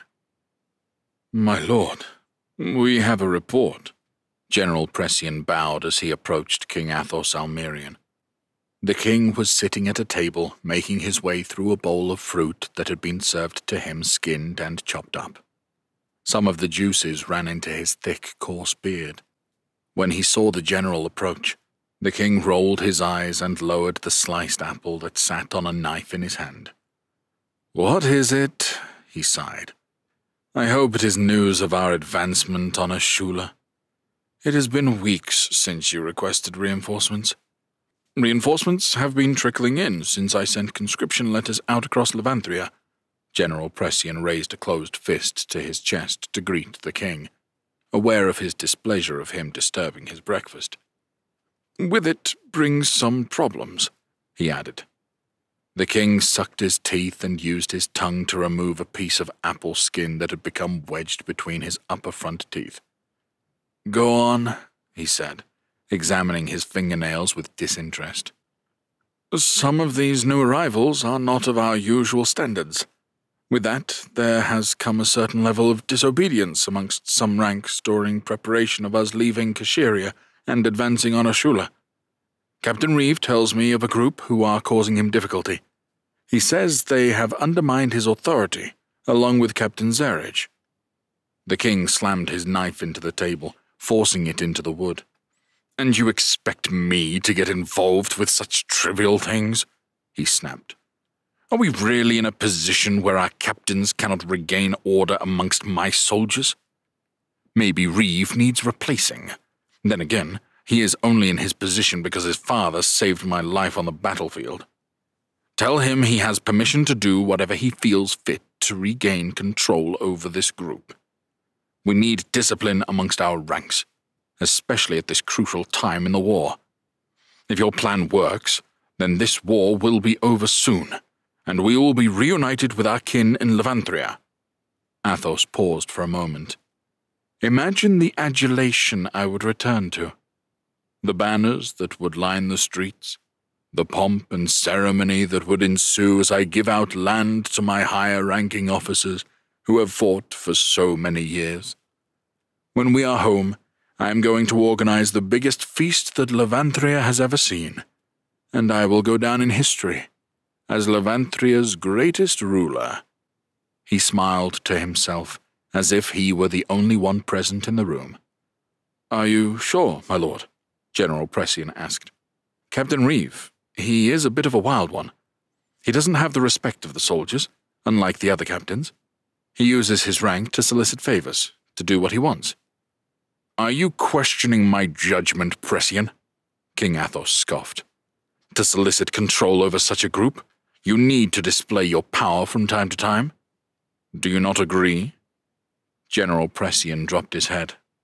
"I do, my lord. It's just, I am concerned for the extremes that Captain Reeve may take things." "It is my order. He is a captain in my ranks, and we cannot be seen to be lacking control. You know what will happen if we do not keep control of our soldiers. Now, see to it that word is passed on. You there!" The king snapped his fingers as a disheveled and scrawny older man shuffled past the doorway. He wore the king's colors, but he was a face that the king did not recognize. The man had a look of shock about him as he looked around to double-check it was he who the king was addressing. When he realized it was him, he stepped into the king's chamber. "That's close enough," Athos snapped, curling his nose at the smell of the man. "I want you to stop what you are doing and go straight back to Captain Reeve. You know of him, don't you?" Yes, my lord," the man stammered. "Tell him that the king has given him authority to do what he must to regain control over the camp. Tell him he can make an example of one person." King Athos smiled at General Pressian, as if this were a game. "Go," he barked, "and take this." He grabbed some parchment and scribbled down further instructions, then signed it.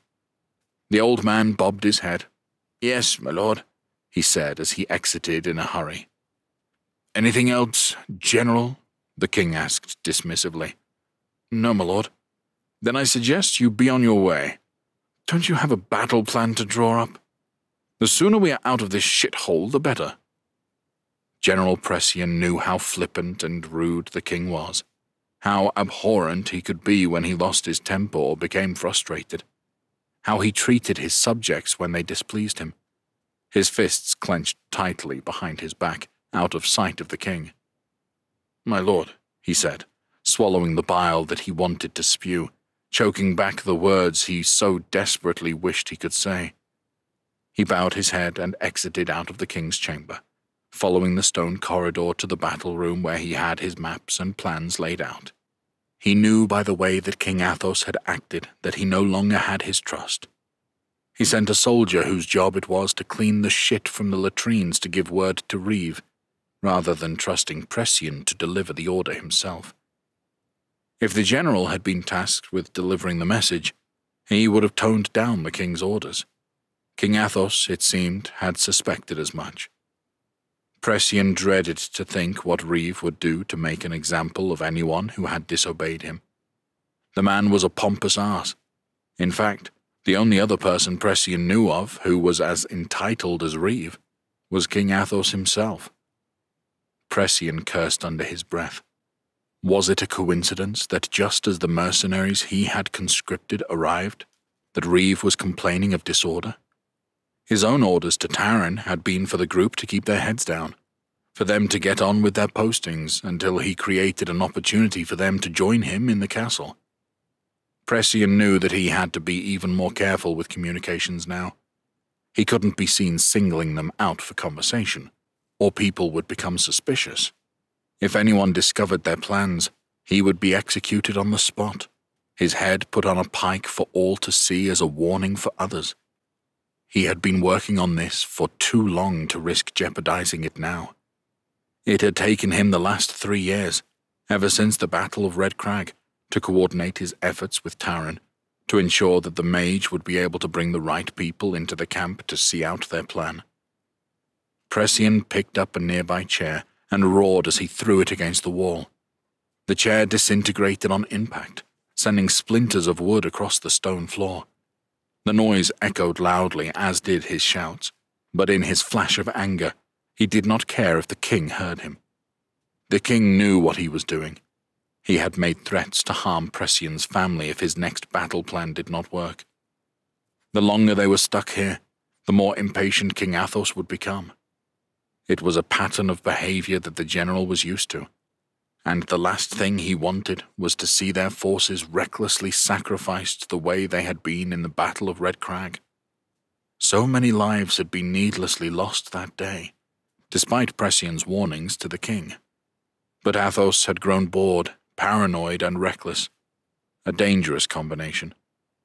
General Pressian had promised himself that nothing like Red Crag would ever happen again if he could help it. He knew that the one thing keeping him safe was the control and respect he had from the king's soldiers. He had led them into battle time and time again, fought alongside them on the front lines. He had killed so many, spilled so much blood, all in the name of King Athos Almerian. They had invaded a land who had sought only to defend themselves from a foreign invader. In fact, Pressian held some admiration for the Zerubians and their stubborn reluctance to bend the knee. They had proven a far more difficult enemy than the king had expected. Unfortunately, the king himself seemed to be negligent in his own memory, for Pressian had personally warned him that to invade this land, to fight on terrain his soldiers were not used to, would potentially lead to a long, drawn-out war. It infuriated him even further that the king was now blaming him for the length of time they had been at the keep, unable to push forward. As far as Pressian could see, they were faced with two options. With the reinforcements, they could press ahead with the plan and take the lands east of Ashula, which would put them in a position to advance on the capital and conquer these lands. Or they could assassinate the king and put an end to the Almerian line. As Athos had no heir, Pressian would be able to call on a truce with Zarubia and finally return to Levanthria. The latter would lead to far less bloodshed, with more men and women returning to their families after such a long time. It was the better option, but for it to work, there needed to be no evidence of Pressian's involvement with the plot to kill the king, for if they failed, he and his entire family would be executed. Pressian just needed to find a way to escalate the plan, to get Taran and his mercenaries on the inside. The only way to do this was to head into camp, but he needed to do this in a way that would not draw attention to him. He had been keeping a close eye on Taran since he had arrived with his group. Now it was time to meet Taran face to face. They were running out of time, and they needed to move forward with their plan before it was too late. Pressian slammed his hands on the battle table and looked over the map, letting out an exasperated sigh. In the morning, he would head into camp and use it as an opportunity to meet the soldiers and raise morale. He would look for Taran and pass word to him of the need to escalate the plan as soon as possible, before the king's impatience destroyed everything he and the mage had been working towards. Chapter 18. Not feeling the need to sleep, Morven spent his night tinkering with Herelda.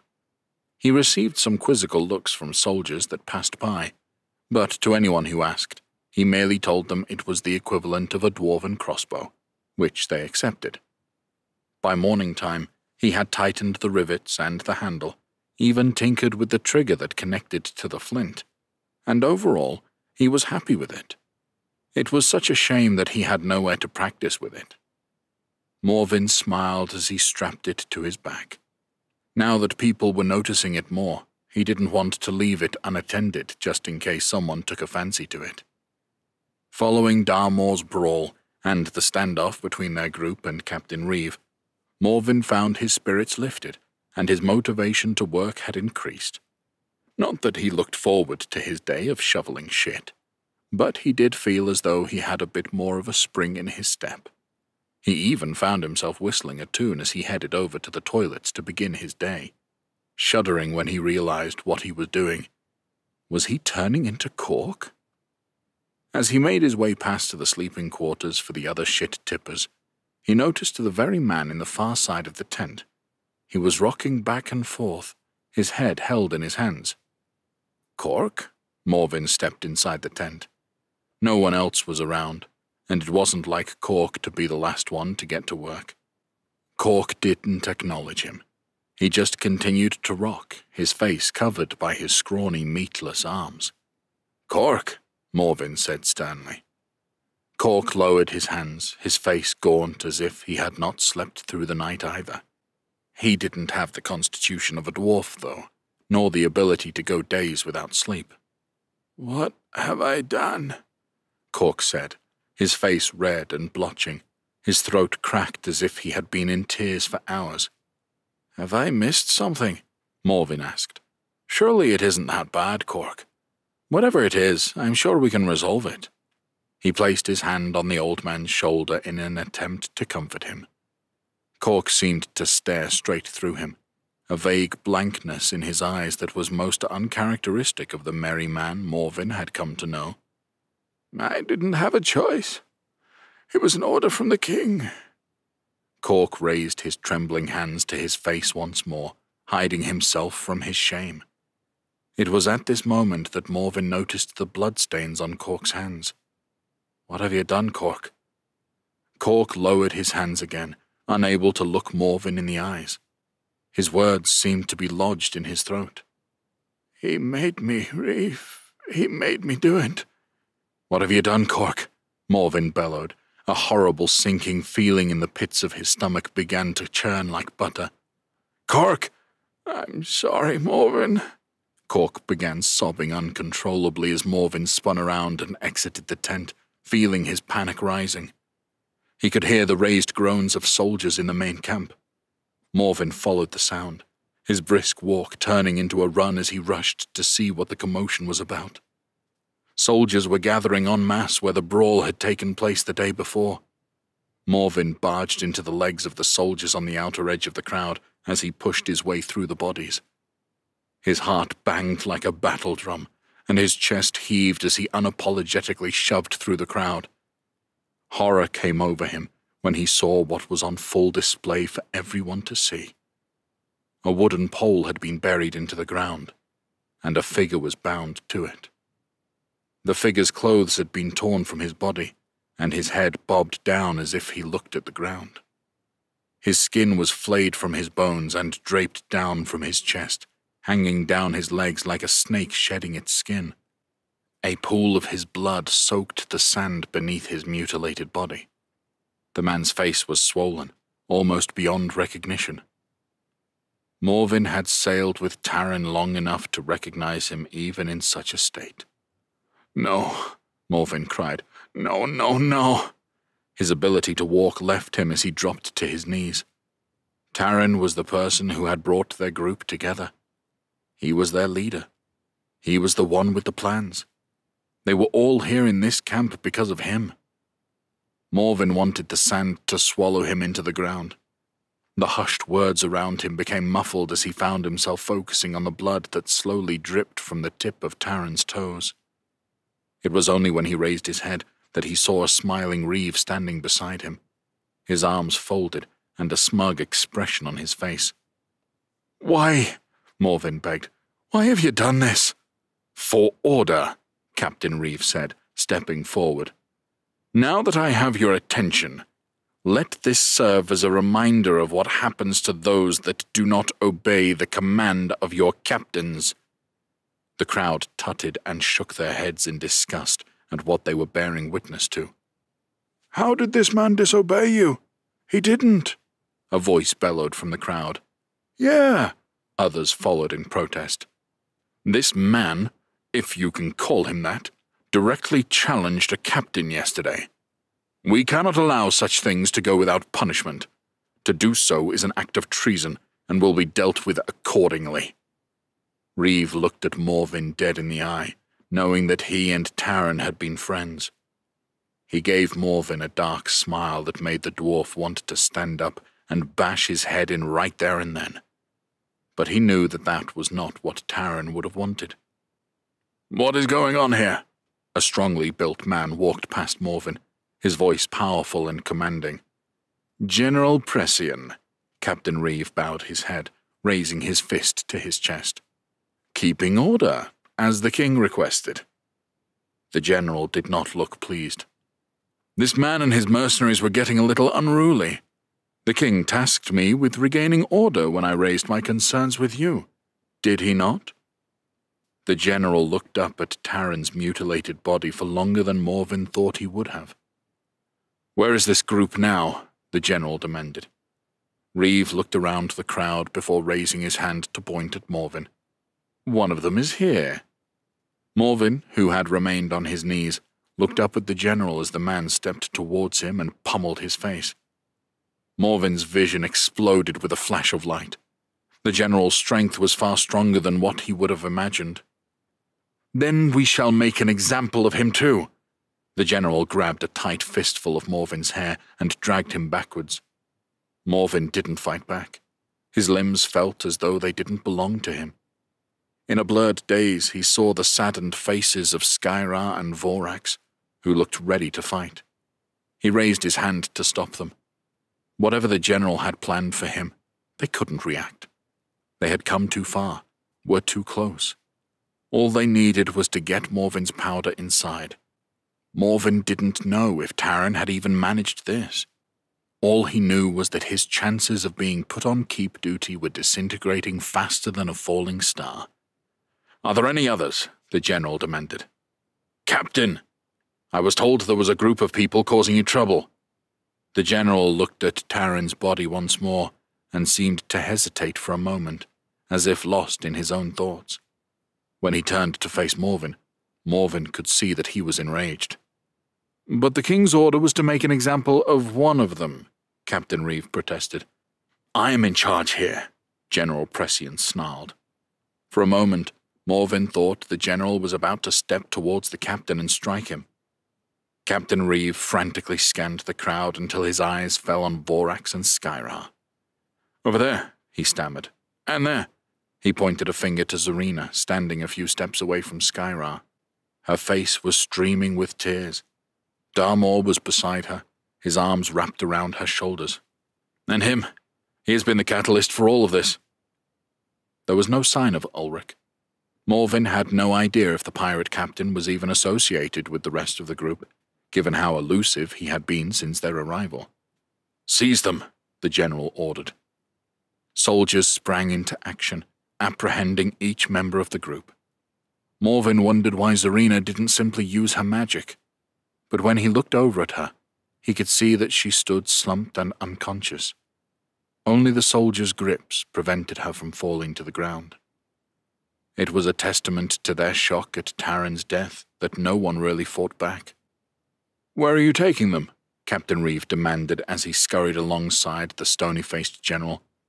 "To the stocks in the keep," the general growled. "You want a reminder for those who do not follow your lead? Let this help you in your quest. I'm sure a few days in the stocks without food or water will help." Morven's legs trailed behind him as he was dragged through the sand by his hair, all the way up to the fort and through the entrance of the keep. They finally stopped in front of some stocks which stood buried in the sand. Morven was released and his head bounced off the ground, causing his vision to shake. "Stand," the general commanded. In a daze, and ready to let himself drift into the darkness, Morven was barely able to do as he was told. When he did, the general raised the wooden bar on top of the stocks and said, "Place your head and arms across." He looked over at Reeve, who stood just a few meters away. "Now, unless you want me to make an example of the rest of your group," he bellowed, much to the joy of Captain Reeve. Reluctantly, Morven stepped forward, his matted hair clinging to his sweaty face as he placed himself in the stocks from a standing position. The general slammed down the top of the stocks, a tight pressure forcing its way down on Morven's breath, restricting his breathing enough to make it incredibly uncomfortable for him. He had a thicker neck than the average man that this device was designed for. As the general began tightening the clasps, he muttered, "I am sorry for your loss." Morven was taken aback by his sudden change in tone. For a moment, he thought the blow to the face had caused him to confuse General Pressian's words. "And I apologize for what I must do, to you and the rest of your group. It was the only way I could get close to you without causing alarm. Taran was a good man." In an instant, Morven realized that General Pressian was the informant that Taran had spoken of, the man who he had been plotting with all this time. "Don't say anything," the general continued through hushed breath as he locked the stock into place. "Where is the powder that Taran sent word of?" Morven didn't know if he could trust the general, but at this stage, he did not have much option. "It's in the barrels we brought. It is hidden under a glamour under the bottles of ale and ice. I'm sorry for what you must endure now. Sorry for Taran. It is the only way that I can draw no suspicion to you or I. You can trust me. I am an ally." Morven could be forgiven for questioning if in fact he was dreaming. The conversation from the general seemed so surreal. In his periphery, he could see the others being locked up as well. General Pressian walked away from Morven and turned towards Reeve. "Captain, let this serve as a further warning to the soldiers under your command," he bellowed so that as many soldiers that were watching on could hear. "Anyone choosing to oppose or disobey commands will face consequences like this group here. I'd say 3 days ought to show them what associating with the wrong people does for you. As for the rest of your soldiers, they also need to learn. Fetch every bottle of ale or spirit. When you and the other captains are confident that you have regained order, I may release it back to your ranks." "Yes, General," Reeve saluted him. "And Captain," the general followed up whilst turning away. "Yes? Do not let this disorder fall upon your ranks again." "Yes, General." "Consider me displeased. Ensure these are all on display for the rest of the soldiers to see. Make sure there is sufficient distance between the stocks. We don't want them communicating with one another while they are here." Then the general walked back into the keep, leaving Morven and the others in the stocks like trophies on display in a great hall. He did not even give the dwarf a second glance. Morven's mind raced as he tried to come to terms with everything that had just happened. Taran was gone, and now Morven and his friends were going to have to endure 3 days of torture, during which he would have to dig deeper than ever before. But out of nowhere, their plan had progressed. Morven now knew the informant. He now knew there was a way to put the powder into place. He was dazed, in pain, and hurting from the loss of Taran. But somehow, the sneaky bastard had gotten the general of the king's army on their side. Chapter 19. Morven's head felt like a storm was brewing inside. His body ached, and his mind felt as though it had become nothing more than a pool of pulp since his punishment had started. He had little to no room to move aside from rotating his blistered wrists. His neck had become numb from the pressure, having only stared at his feet since he had been here, unable to turn and see the others. Just like them, he had remained silent all this time, but surely they did not have much longer. Surely they would be released soon, and he would be able to update everyone on Taran's contact, General Pressian. For 3 long days Morven stood, his head bowed towards the sandy terrain, his hands hanging loosely from either side of his head in the stocks. The general was right. It had been a torturous 3 days. His stomach growled in starvation, his mouth drier than the barren mouth of Antar in Levanthria. He found it difficult to swallow, not only because of the constriction around his neck, but also from the swelling of his throat and tongue through dehydration. He didn't know which was the worst part, the starvation, the agony in his arms and legs, or being left to nothing but his own thoughts for this entire time. As he stared into the sand, his mind became fragmented, nearing the point of being unable to go on any longer. His punishment for being associated with Taran. Every minute felt like a lifetime. Each second, Morven revisited the vision of seeing Taran's mangled corpse tethered to a wooden post. His only crime had been standing up to a sniveling coward of a captain. Morven vowed to avenge his fallen friend. The one thing that kept him going, stopped him breaking his mind, was the knowledge that the others endured what he did. In silence they supported one another, even if he could not see them. Only Ulrich had evaded this torture, wherever he was. For Morven, the question now was who would meet his fury first, the king or Captain Reeve. By hook or by crook, he would make Captain Reeve pay for what he had done. He could only imagine the agony that Taran had faced in his final moments, to have his skin torn from him. Morven could only hope that by this time, Taran was already at peace in the afterlife. He had not deserved what had happened to him. He was a good man who had only wanted what was best for Levanthria. The fact that the king had ordered this simply served to motivate Morven further, to make the endurance of this pain and suffering more bearable. The knowledge that Reeve had acted on the king's command only solidified that he was a tyrant, one that needed to be stopped at all costs before he could infest these lands any further. Only then would Levanthria bring a sigh of relief. Only then could they bring a new age of prosperity over the lands. Muffled footsteps drew upon Morven, and the pressure around his neck lifted as the stock was raised. His legs gave from underneath him, and he crumpled in a heap on the sand. The warmth of the sun searing into him, his skin felt as though it were on fire. Here, General Pressian knelt and poured some water from a flask into his mouth. "Consider your time spent," he said. "Know that I will need your help to get the powder inside. The key is for it to be undetected. There are small tunnels that connect to the toilets, to drains outside of the keep. I believe you empty the excrements of the soldiers into one of the pits, yes? I suggest you use this as your opportunity to get inside. We will only have one opportunity for this." The general stood up. "I suggest you recover and ready your men. When the opportunity presents itself, I will light a blue flame in the window of the eastern walls. Do you understand?"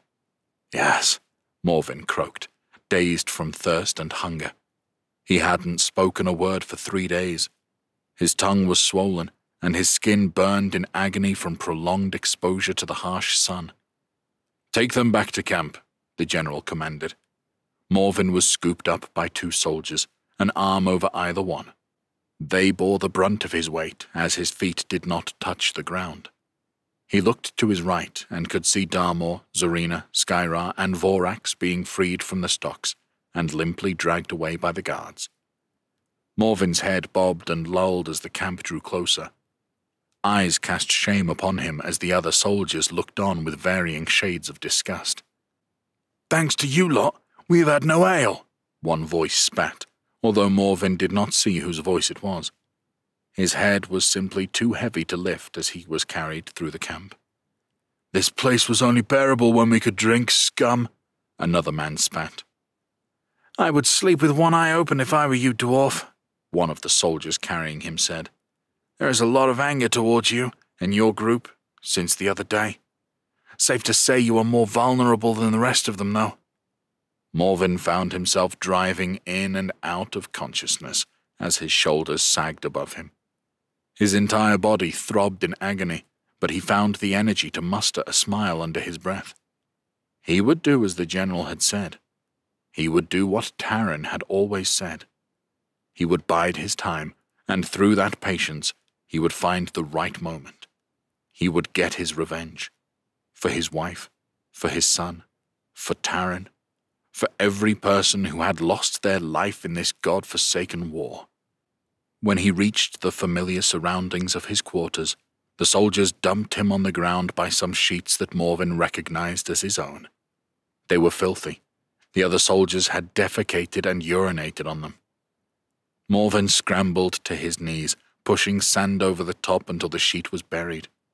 Then, with an aching body, he rolled onto his back and let out an almighty groan before lying in silence. A strange whooshing noise raced through his head in time with his heartbeat. His arms were heavy, his energy sapped. But his motivation, that he felt rising.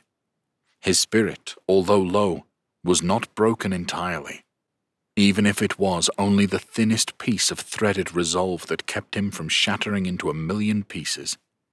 He was too close now. He didn't have much further to go. All he needed to do now was let his body recover, use the time that was on his side, and within that, he knew he would find his moment. "Here, I have food and water for you," came Cork's cracked voice. His words were spoken cautiously, and rightfully so, for if Morvin had the energy or the ability, he would gladly end him for being complicit in Taran's death. Morvin looked at the scrawny old man with strained eyes, his hatred for him burning into him more harshly than the sun. Cork ignored this and propped Morvin's head up before tipping his own flask of water into his mouth. Morvin coughed and spluttered as his mouth absorbed with water, pouring from his mouth as if he were drowning. He found that he could slowly move his tongue as the water cleansed his dehydration. It wasn't as comforting or as refreshing as Morvin had anticipated. He tried to raise his arms to snatch the flask and drink for himself. He didn't want to accept help from someone who had assisted in the flaying of Taran. As he grabbed hold of the flask from Cork, his hands trembled wildly, and he spilled the water over his face, barely managing to get any into his mouth. Mumbled noises continued to leave his mouth until he eventually found the ability to form a word. "Go," he growled, his throat hoarse. "I'm sorry, Morvin. I didn't have a choice," Cork protested. His frail body looked as though it may fail him. His face was pale, and his eyes puffy, his skin almost translucent as it hung from him. "We always have a choice," Morvin heaved as bile rose from his belly. The rage within was as though he were about to spew fire over Cork. "Go," he demanded. "Next time you look one of us in the eyes, know the pain you have caused. Know that you will walk here freely because you aided in torturing our friend. My friend." Cork lowered his head in shame, his eyes drifting over the dirt underfoot. "Very well," he said quietly, his voice awash with guilt. "I think he told you to leave," Skyra scolded from the entranceway of the tent. She was accompanied by Darmor, Vorax, and Zarina. Vorax's frame cast a heavy shadow over her face hidden as she bowed her head. Cork scurried to leave, turning slightly and pressing himself between Darmor and Vorax, who both stood as if they were debt collectors, their arms crossed in front of them. When Cork left, Zarina pushed into the tent. "Keep a lookout. We can't afford them to see my magic." She knelt by Morven and placed her hands on his chest, then began to mutter incoherent words under her breath. Her hands started to glow with a flash of white as her magic pulsated into Morven. Slowly, his body started to ache less. "I can soothe the pain as best I can, but I cannot heal you fully. To do so would only draw more attention on you. Captain Reeve has forbidden the healers from coming to help us. Little does he know I have magic. I have already done the same with the others." Morven understood and appreciated Zarina's help as the rhythmic pulse washed over him, wave after wave. Thank you, Morven said, finding that his jawline ached less and the swelling of his tongue had reduced. When Zarina stepped away, Morven found he was able to shuffle himself up into a sitting position and drink more freely from the flask, albeit with his hands still trembling. As he did so, he noticed the protruding black veins creeping up the backs of Zarina's hands like cracks in granite. She pulled her flask from her side and took a drink, and as she did so, the blackened veins stopped progressing and ran back down to her fingertips before vanishing. "What is that?" Morven asked. "Think of it as a tonic," Zarina said. "It helps me with my magic use. Stops it destroying my body." "If the king knew about that," Morven said. "Imagine what he could do with his mages if he had that potion." "It comes at too high of a price," Zarina spoke in a saddened tone, her eyes becoming vacant as if her thoughts went elsewhere. "And we are not here to aid the king." Skyra had remained stood in the doorway, watching on, but now she stepped into the tent, revealing her bloodied and bruised face. "What in the shit happened to you?" Morven asked. "You should have seen the other three that jumped me," she grinned. It was in this moment that he saw Zarina also smart at a bruised cheek. Darmor was black and blue, and even Vorax smart at a bust lip. "You should keep the look," Morven smiled. "It's an improvement." His words brought a sly smile from Skyra, a welcome reprieve from her usual cold features. "Safe to say it has been a rough few days," Darmor said, keeping a steady eye on anyone approaching the tent. "They blame us for losing the booze. Reeve has made it his mission to make our lives unpleasant. We cannot stay long. In fact, it is probably best for us to keep our distance after this meeting until we come up with a plan." "The plan's fucked," Skyra spat. "I can't believe what they did to Terran. I swear by the gods that they will pay for what they did to him." Her voice cracked, a rare shot of an emotion other than anger. "It isn't," Morven reassured them. "I grieve for our friend. I did not know him as long as you, but in that short time, I found that he was a good man, one who only wanted what is best for Levanthria." His tongue stuck to the roof of his mouth as he spoke, so Morven brought up his flask of water once again to quench his drying mouth. "It is because of him that we are so close, that we are in touching distance into putting our plan into motion." He smiled at the others. "To achieving what Taran wanted." "How so?" Vorax asked. Beside her, Darmor leant into the room curiously. "I know who Taran was liaising with from the camp. His contact revealed himself to me," he said. "And the best part is that he has told me how we are going to get my powder inside that keep." Morven knew that any chance of gaining favor to be on the keep duties was long gone, so this was their only shot at succeeding with their mission. "I know how we can get inside, but we are going to need a distraction."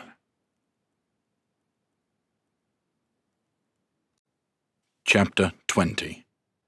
"Has order resumed within our ranks?"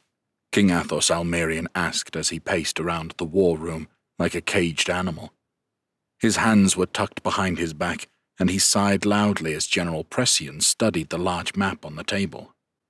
"Captain Reeve assures me that the soldiers are standing back in line, however unorthodox his methods are," the general said, moving a piece of stone farther east on the map of Zarubia. "Unorthodox?" King Athos asked with a puzzled expression.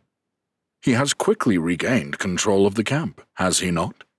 Something which appears to have been disrupted by the arrival of the reinforcements you requested. General Pressian breathed in slowly, swallowing his anger towards the king. He chose instead to focus on the map as he finalized the battle plan. They were close, so desperately close. They had the powder, they had the person who could activate it, and a way of making the assassination look as though it was the work of magic. All he needed was for the dwarf to follow the advice General Pressian had given him and make his way inside the keep, kill the king, and allow him to end this god-forsaken war. "How long until we advance?" the king demanded.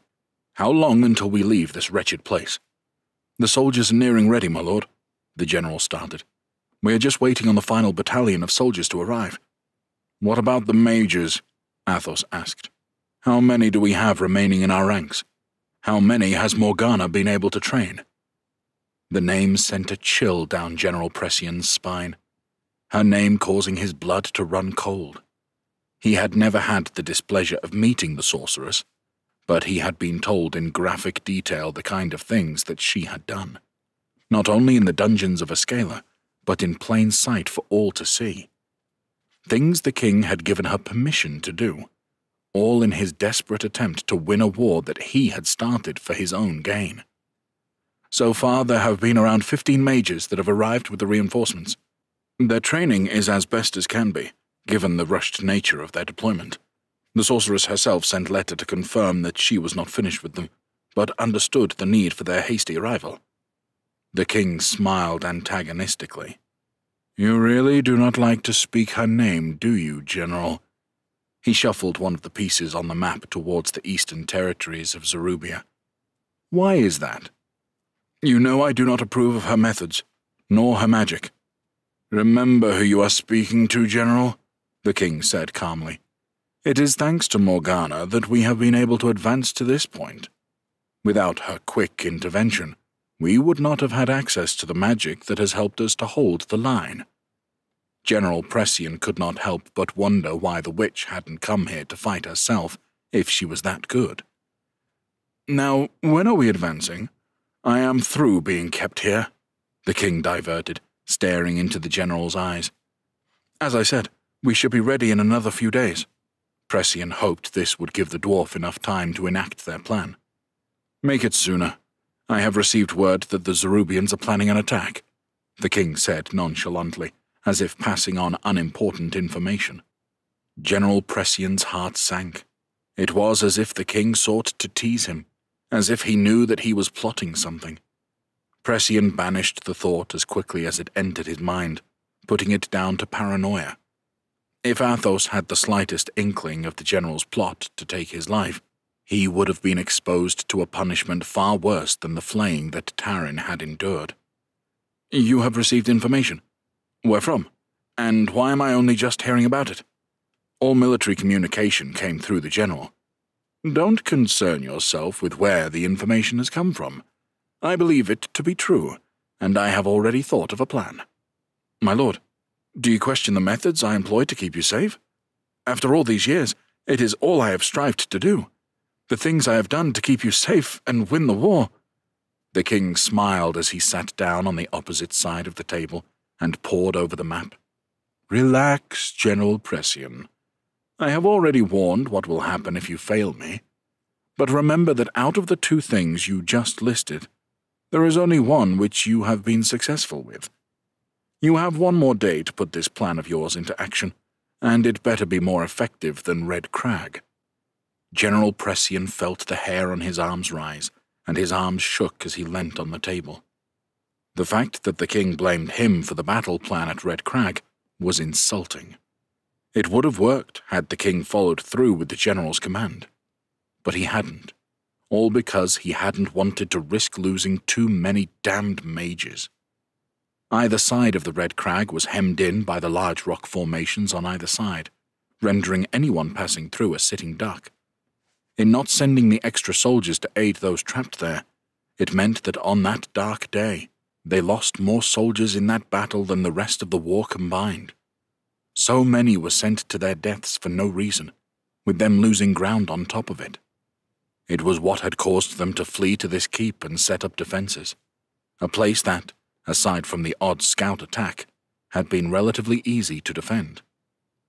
The fact that the king was speaking to Pressian as though it were his actions that had sent all those souls to the afterlife only confirmed just how far removed the king was from this war and from his people. "My plan will work, my lord," the general said. He wasn't lying. He was confident that his plan would work, just not the one the king was thinking about. "Either way, we prepare to leave in 1 day," said King Athos, "before those Zerubians have time to ambush us." "How can you be sure?" Athos simply smiled and nodded his head. "I am sure. But, my lord, if you give me just a little longer, I can ensure every soldier is how they should be. We will be as best prepared as possible. If they are not ready by tomorrow, what difference will an extra day make?" "You have 1 day, General." A day did not give Pressian the time he needed to ensure the others were ready. The dwarf and his partners had only just been released from the stocks, and likely would need at least a couple of days to recover. If they were going to succeed with their plan, it needed to happen tonight. They needed to act now. Why did Athos have to be so impulsive? Why, when they had been here so long, had he decided they had to progress with the plan the next day, when he was so close? "Is there something which you want to say to me?" the king asked. "Something you wish to get from your chest?" "No, my lord. Your soldiers will be ready by morning." Pressian swallowed, his mind racing with his different options. He could kill the king right here, right now, in this very room. At least then it would be over. He fantasized for a moment about how it would feel to wrap his hands around the king's throat and squeeze the last ebb of life away from him.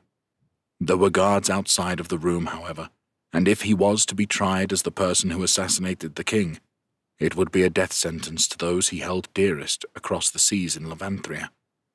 He would be executed right away as a kingslayer, and the ability to call upon a truce with the Zerubians would be rendered impossible.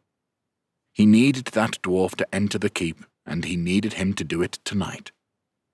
"I grow tired," the king said as he stood from his chair and exited the room. "Make sure you are ready. Best send word to your captains. Or is that something you need me to do?" he sniped as he left. Was that another veiled threat? The king was acting irrationally, and General Pressian did not like it. Wasting no time, he placed one of his lamps in a large stone window frame. Then he took one of the stones from the war table and threw it inside the lamp. Galar stone had a strange property. When exposed to flame, it glowed blue in color. He just hoped it would succeed at drawing the dwarf's attention to the keep, even though it was earlier than planned. General Pressian quickly made his way down to the entranceway of the keep, the soldiers on guard saluting him as he passed. When he reached the camp, it felt quiet and subdued. There was no raucous laughter. The only soldiers he could see were those who were on patrol and those that were still eating their rations. The soldiers nodded at him and saluted, but the general could tell by their stony expressions that they were not happy to see him. "Where are the captains?" the general asked a woman who sat slurping soup from a wooden bowl. She near spat out the soup as if surprised that the general was speaking to her directly. "Towards the mess hall," she said. "They usually eat and drink together at this time." The general marched through the camp, all the while keeping his eyes open for any sign of the dwarf. Morvin was the only link to the group. He did not know how many mercenaries Taran had brought overall, and he did not think he would be able to pick out their faces. The mess hall was towards the healers' tents, and as the general continued to walk through camp, a strange silence hung in the air that only served to increase his apprehension. When he reached the tent, he could hear raised voices from inside. He pulled the cloth of the entrance back to see what was going on. "You did not think with your head, Reeve. You let your anger get the better of you. Because of that, 3 times I have had to stop brawls where soldiers have jumped the mercenaries who arrived with Taran." Captain Zerridge was standing over Captain Reeve, who sat at a table, a bowl of soup tipped on its side in front of him. Are you implying I had something to do with that? Captain Reeve gave Zerridge a goading smile, which all but confirmed his guilt in the allegations. We need the soldiers to be on side with one another, she scolded. Turning them against one another will only serve to fragment them further. But that isn't what this is about, is it? All this was about was flexing your small dick. Reeve turned a shade of scarlet as he stood from the chair forcefully, knocking it backwards into the ground. I'll show you, small dick. He launched himself over the table at Zerridge, who stood her ground, laughing at him. She was not intimidated by the captain, and the general liked that. She had something about her, and did not suffer fools. What is going on? The general growled, making his presence known. Reeve stopped in his tracks, lowering his raised fist. Captain Zerridge placed her hands behind her and turned to face the general, bowing her head to him. General Pressian, she said. I was merely speaking to Captain Reeve about his approach with the soldiers. Is what Captain Zerridge says true?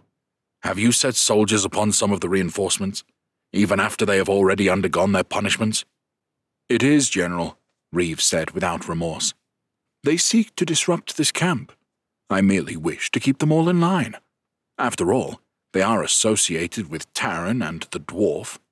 He looked disgusted with the mere mention of the dwarf. Did I not already set a precedent for this by leaving them in the stocks for 3 days? I sought only to remind them of their place, Captain Reeve sneered. Remember who it is you address, Captain. Remember how it was that you got your rank, Pressian scolded. He could not stand the snivelling coward. Reeve had not earned his rank through battle like the other captains. He had got his position through his father, who died on the battlefield protecting the king. If only that arrow had missed him and hit the intended target, this war would have been over long ago. The king gave you that rank, did he not? Because of your father's bravery. Captain Reeve puffed up his shoulders like he was a petulant child, his cheeks still glowing with a flash of red. I am a captain of the king's army, he rasped. A rank you have received without any battle experience, unlike Captain Zerridge here, the general said calmly. He was in a foul mood, and perhaps knocking this pompous, spoiled captain on his ass would make him feel better. Next time we are on the battlefield, remember that it is these very soldiers who will fight for you. Mistreat them, and you may find a Levanthrian arrow in your back. Are you threatening me? Captain Reeve said through gritted teeth. To be fair to him, he did not show any signs of backing down, even though it was the general who scolded him. Perhaps in another life, that could have been used to train him into a fine soldier. I merely say it to serve as a warning, Reeve, for men will not fight alongside you if you persistently mistreat them. Even the most obedient dog would turn on its master when hungry. The general stepped towards Captain Reeve and lifted the collar of his tunic to straighten him out. In the future, when you are in the presence of a general, make sure you are dressed so. He smiled in a patronizing way before turning towards Captain Zerridge. She wore a sly smile, which told him she had enjoyed witnessing the dressing down. That does not mean your actions do not go without consequence, he scolded. Captain Zerridge dropped her shoulders as quickly as her smile and bowed her head. Now, the reason that I am here at this hour, Pressian said, placing both his hands calmly behind his back, is because the king has given orders for you to ready our soldiers for battle. When the morning arrives, we march on Ashula. When that city falls, we will have victory. Are we ready for that, General? Captain Zerridge asked. The reinforcements have not been here long. King Athos wants to advance, so we are advancing. It takes a foolish man to go against the will of King Athos Almerian, General Pressian said, before making to leave the tent. Have our soldiers ready by the morning. I need to take a piss and finalize the battle plans. With this, the general left. Chapter 21. By the time Morvin had finished telling the rest of the group of General Pressian's involvement, his belly had grown even more ravenous. He had not eaten for 3 days, a feat that was impressive for a human, let alone a dwarf. You are sure the general said that? After all, you did take quite the strike to the face before you were dragged off. Maybe you were hallucinating. Skyra spoke in disbelief. How on earth would Taran have got a general of the king's army on side with our plan? To even risk discussing it likely would end with execution, Darmor added.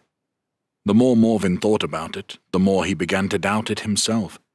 He sounded as though madness had taken over him, a more likely scenario given he had spent 3 days in the stocks under the intense heat that these lands brought.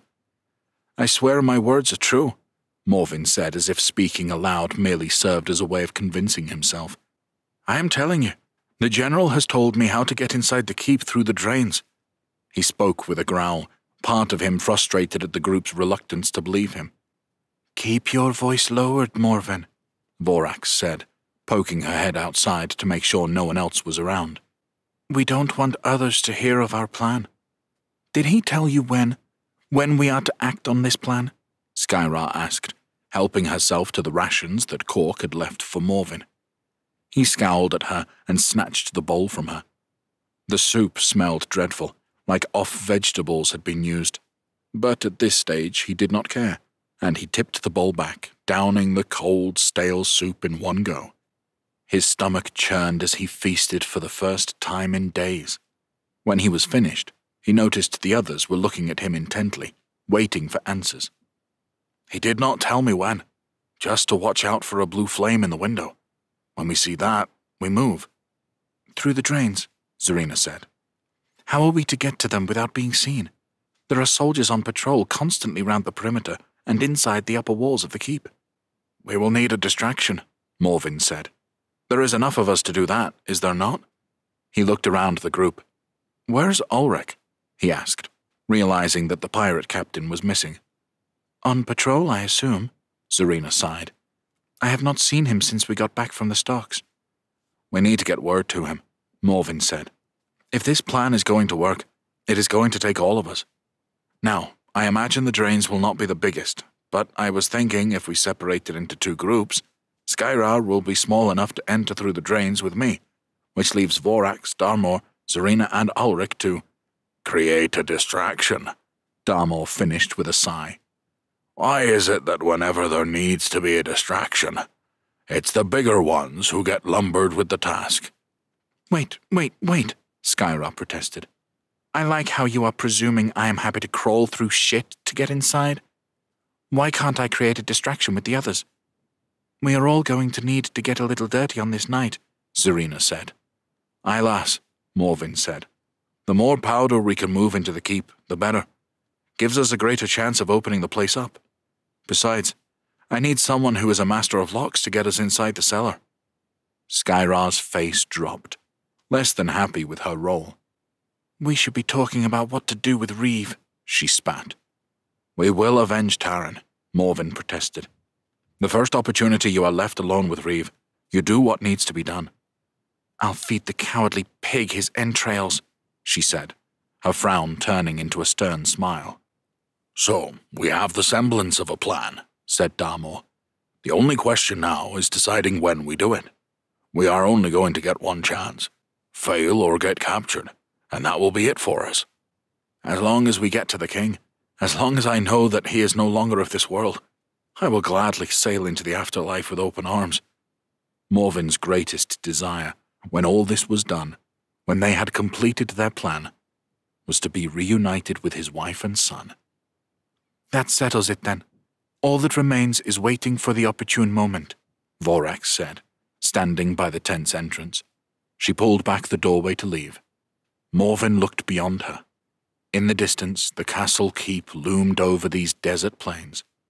It was a view that he had used to inspire him each and every day that he left for his posting, one that he could likely sketch with his eyes shut. But something was different. The sun had begun to set for its brief night. In the darkness, a blue light flickered in one of the upper windows, a distant glow that Morven had not noticed before. This was it. This was the sign they had been waiting for. Morven was not expecting it so soon after being released from the stocks with the others. Something must have changed.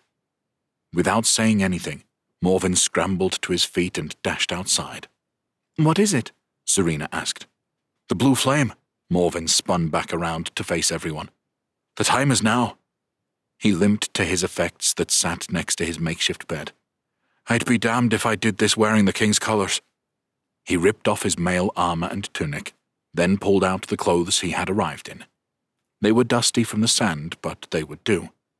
"Fuck," Skyra scolded, turning quickly. "Your bare ass is the last thing I wish to see before we embark on a suicide mission." "Take it as a good luck charm, lass." Morven cheekily slapped his bare cheeks, and the others laughed. All except Skyra, whose cheeks turned scarlet. "We need to move now," Morven said, "before the opportunity is lost." "Are we really going to dive in and do this now?" Zarina asked. "Do we not need to approach this situation with caution?" "There is such a thing as over-caution," Darmor said. "If Morven here is saying that now is the time, then now is the time. We need to find Ulrich." "I am sure Ulrich will figure out what is happening when he sees the commotion," Zarina said. "Darmor, Zarina, Vorax," Morven started. "Take this barrel of powder. Draw attention from the Western Patrol. That should buy us the time we need. You will need this too." Morven reached into his bag and retrieved a flint mechanism, which he tossed to Darmor. "Use it as a last resort to ignite the powder, but know that whoever sparks it in close range will likely not survive the blast. I would suggest using your magic to ignite it from a distance, if possible," he told Zarina. 3 against an entire army. What could possibly go wrong? Darmor sighed sarcastically. "I need the blast to draw all the guards away from the drains at the north of the keep. That way we can get inside unnoticed." "Good luck, friends. May the gods look down on you with favor on this night," Vorax said, bowing her head before the two of them left. "What now?" Skyra asked, peering over the top of Morven's shoulder. "Now, we wait." Chapter 22. Darmor's chest heaved as they tentatively made their way through camp with the barrel of powder in Vorax's arms. Even as darkness greeted the camp, the air was still warm. There was no breeze, and his chainmail and tunic only made him more uncomfortable. "What do you suggest we do?" Vorax said as they pushed through camp suspiciously. "Look for an opportune moment, I suppose," Darmor shrugged. "What's going on up there?" A group of soldiers were rushing into each tent, waking the others up. "Get up!" Darmor heard one of the soldiers call. "We advance on Ashula at dusk. It's the king's orders." "Shit," Darmor muttered, realizing that if everyone was readying themselves for battle, the window of opportunity was even smaller. "You two, make sure you are ready," the same soldier barked at Darmor, Vorax, and Zarina as he exited the tent. "Aye," Darmor said with a growl, nodding. "Well, there is no time like the present," Vorax huffed, setting down the barrel of powder. As she reached for the axe that was strapped to her back, Darmor raised his hand to stop her. "What are you doing?" she asked. "We need to create the distraction." "Come, let's place the powder on the periphery of camp. It doesn't sit well with me causing harm or injury to innocent soldiers." Darmor mused as he gestured for Vorax and Zarina to follow him. "It's all going to shit," Vorax said, but she hoisted the barrel of powder back onto her shoulder and fell in step beside Darmor. "This would explain the blue lamp being placed so soon," said Zarina, following close behind. They were able to reach the outer edge of the camp easily, with the soldiers all buzzing around in a poorly coordinated fashion. There did not seem to be one person taking charge, just hundreds of men and women gathering their weapons and armor to ready themselves for battle. A younger soldier stood in a nearby tent, a ghastly pale color as the gravity of war seemed to dawn on him. His helmet was poorly fitted, and his tunic drowned him as if it had belonged to a much more rotund soldier before it was his. "These soldiers don't stand a chance," Vorax said as the three of them navigated the walkways. "Most of these are not warriors." "Come, place the powder over here." "Do you still think we need such a distraction? The camp seems pretty distracted to me," Zarina pointed out as they marched away from camp. Vorax placed the barrel down in the sand in a position close enough to draw attention, but far enough from the nearest tents so as to avoid unnecessary harm. "Aye, But we need to draw the soldiers from the other side of camp to here, so that Morven and Skyra can get into the keep unnoticed, Darmor replied. Serena, do you think you can hit the barrel from over there?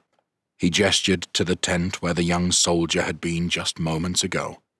The soldier had set off walking in the opposite direction, but then Darmor noticed him pause.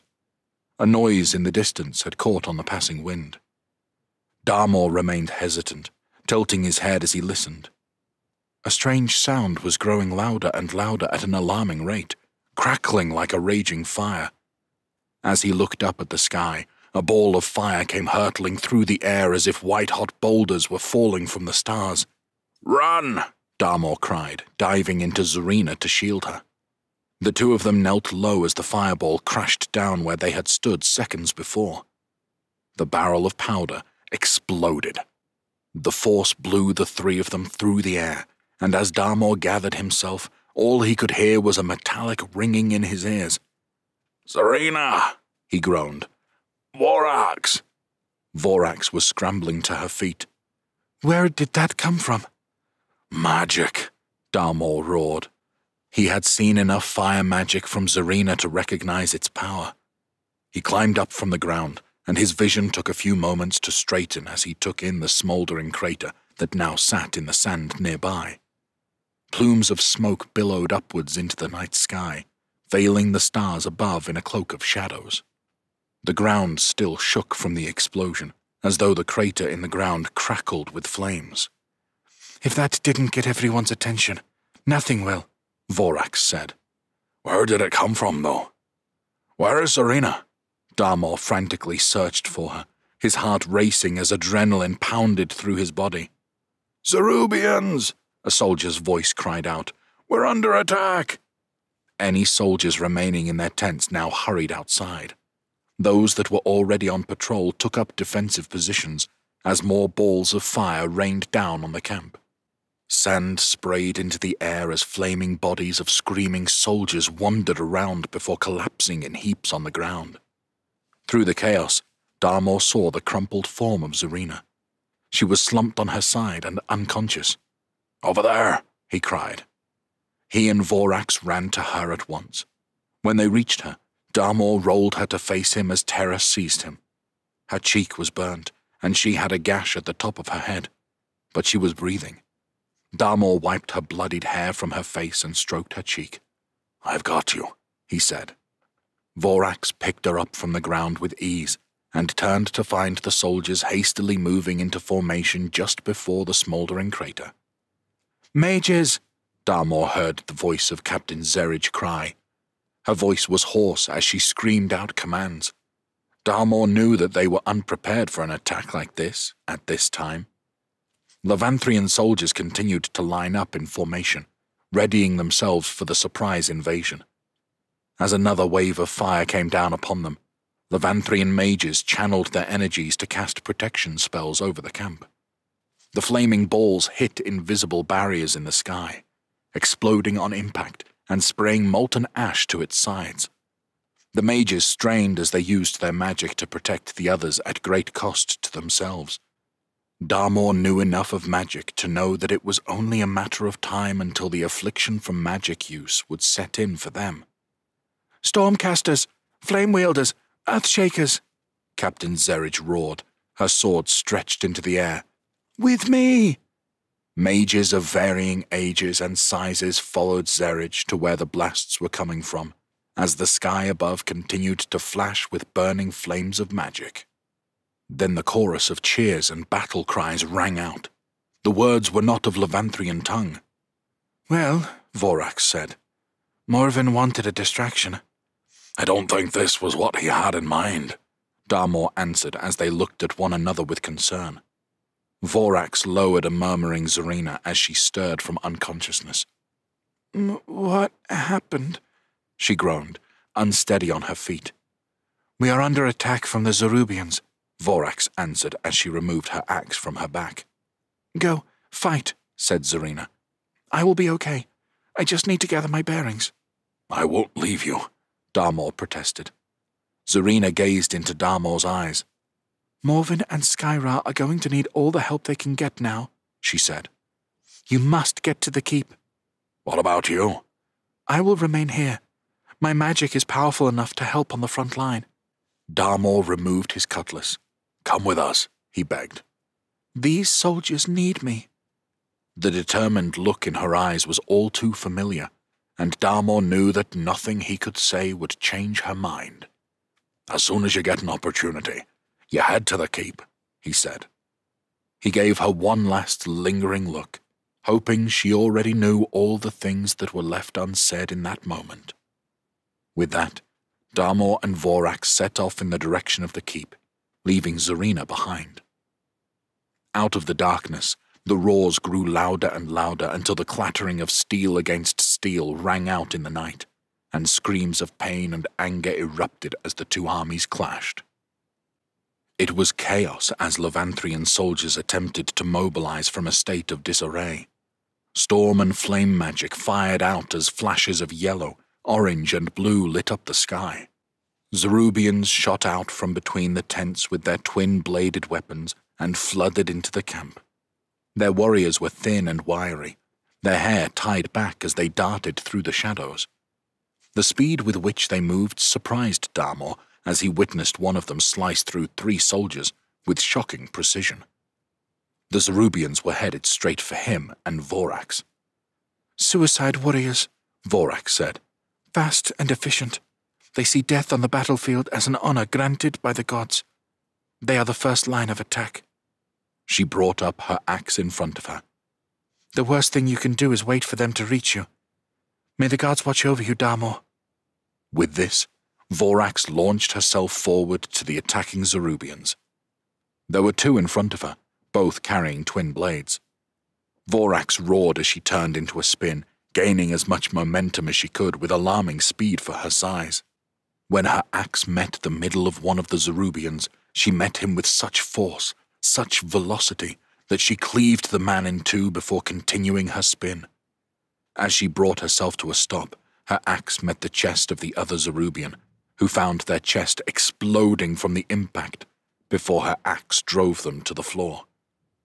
As a third attacker approached, she rammed the pole of the axe into their face, then lunged forward with an almighty boot to the chest. Her axe was already raised before the warrior hit the ground, and she brought it down on top of him with a sickening crunch. Darmor found himself in awe of her brutality, her speed 10 times more impressive given her size. He snapped away as the cry of a nearby Zerubian caught his attention. He turned to see the soldier already upon him, their 2 swords swinging sideways towards him. He barely ducked to the side, his chest thundering as he turned to face his attacker.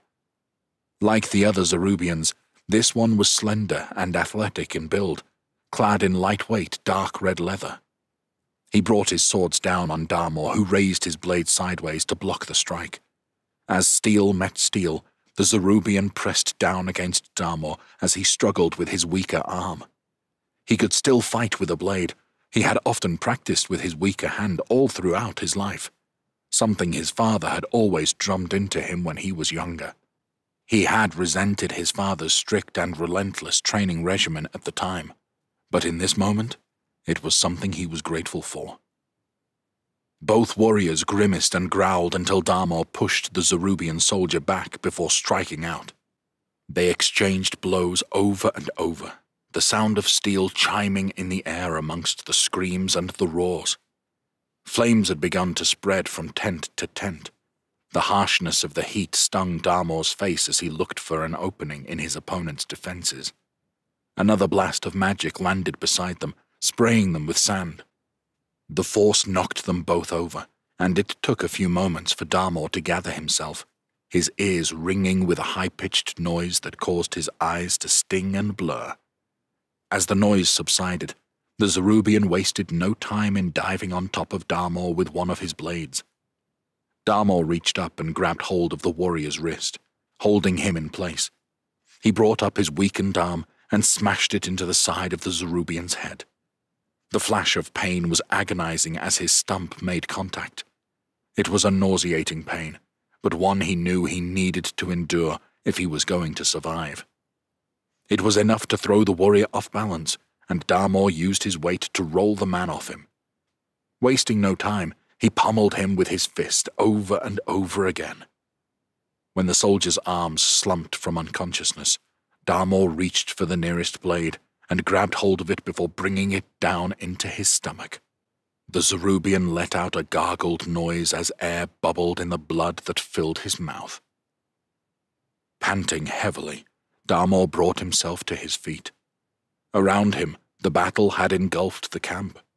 Levanthrian forces battled fiercely against the Zerubians, and bodies lay slain in the sand, the flames whipping up a fierce heat. Darmor sought to reach Vorax, who fought farther ahead.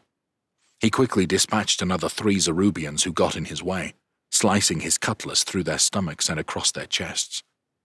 Their choice in armor may have been helping them with their speed, but it was making it easier to lay them to waste in open combat. Darmor watched as Vorax brought down her axe onto a soldier she had knocked to the ground, their blood splashing into the air as though Vorax had jumped into a puddle with glee. "Vorax!" Darmor called. She turned towards him, her face covered in the red of her enemies. There was a snarl there that Darmor had not seen before. Battle rage had definitely taken her. Another Zerubian ran from the shadows, swords outstretched and poised to strike the elven warrior. Darmor rushed forward, driving his blade into the back of the attacker just in time. "It's a fine day for a battle," Darmor shouted over the chaos. Vorax's breathing was heavy as she panted, allowing herself a moment to gather herself from her bloodlust. "We need to reach the camp," she said, racing off towards the castle. Her axe swung every time someone got close to her. "Fall back!" Captain Zeridge's voice bellowed from beyond the darkness. "We need to protect the keep. We need to protect the king." The command would make it that much harder for Darmor and Vorax to aid Morven and Skyrar. But first, they needed to survive the attack. Darmor desperately hoped that Zarina was all right. Magical blasts littered the sky and their surroundings, rendering it impossible for him to ascertain which magic was hers. "This way," Vorax said as she pushed towards the front of the keep through the jostling crowd of retreating soldiers. Blasts of magic continued to pepper the dirt around them, each blast sending shockwaves rippling through the ground as wood and stone sprayed into them, grazing and cutting their skin as they ran. When they reached the open ground just in front of the keep, Darmor saw the stocks where they had been held for 3 days, and beside them, the gate to the keep was closed. Another wave of Levanthrian soldiers were sprinting towards them, ashen-faced and panic-stricken as they made for the keep. "It's a fucking massacre," Captain Zeridge said, joining Darmor and Vorax. "We need to defend this spot with the soldiers that we have left. Mages, buy us some time." Some mages stepped forward and began channeling their powers, their faces grimacing with pain as they cast the barrier spells. They did their best at repelling the magical blasts that were raining down on them, but some Zerubian flames still managed to force their way through. One soldier screamed a final scream as a blast of fire landed straight on top of him, his body evaporating in an instant as the magical flames engulfed him. Darmor frantically searched the crowd, but there was still no sign of Zarina. Captain Zeridge ran in front of the mages. There were still plenty of Levanthrian soldiers in front of the keep, too many for Darmor to count. "Get in formation!" Captain Zeridge bellowed. "I'd be damned if we were to fail on this day." The soldiers seemed to take spirit in Captain Zeridge's presence. As instructed, they began to quickly form multiple lines of defense. "Pikemen at the front, mages behind. The rest of you, with me!" Captain Zeridge raised her sword into the air. Darmor eyed up the entranceway to the keep. There was no way to get inside, and nowhere to run. To turn their backs on such an enemy would be foolish at best, and cowardice at most. "We making this stand?" Darmor asked Vorax, who looked down on him fiercely, the hilt of her battle-axe gripped tightly in her hand. "I don't see any other way," she said. "As soon as the opportunity arises to get into the keep, we take it." Darmor and Vorax moved to take up position with the other soldiers, Where the fuck is Reeve? Zerij spat as she stared into the flaming camp in front of them. Maybe he has fallen, Darmor said. I guarantee the fucking coward ran at the first sign of the battle, she scoffed. These soldiers need leaders, not cowards. The magical blasts stopped as suddenly as they had started. The crackling of the burning camp was louder than the screams of those taking their final breaths. Swords clashed as Levanthrian soldiers bravely took their last stand against the Zerubian forces. Then, an eerie silence took over. Darmor stared into the lit-up sky and the darkness that surrounded the camp. A wave of anxious anticipation filled the air that felt as charged as storm magic. "Hold steady!" Captain Zerij's cracked, dry voice broke the silence as the soldiers maintained position. At the front of the line, the pikemen raised their weapons. Around a dozen mages stood behind them, with the rest of the Levanthrians stood in multiple rows behind them. As Darmor looked down the line of soldiers beside him, he found it ironic that after so many years sailing the high seas as a pirate, his final moments would be spent fighting as a soldier in the Levanthrian army. The king's army. The faces of every man and woman who stood beside him were decorated with varying looks of worry, fear, bravery, and determination. Ahead of them, through the shadows and the flames, the Zerubian forces slowly stepped into sight. These ones were better equipped for battle, unlike the leather-bound soldiers that Darmor had been fighting against. They wore steel armor, plates, and chainmail, with the red of Zerubia on their banners and tunics. Their armor was sleek and well-fitted, finely crafted by their blacksmiths. "Hold your defenses," Captain Zerij commanded. "Let's show these Zerubians what we are capable of. For the king, and for Levanthria." A chorus of cheers boomed from the soldiers as they readied themselves to make a stand. And Darmor realized he would die defending the very king they had come here to kill. Chapter 23. The ground rumbled as if an earthquake had hit. Morven and Skyrar's immediate surroundings lit up in a flash as a large plume of smoke filled the sky on the far side of the camp. "Shit," Skyrar said. "Was that your powder?" "I think so," Morven said as he studied the chasm of smoke rising from the blast. His eyes lit up with wonder and concern at the size of the blast. Even he hadn't estimated it being that powerful. "That didn't take them long," Skyrar said, an impressed look on her face. "I hope they are okay," Morven mused, lifting his remaining barrel of powder. "Come on, we don't have long." The two of them left the tent to see if the pathway towards the northern point of the keep was clear. A patrol of soldiers quickly ran past them, their weapons drawn. "There is only so long an elven warrior and a crippled pirate can fight for," Skyrar said. "Then we best not let the distraction they have caused go to waste," Morven said pensively. Something didn't look right as more blasts rained down on the camp, fireballs erupting at scattered points. "What's wrong?" Skyrar asked. "I don't think the powder would do that. Something seems off," Morven said as another patrol ran past them down the path and towards the explosions. Cries started reaching them, sword against sword chiming in the air like a nightmarish lullaby. "It's the Zerubians!" Morven heard one soldier shout as they ran past. "Zerubians?" Morven muttered. "As if tonight was not already difficult enough." They set off down the darkened path, the sky behind them illuminated with flashes of fire and storm magic, which lit up the path ahead. Flames ripped through camp as men and women started screaming out in pain as they were tortured by the magic. "Keep going," Morven demanded as he thundered down the path with Skyrar beside him. The barrel was heavy, but it was the shape of the barrel that made it difficult to carry, with the bottom digging into Morven's fingers. "What about the others?" Skyrar asked.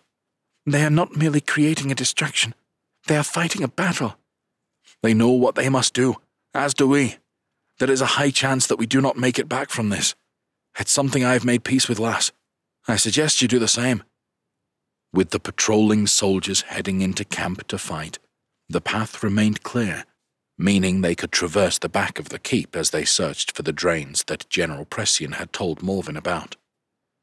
Just my luck to be left with a fucking dwarf on a suicide mission. Skyra looked down at Morven in frustration. No offense. None taken. Morven smiled and was surprised to see Skyra do the same. Guess we best get in this keep, Skyra hissed, looking up at the fort as they climbed a small embankment. If not for the battle on the other side of camp, their approach would have been much harder with them needing to evade the watch of patrols inside. Either way, the battle had served to provide the very distraction that they had desired. Their feet sank into the sand as they continued their ascent to the base of the keep. Morven's legs burned as his breath heaved, a little rasp escaping his lungs. "Where are these drains?" Skyra asked as they followed the curvature of the wall. The stone was almost white, far lighter than the darker stone used within Levanthria. Morven pointed. "Over there!" A hole surrounded by green moss sat in the stone, the green growth climbing down the side of the keep as if it sought to escape itself. Below it sat a trench dug out in the sand where bodily fluids had met, carving its way down the embankment. When they reached it, Morven looked inside, but he couldn't see anything, only darkness. The stench of piss and shit greeted him like an unwanted handshake, and he turned his head as he nearly gagged. "Fuck," Skyra said, her voice elevated. "This is not how I envisioned the plan when Taran recruited me." "We need to do this for Taran, so that his efforts were not in vain." Morven paused and took another look inside the drain. It was going to be snug for him, let alone the barrel with his thick shoulders and dwarven frame. Less so for Skyra. "Ladies first," Morven gestured. "Fuck off," she spat. "This is your plan. You can lead the way. Just don't slip and slide into me. Now can we get this next part over and done with?" Morven took a deep breath away from the opening. The air itself tasted tainted as the stench kissed the back of his nose and throat. Even his posting, shoveling shit had not prepared him to wade through it on his arms and belly. He psyched himself up before standing in front of the opening, giving it one last look. "See you on the other side," he said. He pushed the barrel inside before he reached in arms first and started to crawl up the narrow space using his elbows, shoving the barrel upwards as he moved. There was enough waste to ensure that the stone remained uncomfortably damp as Morven continued to crawl. Yet he pushed through the waves of nausea as he pressed forward, his arms aching deeply as he struggled beneath the weight of the powder. His shoulders pressed against the stone on either side of him, taking more of an effort to squeeze himself through the space as he sat on a constant edge of gagging. "I can't believe we are doing this," Skyra spoke through congested breath from behind him. "Shh," Morven replied. "Our voices could travel up the drain. Only the gods know what is waiting for us up there." He continued to dig deep as he slowly forced his way up through the drain, keeping focused on why he was stooping to such depths. He would avenge his wife and son. The drain widened and narrowed at different parts as they continued through the dark. With nothing but the stench to guide them, Morven used his anger, his hatred for the king, to fuel the fire that burned deep within him, like the white-hot embers of a forge.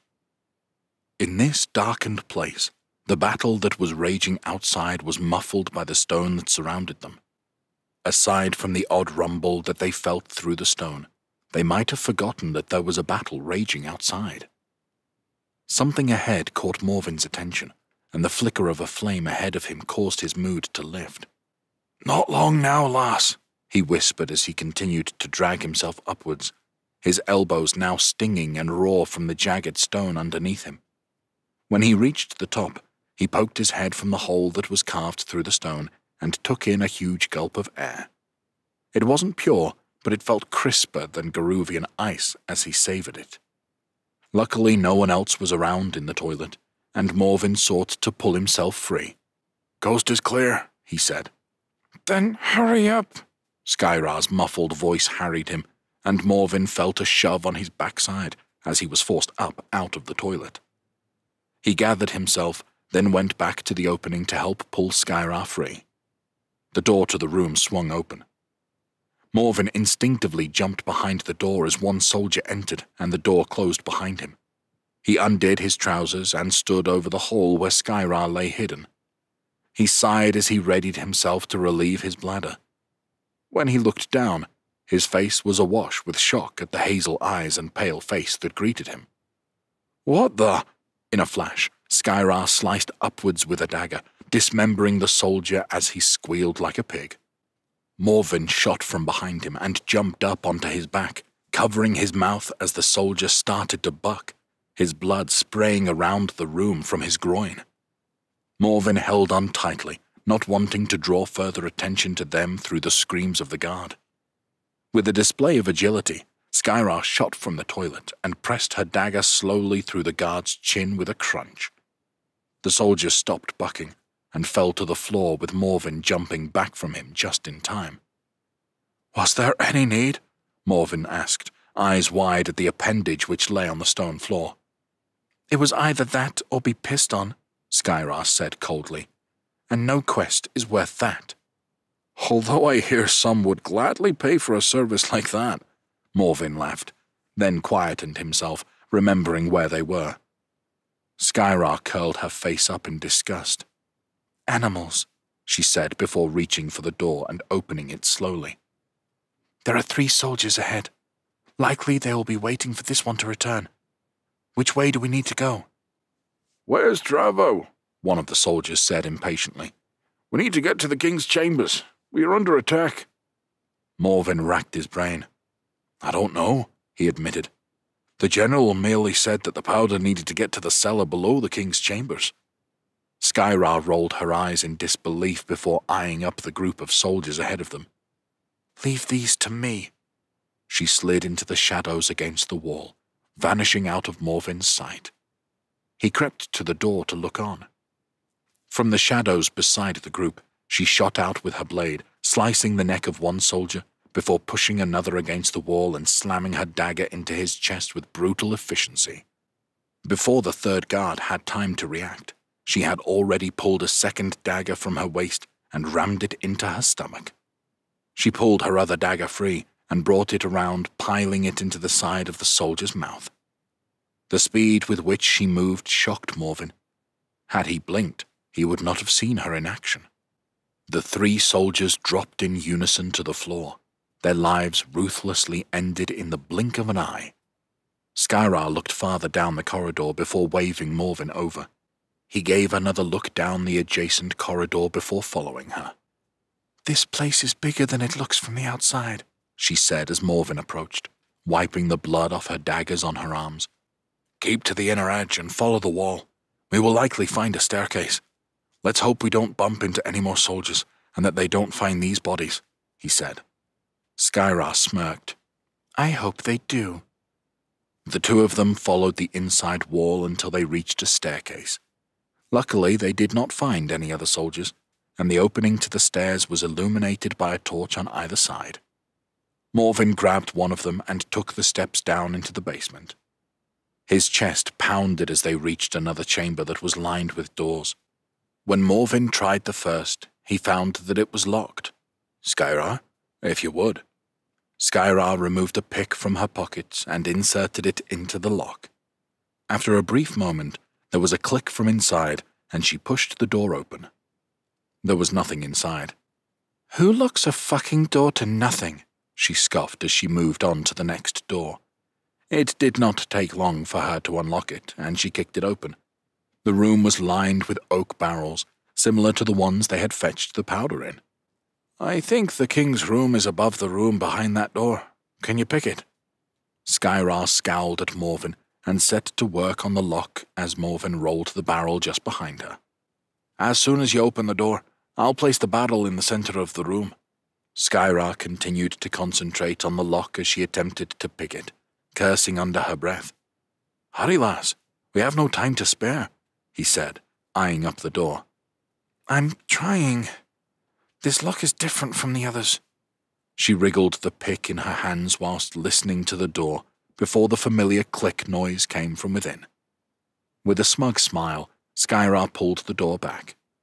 Morvin poked his head in to find two barrels side by side, and he joined Skyra with smiling. This is it, he said.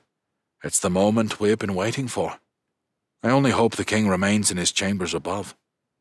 Morvin stepped forward to carry the powder into the cellar. They were so close now. All they needed to do was ignite it. What do you mean by that? Came a voice from behind them. Morvin's blood ran cold as he turned to see Captain Reeve in the doorway. He had a crossbow aimed directly at them. Before either of them had time to move, he pulled the trigger and fired an arrow into Skyra's torso. She stumbled backwards into the room as Captain Reeve turned to aim the crossbow straight at Morvin's face. Chapter 24.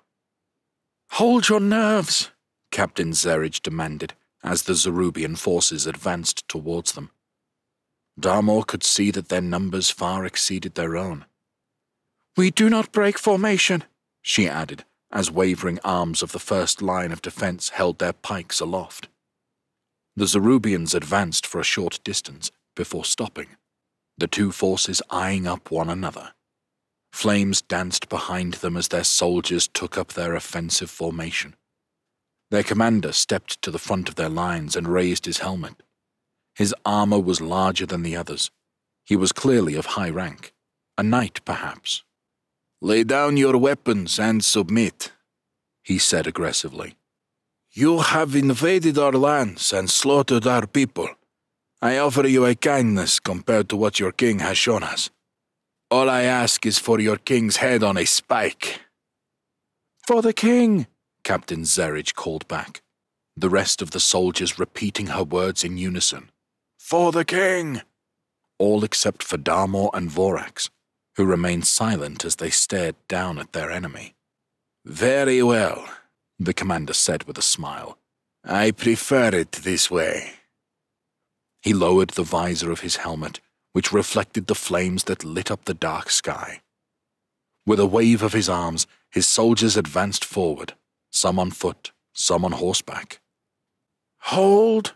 Captain Zerridge called as she stepped into a defensive stance, holding her sword behind her, ready to strike. As the wave of Zerubian soldiers met the Levanthrian forces, battle cries rang out once more as the pikemen held firm. Bodies found themselves impaled as with horses. There were groans of agony and screams of death from both sides. Mages! Captain Zerridge threw her sword forward, and the mages returned fire with varying spells, blasting into the chests of the advancing soldiers.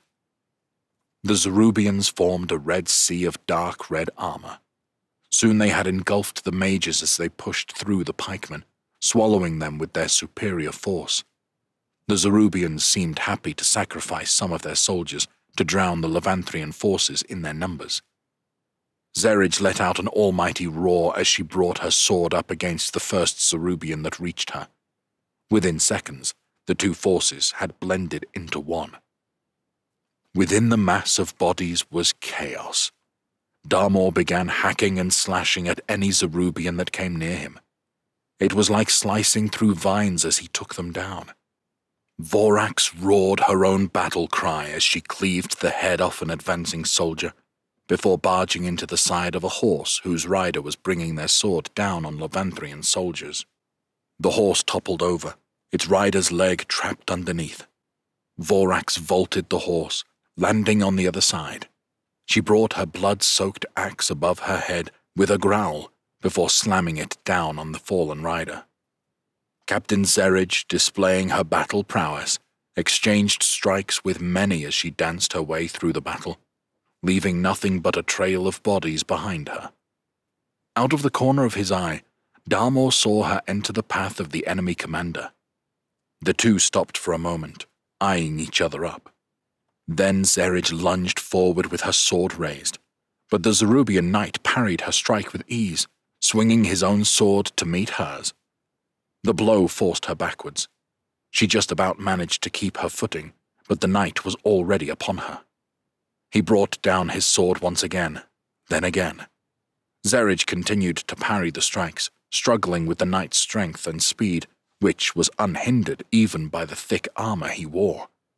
Levanthrian soldiers were dropping fast as the Zerubians swarmed their forces.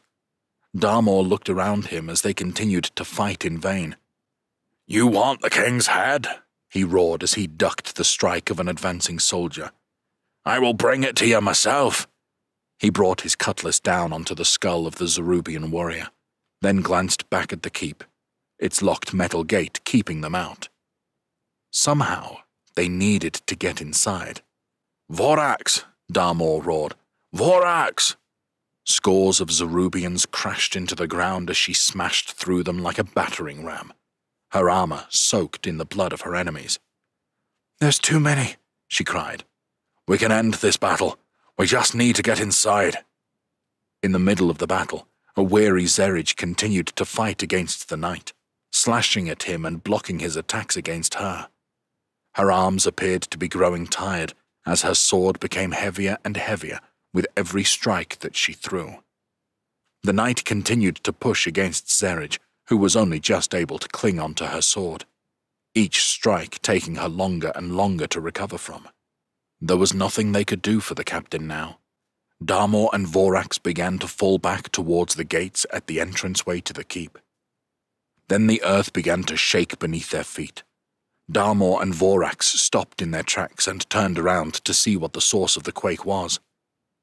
The Zerubian knight had taken a step back, and pulsating energy was emanating from within him. He pushed his free hand forward and sent another unseen blast of magic into the ground. The rumbling of the earth intensified as pits of sand opened up around the knight and Zerij, swallowing up any soldier who was unfortunate enough to fall into its path. Zerij only just managed to keep her balance, her feet sinking into the sand as the ground continued to shake with vigorous force. Darmor looked on in shock as men and women from both sides fell into pits that had formed in the sand. He had no idea how deep they were, or if any soldiers falling in would survive. His question was answered when the sand started falling in on itself from the vibrations of the quake, pouring in on top of the poor souls below. Beyond the chaos, Zerij continued to fight against the knight, even with her feet sinking further and further into the ground. "We need to help," Darmor said. "There won't be any soldiers left if we do not take down their battle mage." The knight raised a clenched fist into the air and slammed it into the ground, causing another quake. "A battle mage," Vorax said. "Sounds like a great way to test my steel." She clicked her neck as if savoring the challenge. Against their better judgment, the two of them raced through the battlefield to aid the captain in her fight against the Zerubian commander. The battle between the two forces continued fiercely. Levanthrian soldiers continued fighting bravely, despite being greatly outnumbered. In front of the keep, the main line of defense remained in formation as the ranks in front of them took the fight to the Zerubians. Darmor ran as fast as he could, the sand making it difficult terrain to navigate at speed. They covered the ground quickly and soon found themselves nearing the captain as she took an almighty swing of her sword, gripping the hilt with both hands. The knight knocked her blade from her hands, and Captain Zerij looked up unapologetically at the knight, before roaring and pulling a dagger from her side. The knight slammed his sword into the ground and grabbed hold of her wrist as she lunged for him. With his free hand, he clasped it tightly against the side of her head. "No!" Darmor roared as he dug as deep as he could to get to her as fast as possible. He was not quick enough. The knight channeled his powers down his arm and forced his quake magic into Captain Zerij's head. She screamed out in pain as blood streamed from her eyes, then began pouring from her nose, ears, and mouth. With a blast of magic, her head exploded, sending bone and brain splattering into the sand. Darmor and Vorax were not quick enough to help the captain. But Darmor would be damned if he let anyone else suffer her fate. Darmor swung his cutlass down as soon as he reached the knight. The Zerubian commander stepped back, searching behind him for his sword, which remained embedded in the sand. Not wanting to lose momentum, Darmor kept swinging, each time the knight ducking and dodging the strikes. Reaching behind him, the battle mage grabbed the hilt of his blade and swung it towards Darmor. The pirate raised his sword to parry away the strike. The strain on his arm was immense, and he turned into the blade, pressing his forearm against the back of his other to reinforce the block. Vorax shot past Darmor and leapt into the air with her axe high above her, garnering the knight's attention. He stepped to the side as Vorax's axe cut through the air. He turned, bringing his sword down on her. Darmor instinctively dived into the knight shoulder first. Slamming into the metal armor sent pain coursing down his left side, but it was enough to throw the knight off balance. His blade cut down the side of Vorax's arm, instead of delivering a killing blow. The Zerubian let out a roar of frustration and slammed his fist into the ground again, sending out a rippling shockwave that sent everyone in the vicinity crashing to the ground. The knight stood over Vorax and attempted to skewer her into the ground where she lay collapsed in a heap. But he was knocked off his balance once more, this time by a blast of fire magic that crashed into his armor.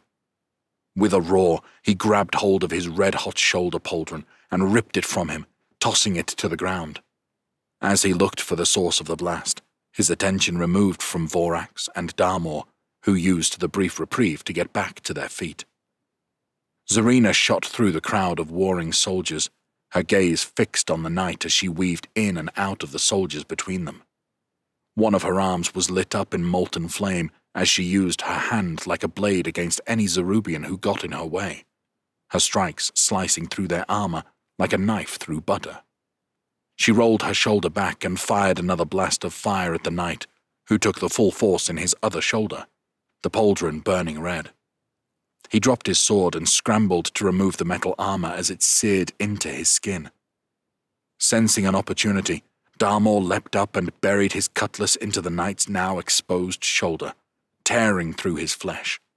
It felt as though he were embedding his weapon in stone. Against a normal man, the strike would have easily detached his arm from his shoulder. But this was not a normal man. The knight slammed his metal fist into the side of Darmor's head. He saw a flash of light as he crashed into the ground. The knight grabbed hold of the cutlass and pulled it from his shoulder with a growl of pain, then tossed it onto the ground. The Zerubian commander readied himself to slam his boot down onto a dazed Darmor's head, only to have to adjust as Vorax roared and threw a punch at him. He grabbed hold of her fist, the two of them of equal height. Then Vorax brought down her free fist onto his injury. This seemed to only anger him more. He squeezed down on Vorax's hand, which started to crack and crunch under the pressure. Vorax grimaced as the knight focused his magic once more. Still dazed from the blow, Darmor struggled to get back to his feet as he watched Vorax trying in vain to release her hand from the Zerubian's grasp. The knight was too strong, too powerful. Vorax used her free hand to rip his helmet from his face, revealing the angered face of the battle mage underneath. His dark eyes burned into her with an unforgiving gaze as she used her weight to roll her body behind him, pulling his arm across his chest as she grappled him from behind. "End him," she said, trembling as she held him in place. Zarina stopped in front of them, her arm still glowing white-hot. "Get out of the way, Vorax! Just do it!" The knight continued to struggle against Vorax's strength. He closed his eyes and started to concentrate his quake magic once more, and his energy visibly pulsated through him and into Vorax. A trail of blood began to trail from Vorax's nostril, her eyes becoming bloodshot. "Now!" Vorax roared. "It's the only way!" Zarina forced her hand back and fired a focused blast of fire into the knight. A stream of fire engulfed the battle mage in his entirety as Vorax attempted to shield herself. Zarina's expression was that of agony as her magic ripped through her body, the blast of magic maintaining a fierce well of fire. Darmor pushed himself to his feet, fighting off a wave of nausea.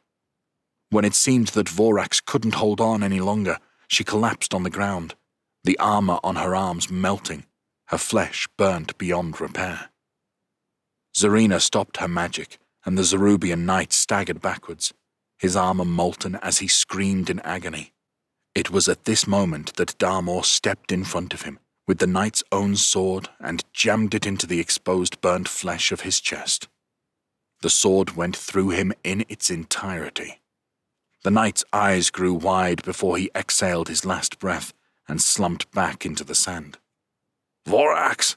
Darmor called, dropping to her side as he inspected her wounds. She wheezed heavily with each agonizing breath, a whistle leaving her chest. "That was fucking stupid," he scolded. Her hair was singed back to her scalp, leaving crisp red and black skin all down one side of her face. "I did what needed to be done." She managed to muster the words through cracked, pained breath. "Zarina, do something," Darmor demanded, as Zarina raised her hands and placed them against the hot metal on Vorax's arm. "My axe," Vorax said. "I am beyond repair. Pass me my axe." She laughed, and blood left her mouth, covering her chin. "Her wounds are too grave," Zarina said. She closed her eyes as tears fell down her pale cheeks. Darmor passed Vorax her axe, guiding her trembling hands around its handle. Clutching the weapon to her chest, Vorax rested her head back into the sand. In this moment, it was as if there was only the three of them there in the midst of the battle. "Help the others," Vorax gasped. "I take solitude in knowing that in my death I will soon greet the king in the afterlife." Her eyes remained wide as a rasping croak left her lungs, and she took her final breaths. "I am so sorry," Zarina said, her cheeks sodden with tears. "She was a brave warrior," Darmor said, bowing his head. "The bravest." "Look," Zarina suddenly pointed out towards the camp. They both stood in dread at the sight before them. More Zerubians had entered the battlefield. A wall of red soldiers that would surely wipe them all out. Chapter 25. "Answer my question, dwarf," Captain Reeves sneered, his crossbow firmly pointed at Morven. Skyra sat stooped against the wall, her hands wrapped around the arrow that protruded from her abdomen. Blood pooled around her. "I think you know the answer to that," Morven said, raising his hands to either side of his head. "The question is, Captain, what are you doing in here, when there is a battle out there?" Captain Reeve looked flustered at Morven's question. "I think you will find it is me with the bow." He shook the crossbow in his direction. "I knew you and the others could not be trusted when you arrived in camp. Just think what riches the king will give me when he learns that I foiled a plot to assassinate him." "I will do what I need to, Captain," Morven warned. "Just what is it you are planning on doing from here?" Reeve leant to his right to peer into the open chamber where Skyra sat bleeding out. "Just what is it that you have in there?" "A means to an end." Morven's reply was short and sharp. He had no time for fools. "We have come too far to fall at this stage," he said dryly. "I will not allow myself to be stopped by a coward like you. You hide in the keep while your men fight. I don't think you are exactly in a position to lecture me about cowardice. Guards!" Reeve bellowed, his voice echoing up the stairs. Morven lunged forward and grabbed hold of the crossbow, forcing it upwards just as a bolt fired from it and ricocheted off the stone ceiling. He grappled with Reeve, managing to knock the crossbow to the floor. He had dreamed of this moment for so long, and Morven clenched his fist tightly before ramming it into Reeve's midriff, forcing an oafish puff of air from him. Reeve threw a punch at Morven, but it was clear that this man was no fighter. Morven, already standing a good 2 feet shorter, ducked under the blow before jabbing into Reeve's torso once more. Then he planted a full boot into Reeve's backside and sent him straight into the room where the powder sat. As he stumbled through the doorway, Skyra stretched out a leg, causing Reeve to trip over and crash into the barrel. The barrel toppled from the force, the lid popping off, and the powder pouring over the floor. Morven grabbed Reeve by the scruff of his neck and pummeled his face, his hatred for him on full display. "You can't do this. It's treason. It's no more than the king deserves, for all the suffering he has inflicted on these lands, on his own people." Morven slammed his fist into Reeve's face once more, before letting go of him as he slumped on the ground in a daze. "You okay, lass?" He turned to see Skyra struggling on the ground, her blood spreading in a wide circle around her.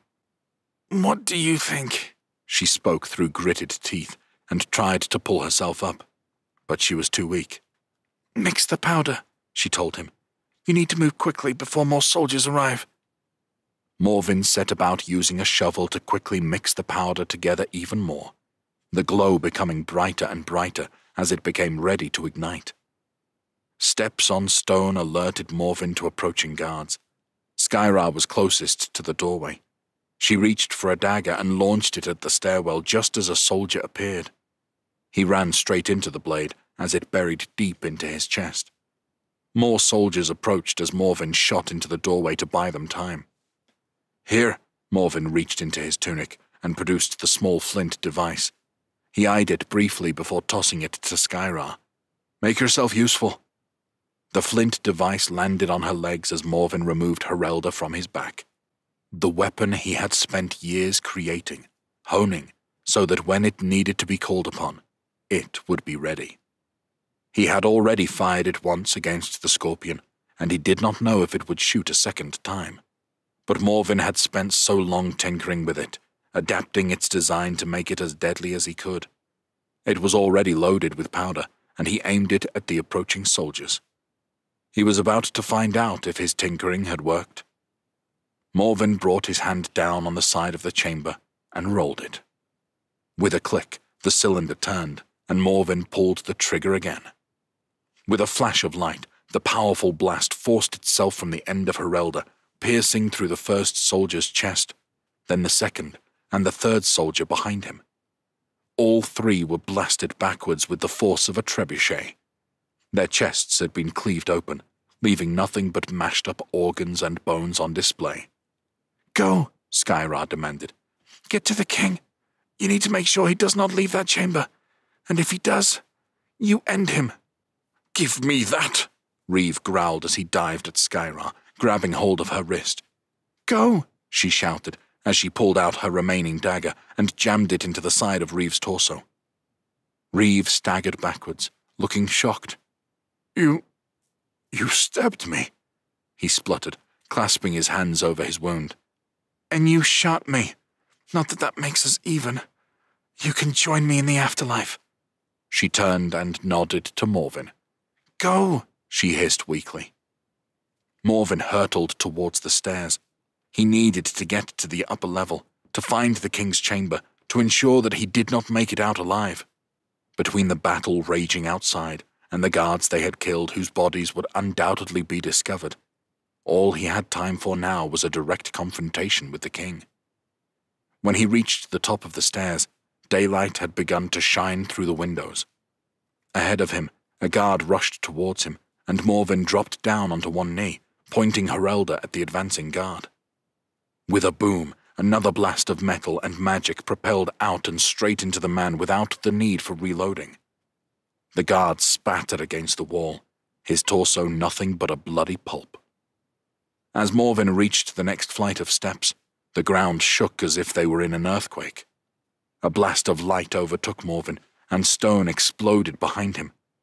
Skyra had succeeded in igniting the powder. The blast sent Morven crashing into the stone steps as he desperately tried to climb them to the next floor. Soot and dust filled every pocket of air as the stone above crumbled and shook, the noise of the blast causing Morven's ears to ring. The plume of dust made it impossible for Morven to see. He staggered to the top of the stairs, the keep crumbling around him. He struggled to breathe as dust and smoke filled his chest, and he heaved his body onto the next floor. The air was clearer here, but the keep continued to rumble from the explosion. His powder had worked exactly as intended. The blast had been tremendous, far more powerful than Morven had even anticipated. Stone continued to rumble around him as cracks formed in the stone underfoot and up the walls. Morven continued to follow the corridor around until flames from the battleground could be seen in the distance. He brought himself to a stop as he looked out over the fighting. Where walls once stood, nothing but crumbling ruins now lay. The blast from the powder had blown a hole in the entire southern side of the keep. There was no sign of life, and the stone behind him fell in on itself like a maelstrom in the ocean, as if some unseen force was pulling what remained of the keep in on itself. The floor beneath him shook again, and Morven lost his footing, tumbling towards the edge. The fire from the battlefield spun around him as he dropped down onto the crumbled stone below. With another blast, the stone above him continued to fall as his body landed in a crumpled heap on the jagged stone ruins. Chapter 26. "How are we meant to fight off all of these?" Darmor said. "And where the fuck is Ulrich?" Darmor gripped his cutlass tightly as he stared out at the open field of the advancing Zerubian army. "I will do what I can," Serena said, her face glowing from her ignited arm. Darmor gave her a smile. "With you by my side, I would fight any army." He would be damned if he did not let Serena know how he felt, if this was to be their final moment. He wrapped his arms around her and pulled her towards him. In a flash, her arm stopped glowing with flames, and she brought her hand up and placed it tenderly on his chest. The two of them shared a kiss amongst a mass of warring soldiers. When Darmor pulled away, he took a moment to stare into her blue eyes. "When all this is done, promise me you will find that spark inside your heart again. You can't only live for Ulrich." "I made a promise to him, to keep his sister safe. That is what I must do, Darmor. You know this. I will do what I must to keep those whom I care about safe." With this, Serena turned to face the battlefield and channeled her magic through her arm once more, the molten flames tracing down her skin. Flickers of fire danced from her skin with a magical glow. "Help me get to the front," she said. "I will do what I can." "Aye," Darmor said, and the two of them pushed through the ensuing battle, Darmor striking down anyone that got in their way. Serena fired blast after blast of magic as the Zerubians rained down their own fire and storm magic onto the battlefield. Bodies flew through the air as magic bounced around them. The chaos was unspeakable, like nothing Darmor had ever witnessed. When they reached the opposite side of the Zerubian reinforcements, Serena and Darmor were all that stood in the way of their army's victory. "Buy me some time," Serena said. She then began chanting an incantation that Darmor had not heard before. As two Zerubians approached, Darmor began trading blows with them, parrying away attacks as they tried to cleave him in half with their weapons. Fighting was so much harder with one hand, yet it did not deter Darmor. With Serena by his side, he had everything of value next to him, and he would not let any harm come to her. Darmor rushed forward and drove his blade through the stomach of one Zerubian, before using his free arm to grapple the body. He spun as the other soldier brought down his axe, embedding it into the back of the soldier Darmor had just killed. He pushed the body forward to give him some space. The remaining Zerubian soldier jumped backwards and let go of the axe, unable to remove it from the back of his brother-in-arms quick enough. Darmor loosened his grip of the blade and let the dead soldier fall, diving on top of the other. The two rolled around in the blood-congealed sand as each tried their hardest to gain the upper hand over the other. The soldier just about managed to overpower Darmor, but the pirate reached for a nearby rock in the sand and brought it down on the man's head, again and again, until he was satisfied that the soldier was no more. He panted heavily and looked at Serena, knowing he would fight for as long as he could, but understanding that his strength and energy levels were falling. Zarina finished muttering her incantation and brought her arm up over her shoulder, waving her hands around at random. The speed with which she moved made it seem as though a circle of fire was forming around her. Then Darmor realized that it was. Zarina sprinted towards the next line of Zerubians, a vortex of flame spinning around her. Her hair blew behind her as though she was in the midst of a tornado. "Zarina!" Darmor called after her. With no other option, he pulled his sword from the belly of the dead Zerubian soldier, raised his arm high, and chased after her, roaring his own battle cry. Zarina stopped and slammed her foot into the ground, then brought her hands around to the front of her, clapping her palms together. The force of the magic was like nothing Darmor had ever seen, as the flamed vortex surrounding her chased towards the Zerubian forces. It hit them with a force they were not expecting. As flames engulfed their entire front line, wails and agonized screams hailed from the throats of the dying Zerubians. Zarina danced in the sand, waving her hands fluently through the air, each gesture changing the direction of the deadly flaming vortex. She clapped her hands together again, and Darmor looked on in amazement as the vortex split into two and moved in opposite directions across the entire line of soldiers. Her magic wiped out hundreds of soldiers in seconds, with a wall forged from fire and the ash of their enemies. The Zerubians faltered, their morale incinerated alongside their soldiers. Loud calls roared across the rear of their forces, commanding them to keep pushing forward. Zarina looked strained under the force of her magic.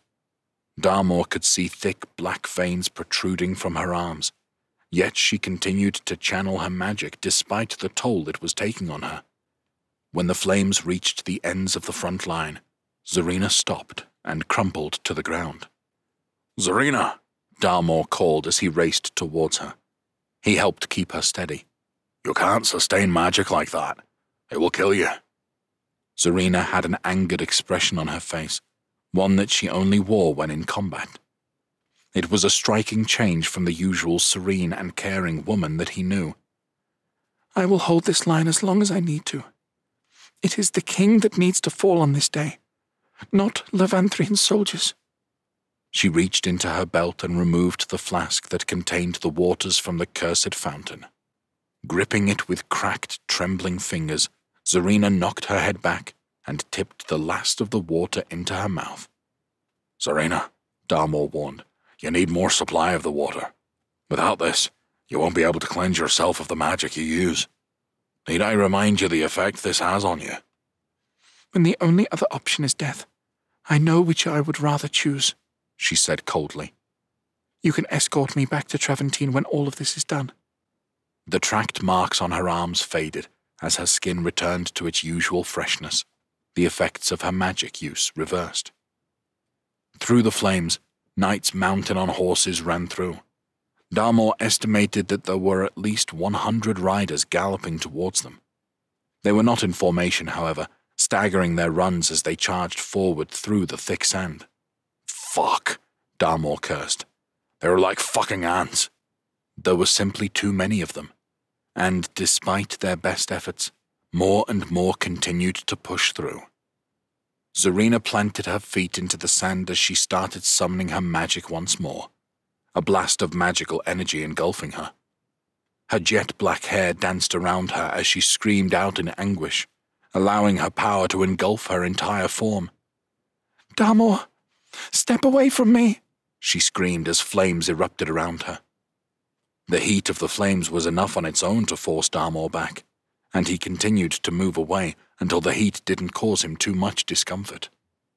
He still wanted to stay as close as he could to her, just in case. Not that he needed to, or could offer her any protection. Zarina had proven herself time and time again to be anything other than a damsel in distress. Darmor adopted a defensive stance, waiting for the cavalry to reach him.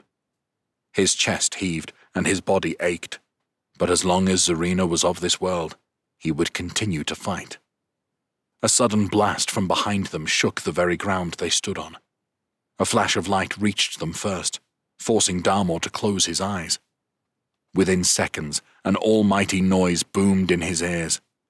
What followed was a force of energy, as if the wildest hurricane passed across the battlefield, flooring everyone who continued to fight. Ahead of them, the armored knights fell from their horses, some crumpling underneath their steeds. Zarina's flames were extinguished as she was sent rolling through the sand. The sky remained bright as a large plume of magical energy shot into the sky from the crumbling keep, as if the gods themselves had chosen to strike it down. Darmor rolled onto his back, the ground steadying. The sand clouds that sprayed out made it difficult to see ahead of him. "They did it!"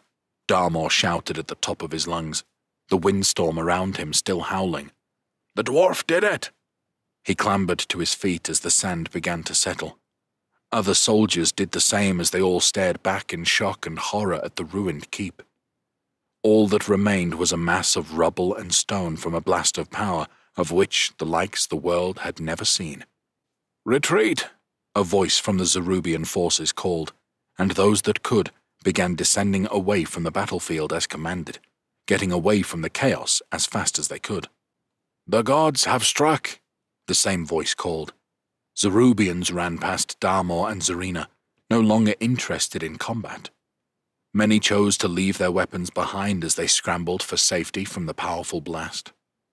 Darmor waded through the sand, which was uneven as new mounds formed at different places along the battlefield. Strange markings scarred the surface where the blast of air and energy had rippled outwards. "Zarina!" Darmor shouted, unable to see her. "Zarina!" There was no answer, and Darmor continued to desperately search through the sand for her.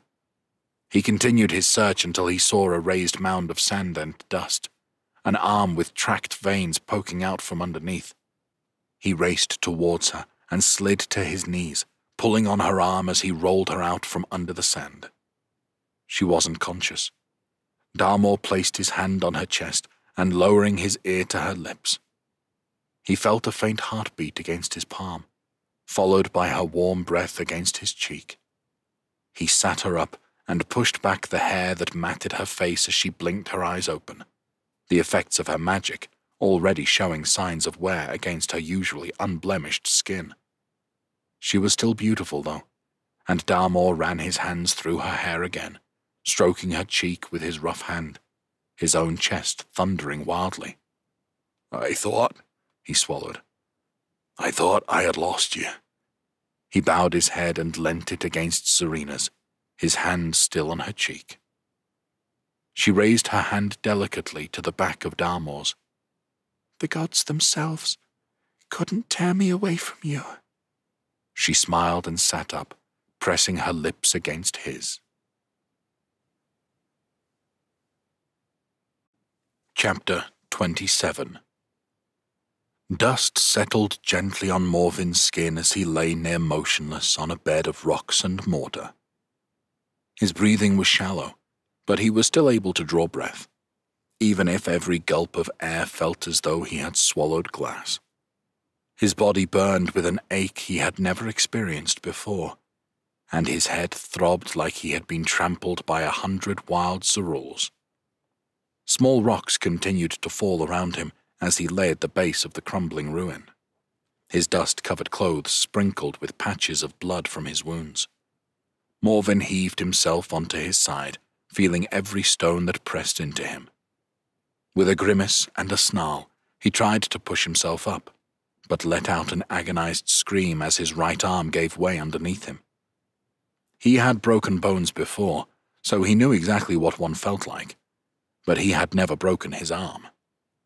Climbing to his knees, Morvin dragged his left arm up to brace his broken one as he planted his feet to stand amongst the ruins. Coughing, he took in the destruction around him as dust continued to sprinkle down like a gentle rain. There was almost a calmness in the air, which Morvin found disconcerting. He looked around him, wondering how he would climb from the ruin and what the response would be outside. He had not thought what he would do beyond this point. First, though, he needed to know if they had succeeded. He needed to know that the king was dead, and to achieve this, he needed to find his body. Morven's ears strained with a high-pitched ringing noise. Everything around him sounded muffled and dampened. He stopped, sparing a moment as he thought about Skyra. She had sacrificed herself in triggering the explosion. He knew there was no chance that they would ever recover her body. "You did good, lass," he said as he stared down at the mountain of crumbled stone. A tear ran down his dirty face, leaving a clear trail in its path. He needed to know the king was dead, however. He couldn't rest until he had the knowledge. Morven dropped to his knees at what he thought was the epicenter of the blast and began pulling up stones with his good arm. He was in agony, but he needed to uncover the king's body. He needed to see for himself, and he would not rest until he did. He could hear the sound of people clambering from outside the keep as they desperately sought to get into the rubble, in sheer desperation, to aid the king. Morven continued to frantically dig, and with his shovel-like hand, he tore through the stone until his palm and fingers became bloody. Ignoring the pain, he moved as fast as he could, growling with each stone that he overturned and tossing them to the side. "Is it done?" A strained voice garnered Morven's attention. "The king, is he dead?" General Pressian emerged from the plume of dust, covered in dirt and blood. "No man can survive a blast like that," he said as he limped across the ruin. "It is a good job that I am not a mere man," a voice shouted. Under a bridge of stone steps, King Athos Almerian stepped out from the ruins. He appeared ashen-faced and in shock, and his face was bloodied. Morven spun around in a daze, his head whirling with the knowledge that they had failed. "You will hang for this treachery," King Athos hissed through gritted teeth, staring at the general. Pressian looked just as dumbfounded as Morven felt as the king staggered out, reaching for his sword which was still clasped to his side. "And when I am done, I will see to it that with the death of your family, your bloodline will run dry." The king only had eyes for the general as he rushed across the stone towards him. Pressian tried to grab hold of his arm, but in his injured state, he was not quick enough. The king pressed his sword through the general's stomach and leant his head close to his ear. "There is a special place in the afterlife for treasonous cowards," he hissed, before twisting the blade and pulling it out. The general dropped to his knees as his insides spilled out from his stomach. He looked on in shock, his eyes wide as he cupped his hands to catch what he could before collapsing to the ground. "Now," the king snarled, "what do we have here? A dwarf? Tell me, what role have you played in all of this?" He took a staggered step towards Morven. "The general spoke to you as if he knew of you." "You are a monster," Morven growled defiantly. "Think of all of the lives that have ended because of you. Because of your god-forsaken war. You took everything from me." A rasp in his voice stung the back of his throat as he challenged the advancing king. "You are no king. Not to me. Because of you, I lost everything." His rage built up inside him as he stared intently at King Athos, unmoving, unintimidated. If not for the king's actions, his dear wife and son would be alive, like so many others who need not have needlessly died in the name of his cursed war. "God-forsaken?" the king quipped, his own face contorted with anger. "The gods themselves look down on me with favor. Morgana has foretold of me returning to Levanthria, with these lands and glory as my reward." By now, Morven had heard stories of the sorceress Morgana. It was hard not to know her name, given the power she wielded over Levanthria in the king's absence. "Tell me, King Athos, did she foresee this?" Their conversation was interrupted by Ulrich, who stood on higher ground, looking down on them. He appeared as equally battered as Morven. His clothes were shredded, and blood covered his exposed skin, dust clinging to him like an unwanted mask. Morven's eyes widened as he looked up to see Ulrich holding Herelda in his arms. His legs were buckling under the weight, but he held her steady as he pointed it straight at the king. King Athos looked on, confused by the contraption that Ulrich was holding. "Insolence!" he screamed as he charged forward with his sword outstretched towards Morven. With a click, Ulrich released a deafening blast from Herelda, the force of which propelled him backwards and out of sight. The blast of shrapnel met the king in his upper chest and slammed him down into the stone with a sickening force. Stone obliterated around him with another flash of light, another plume of dust rising into the air. Morven watched on in disbelief as the king writhed around in the stone, his blood flowing out of him like waves of an ocean. He tried to speak, but only gargled rasps left his blood-filled mouth as he desperately tried to breathe. Morven found himself conflicted, for they had done something unspeakable, and yet the revenge he had so desperately sought had been taken. The fact that he had not pulled the trigger himself was softened by the knowledge that it was Herelda that would steal the king's final breaths. "You reap what you sow," Morven said as he looked down at the choking king, who raised a hand towards Morven, pleading. "That is for Herelda, for Corvin. I hope the demons rip your skin from bone in the afterlife," he growled. "In fact, I hope all the souls lost by your command greet you there." And he stared down into the king's wide blue eyes until the light within them faded, and nothing but a blank void stared back at him. King Athos Almerian was dead. Relief washed over Morven. His chest beat hard, and his body ached as he continued to watch over the king's dead body. "Come, we need to leave," Ulrich called, leaning down and offering a hand to Morven. Voices grew closer as soldiers advanced on the ruins, desperately looking for the king. Morven clambered up the stones, jumping as high as he could to grab hold of Ulrich's hand. Ulrich strained but was able to pull Morven up over the ledge and help him to his feet. "What now?" Morven asked. All this planning, all the chaos they had brought. But now it was the aftermath, and it dawned on him that there was no plan for what came next. "I think this belongs to you," Ulrich said. He picked up Herelda from the ground and passed it to Morven. "You did it," Morven said. "You killed the king. It is over." Ulrich stared down at the lifeless body of King Athos, and to Morven's surprise, a tear fell from his face in a brief display of emotion. "Then why is it I still feel empty?" he said. "I thought it would feel different. Bring me closure. Why is my anger, my hatred, still gripping me in a chokehold?" Morven didn't know what to say. Ulrich's reaction was not what he had expected of him. "We can't stay here," Morven said. He could hear the footsteps of soldiers nearby. "Over here," a voice shouted. "Send word. The king is dead." The voices came from below. "You there?" The guard looked up at Ulrich and Morven. "Stop them!" "Go," Morven demanded. "You have much to achieve in this life. I will buy you time." "What about you?" Ulrich asked, almost hesitant to leave. "You have helped me bring justice to my own loss, that of my wife and son. For that, I will forever be grateful," Morven said. "There is a barrel of the powder I left behind on your ship, along with instructions on how to create it.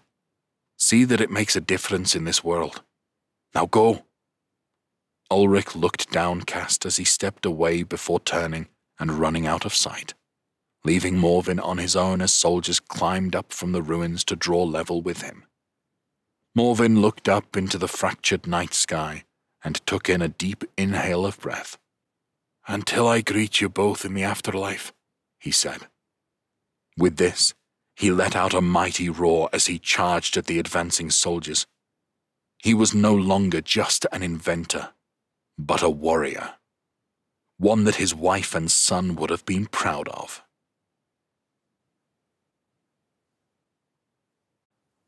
Epilogue. The king is dead. Send word to Morgana that he has perished in a plot to kill him from his own treacherous people. A force of magic and a device like never seen before was used to assassinate him.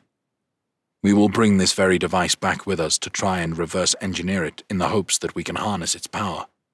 True destruction has ended the war, but at a great cost. For Levanthria now lies in a state of mourning. With no heirs, it is not entirely clear who will now rule our lands. The dwarf responsible for King Athos Almerian's assassination was apprehended and will be returned to a scaler. Report from Captain Firea, K.R.